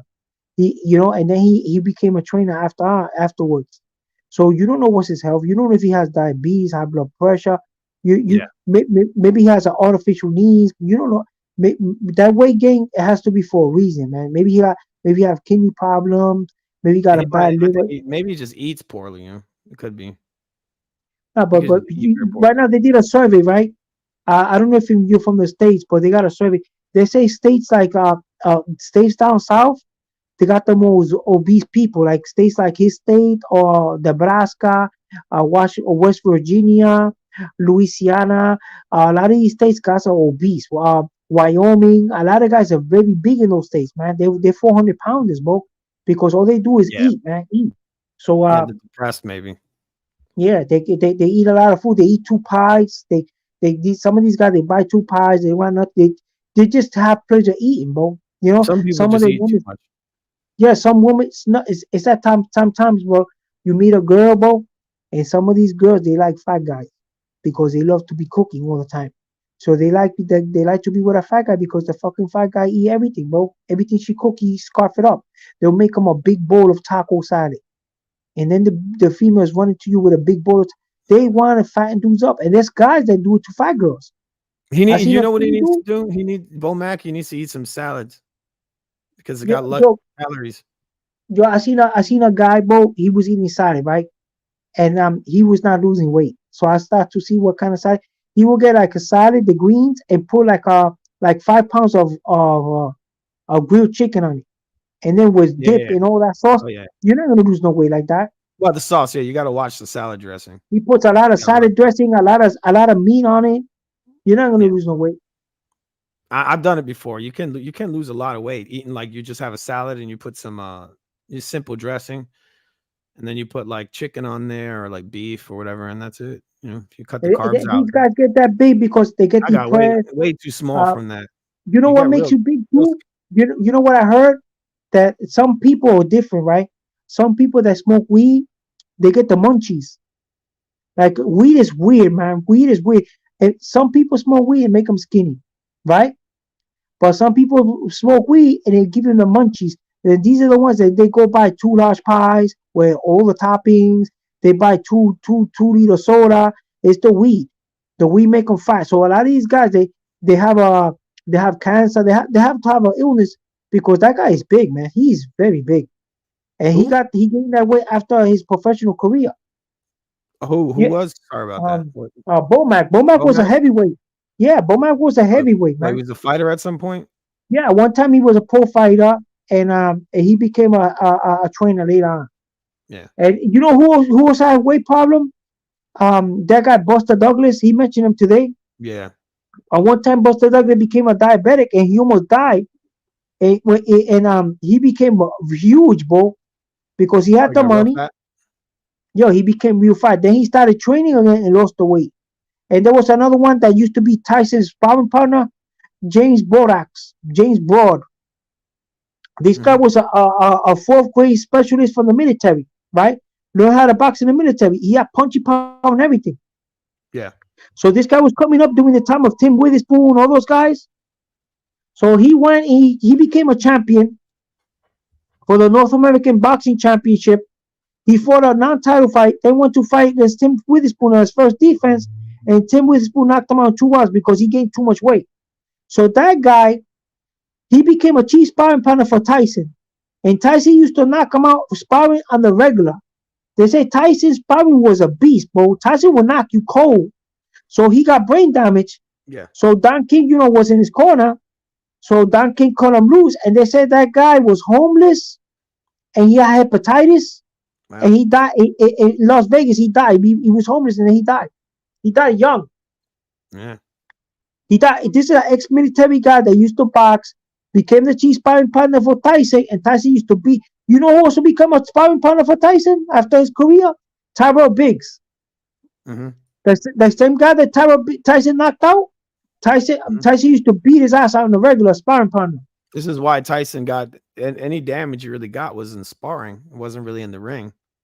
He didn't Yeah, lose. Tyson was a beast, bro. Tyson would knock his sparring partner. Nobody wanted to spar. And you know who was a bad on his sparring partners too? Evander Holyfield. Yeah. Holyfield used to know how to fight. He learned how to fight real good, right? But it's because he used to spar, do a lot of sparring, bro. Mhm. That guy was a beast, bro. I mean, he didn't move his head very well, and he was I mean, it's amazing. He was small. able He to was come 6 away. foot, bro. But Yeah, he used his shoulders a lot, bro. Build, right? Juice, super juiced. He used a still lot. wasn't even at that. Yeah, he put so much muscle on his frame. It was insane. Yeah, and then when he fights you, he uses shoulders on you, bro. You saw Now, those that's what traps? he- That dude was a bodybuilder. Yeah, he was in shape, man. He used to, and when he was a cruiserweight, he knocked out all those dudes. He knocked out Carlos De Leon, Ozzy Ocasio. He knocked out all those dudes. He knocked out Dwight Muhammad Kawi on the second fight. Yo, he knocked out a lot of dudes, and they fast tracked the shit out of him as cruiserweight, bro. Oh yeah. Yeah, He was fast because I mean he was still a cruiserweight, but he was just big as fuck from all the juice he took. Like he's even just Usyk, muscular. they fast tracked the shit out of him as cruiserweight, man. Yeah, but Usyk's not as big as Evander Holyfield. Evander Holyfield was just a bodybuilder. I think if those two guys fought at cruiserweight, I think Evander had enough to beat him, bro. At cruiserweight, Usyk? I don't know about. Yeah, I think Usyk. I'd say this. Look, Usyk is a naturally bigger man. He is naturally bigger. Like you could tell, his frame is just bigger than Evander Holyfield. I think Usyk would beat Evander Holyfield. But you know what fight bugged me out? When Usyk fought Tony Bellew, right? Tony Bellew lost that fight because he started showboating, and then Usyk caught him with something. Remember? Because he was winning that fight, man. I have to score it again. I know he got knocked out. He was on the ropes or something, right? Because he lowered his hand, started showboating, and that's when Usyk caught him with a huge left and knocked him out. Yeah, I have to go watch it. I saw it a long time ago, I think, but I know that I don't know if he was winning. I don't know. Was he winning? Really? Yeah, he looked like he was winning to me, bro. He seems to be like a Usyk fan. Yeah, I'm an Usyk fan, but not for nothing. But Bellew, bro, in that fight, Bellew got a lot of fans when he's knocked out David Haye around twice. with guys like that. You want to, obviously, Usyk beat him. Then I mean, you don't fuck Bellew around became with guys famous like because the movies. He started making movies, and he became famous because of the movies and because he knocked out David Haye twice, bro. Yeah, that's what David Haye was. He was old, wasn't he? Yeah, but David Haye, when he knocked out David Haye, he got a lot of fans in that fight. That dude is popular, bro. I gotta admit, for the British dude, David Haye was he was like, they looked at him like a big ass Roy Jones or something. He's like a heavyweight Roy Jones. Tony Bellew, he got a lot of respect from those two Haye wins, man. Yeah, because it's sort of like, but I mean, if you beat an old man, does it really matter? It's sort of like Joe Kazagi. He beat these old guys, and then they built him up like he's the greatest fucking fighter ever. Yeah, but Joe Gasaki, you know what made Joe Gasaki dangerous? Because Joe Gasaki had fat. They a lot of guys that fought. I know an Egyptian guy that fought him. That he's in jail for killing his daughter. Yeah. That guy's name is Kabari Salim. They said that when that guy fought for him, yo, he has underrated speed, bro. Mhm. That fucking guy is very, very fast. Who does? He Joy Gazaki. But I mean, For the thing with Kazaki is that there's no power on it. It's all like slaps. They used to yeah, call but him the point Joe's is that you Joe can't read the Slappy or punches, whatever. bro. And then he got dropped by Kabari because Kabari was real strong, and he still beat Kabari. And then when he fought Roy Jones, people thought Roy Jones was gonna beat him. He beat the shit out of Roy Jones, that guy. Yeah, I mean Joe the thing is that Gazaki, Joe at that, I mean, Roy at that time was like he was punch shy. Like you know how a lot of old fighters they stop throwing punches. Like the openings are all there, but they never throw it. It's a really weird thing. When you see a fighter do that, you know it's the end of their career. When they start pulling their punches and they're just waiting and waiting and waiting. I think he stayed in the game too long. Even Tyson, they say that Tyson stayed in the game too long Yeah, because they say what Tyson should have stayed. Tyson should have retired when Robin. You know why Robin Gibbon him started fighting? They said that Robin Gibbon wanted to retire if they knocked out Michael Spence, right? Yeah. And then he went to a meeting with this guy with Don King. I don't know what Don King did to him that he started fighting with her, and that's when they started disrespecting each other, and that's when the divorce started. Because I thought she was like a gold digger, supposedly. no, because you know that rumor started.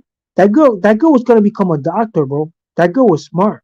The reason that rumor started was because Don King told Tyson that Tyson's mother, I mean the Robin Gibbons' mother, she I don't know what she did. She sued Dave Winfield. She said that Dave Winfield gave her STD, right? Yeah. Back in the day. So Tyson didn't know that. You know how Tyson found out? From Don King. So you're Because saying that Don King destroyed it because she wanted him to yeah, leave the because sport. he started he started Destroyed hating the his- girl. Yo, he was destroyed his, banging up with that girl, bro. relationship.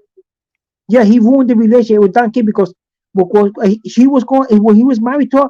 Yo, he had so much respect for that girl because that girl was very smart. She really loved him, bro. She Yeah, wanted I know to you can hang tell up in the the gloves. interviews he was obsessed with her. Yeah, because she wanted him to hang up the gloves, and he would have had his own. He would have retired because he did everything. He accomplished everything. He became undisputed champ. He became millionaire. He already knocked out. He had money. He had a boatload of money. He had a whole bunch of endorsements, and then on top of that, he knocked out Michael Spence. So what's more to do in the game? So he goes to a meeting, a special meeting with Don King, right? And he didn't know nothing about Dave Winfield and Robin Gibbons' mother. He didn't know nothing. So now he comes back from that meeting and he gets into a huge bomb burner fight with her because she never told him that her mother used to mess with Dave Winfield and that she sued Dave Winfield for STD. She got like a venereal disease or something, the clap or something. So she sued the guy. So then after he found out that was true, he started disrespecting her and the relationship crumbled. The relationship crumbled from there. And he married to a doctor now. The girl he got now is a doctor, the wife he got. But the problem with him is that the girl liked him and she wanted something positive for him. But he didn't listen to her because of Don King. Once Don King ruined the thoughts in his mind, he forgot about Robin Gibbons, bro. Well, he Made him wanted him to fight. stay He in the made him sport. fight, and he made more money out of Tyson. But then Tyson, you got to look at all those fights afterward. If Tyson would have retired against Michael Spence, Tyson would have been an ATG. He's still ATG now, but he would have been a better ATG because he would have had his own. You know what I'm saying? Yeah, I mean, the loss, people got to stop really paying attention to that. That's destroying the sport. I would have loved to see some of these fighters fight 2-3 times. It's like they get one loss and everyone's like, oh, well, it's over. He won already. Or But you see, the Don King, he knew how to manipulate those guys, man. Because at one time, the heavyweight division was controlled by Don King, and all those guys were horribly out of shape. Like Tim Witherspoon would balloon up in weight. He was a 2-time champion. That guy should have been a superstar. Even this guy, he used to buy them houses and all that. Like give him a cash advance for houses, like Trevor Brevett, because Trevor Brevett he was the last guy to beat Muhammad Ali, right? And then he was the first guy to beat Pinkerton Thomas. Pinkerton Thomas was supposed to be the shit, but he had recovered from heroin. But he was a heroin addict that became a pro boxer, and that guy had the strongest jab at that time in the heavyweight division. He had like a power jab. He was a converted southpaw, Pickering Thomas. And if you saw him, he looked like a monster. But by the time he fought Tyson and he had lost his belt, they had put him in rehabs and all that, and he had injuries. So when he was fighting Tyson, he looked like a Hulk against Tyson. And then Tyson broke him down, knocked him out in 6 rounds. I'm telling you, bro, like Tyson was knocking out dudes, but it's because those guys were all damaged goods. Like Trevor Berbick was damaged goods. All those guys. I mean, he was technically great, Mike Tyson. Technically, you know. I mean, his technique has never been ever done again. It's very difficult. Yeah, because he learned that from Customado. Yo, Customado moved that kid. Built for that. You know, he's built. He moved that kid to the Catskills, right? You know, with Catskills upstate, that shit is boring. You guys complain about boring. Yo, that's the most boring area, bro. And all he used to do is learn boxing. And they kept him. All he was learning the boxing and historian. He was to learn about the boxers, like Jack Dempsey. Like you see the outfit that he got those boots style from Jack Dempsey from the old time greats. And so he learned the boxing and he learned the head movement. He was the last student, but there was other student Customado. It wasn't just the head movement; it was the footwork as well as placement. Everything. The way to cut off the ring, the way he's moving forward, the way he would set. Guys couldn't stand in front of him. If you stand in front of Tyson gonna knock you out. You got to give him angles. You got to give him angles. That's the problem. He would come in quick and would set angles. They couldn't hit him. And you know what they say? That you can't stand in front of Tank Davis either, because if he was saying that in one of his shows, you can't stand in front of Tank Davis. You got to give to beat Tank Davis. You got to give him angles, because that's why Ryan Garcia got caught. Ryan Garcia came in to knock out Tank Davis, but the problem is he stood in front of him, and Tank Davis caught him with that punch, and right away he went on defense mode and he lost the fight. Ryan Garcia went there when he fought Tank Davis. He made $30 million fight. He went into that fight. Complete amateur. Yeah, but he went in there to knock out Tank, bro. At the beginning rounds, he was trying to knock out Tank, but the problem is he was unloading, bro. He was dumping shots on him, but the problem is that Tank caught him with that shot, and he went on the defensive. Then the way he got knocked out was, he threw a punch, a right hand. Tank slipped it and caught him with a left to the body, bro, from a southpaw stand. Well, I mean, the kid quit. I mean, he quit. He could have continued. He was fighting. He was fighting like a total retard, like stupid. Really, very beyond like his amateur. The kid did the same thing that Canelo did. The kid became so overconfident on his skill, on his craft, that he called out Tank Davis. And that's the same thing with Canelo. When Canelo was young, he did the same shit. He started calling out Floyd. You see that fight with Floyd? Canelo's never lost like that. I don't think Canelo would ever quit. No, but the reason the Floyd fight came up is after he knocked out Austin Trout. And he became unified. He started calling out Floyd. He didn't knock him out. It was him calling out Floyd everywhere. He wanted to be real macho, and he called, and it cost him that loss because he wasn't ready for Floyd, bro. He wasn't ready for Floyd. I think he was really drained in the Floyd fight. That's why he didn't perform the way he could have. He had performed way better than he very macho. I gotta admit though, out of all of Alvarez, bro, he's the most macho one, and the most macho one of the Smith brothers is Mundo, the big one that got his arm torn. Because there was Paul Smith, Stephen Smith, Liam Smith, and Mundo. The one that Callum Smith, he's the most macho, the big one. He's the one that's gonna fight Better Beef. I hope he's macho enough to beat Better Beef, man. Yes. You know what I'm saying? Because Better Beef is up there in age. So yeah, Better Beef's up there, and he got a lot of injuries, man. He was supposed to lose that fight to Marcus Brown, but the point is that Marcus Brown, he got caught with a body shot. He got caught with a body shot from Beterbiev, and that's why he lost. But he was winning that fight, man. Beterbiev had the torn face and everything. That shit shocked the world, bro. When Beterbiev came out of that from that injury, he still knocked that dude out. Mm-hmm. And he's a big puncher. I don't think you're ever going to take that away from him. That's the kind of he got 100% knockout. He got 100% knockout ratio. Virgil Ortiz got 100% knockout ratio, and then Gary Antoine Russell. 17-0 with 17 knockouts. Mm-hmm. Those are only guys that have 100% knockout ratio current time. But this guy right there, how you call Tyson? If Tyson would have listened to her, he would have been like he would have been up there with Rocky Marciano right now. But he continued his career, and and he got losses. Yeah, but it don't matter. That's the thing, But the problem is that was due to Don King. Don King can manipulate people's mind, man. And Don King, he's very smart because it's true. Like for example, if you're gonna sue Don King, right? You don't know how long it's gonna the lawsuit's gonna take, right? And you don't know if you're gonna win the case. And they might do a settlement that you get pennies for the dollar, right? So let's say you were suing Don King for 50 mil, right? Right? Yeah. And if Don King comes to you with paperwork and says, "Yo, I got $1 million in a suitcase here. I got $1 million in a briefcase here for you, and I'm gonna give you this $1 million." And you sign the paperwork, and let's call it. Let's end this. You don't have to sue me. A lot of guys will take the $1 million. You know why?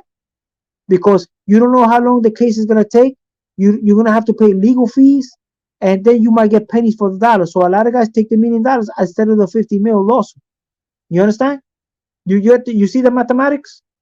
A lot of guys take that $1 million and keep on moving. Because mean, you know yeah, why? because the court's Because, expensive. You're gonna sue somebody. yeah, You gotta it's gonna spend a be lot of more money. expensive to sue somebody, and it's gonna take a long time, and you might not get your money. You know what I'm saying? So Don Yeah. King was a shrewd businessman. Don King was slick. He was a slickster, and he used to get these guys. And you know who's doing it now? Guess who's doing it now? Bob Arum. I mean, they're all doing Bob it. Arum, Al Eddie Heyman's Hearn. a big con artist too. He uses No, his guys. He makes his Bob money. Arum will give you a cash advance. I think somebody gave him a cash advance, and they went back and gave it to him. I forgot who it was. The guy. Somebody he gave a cash advance, and the guy went and gave him back the money. I forgot who it was. They gave him a cash advance, and he went back and gave him back the money. I forgot who it was, but they signed him and they gave him a cash advance. And you know this kid, he got a cash advance from Eddie Hearn, Richardson Hitchens. I heard Richardson Hitchens because he was a Mayweather fighter, and then he went to Matchroom because he I mean, lived the in thing is, some of these Manhattan. guys, when they get their money, they got to get a good lawyer. No, and the cost of living is high, boy. In New York, the cost of living is high. You want to be like a gangster rapper with a S Series Mercedes with a Maybach package on it. You want to live in the best part of Manhattan in a little mini penthouse. You got to make money, man, because Manhattan is expensive. You know what I'm saying? Yeah, I'm from New York, so I know, but I would never live in Manhattan. Yeah, but these young boys, so you have to do that with them. You know why? Because like a lot of these rappers, they get shot in New York, right? They get shot because the promoter, the guy the manager, decided for record, you don't give him no money up front. So the guy's still in the hood. You gotta get that guy out of the hood because he's gonna be hanging out with all those rugrats and he could get shot. You know what I'm saying? It's like all these guys like Chinks Drugs, all those rappers that got shot, Stack Bundle, all those guys that got shot is because of that, because they didn't give it the cash amount. So with this guy, he was living in Brooklyn. They signed him. So Eddie Hearn probably gave him some money up front, and the guy went to live in the city in a nice area, so he could just train and keep away from trouble. Yeah. You know what I'm saying? Because the kid looks like he's a gym rat, bro. He's doing his craft, bro. He wanted to. That was his first main event, and he wasn't taking a chance to get hurt because look at the kind of fighter he fought. A guy with 40 fights, bro. You know, not too many guys are fighting guys with 40 fights nowadays, man. You know, what do you mean? 40 fights or winning? The guy was 37-3 with 28 knockouts. Chon Cepeda, the guy he beat, and he was 16-0 with 7 knockouts, and he beat him on points. And he got 4 regional belts, but he got to vacate one. He got to vacate the WBC USA belt because he picked up the one that used to be Sergey Lipinets, the WBC silver belt.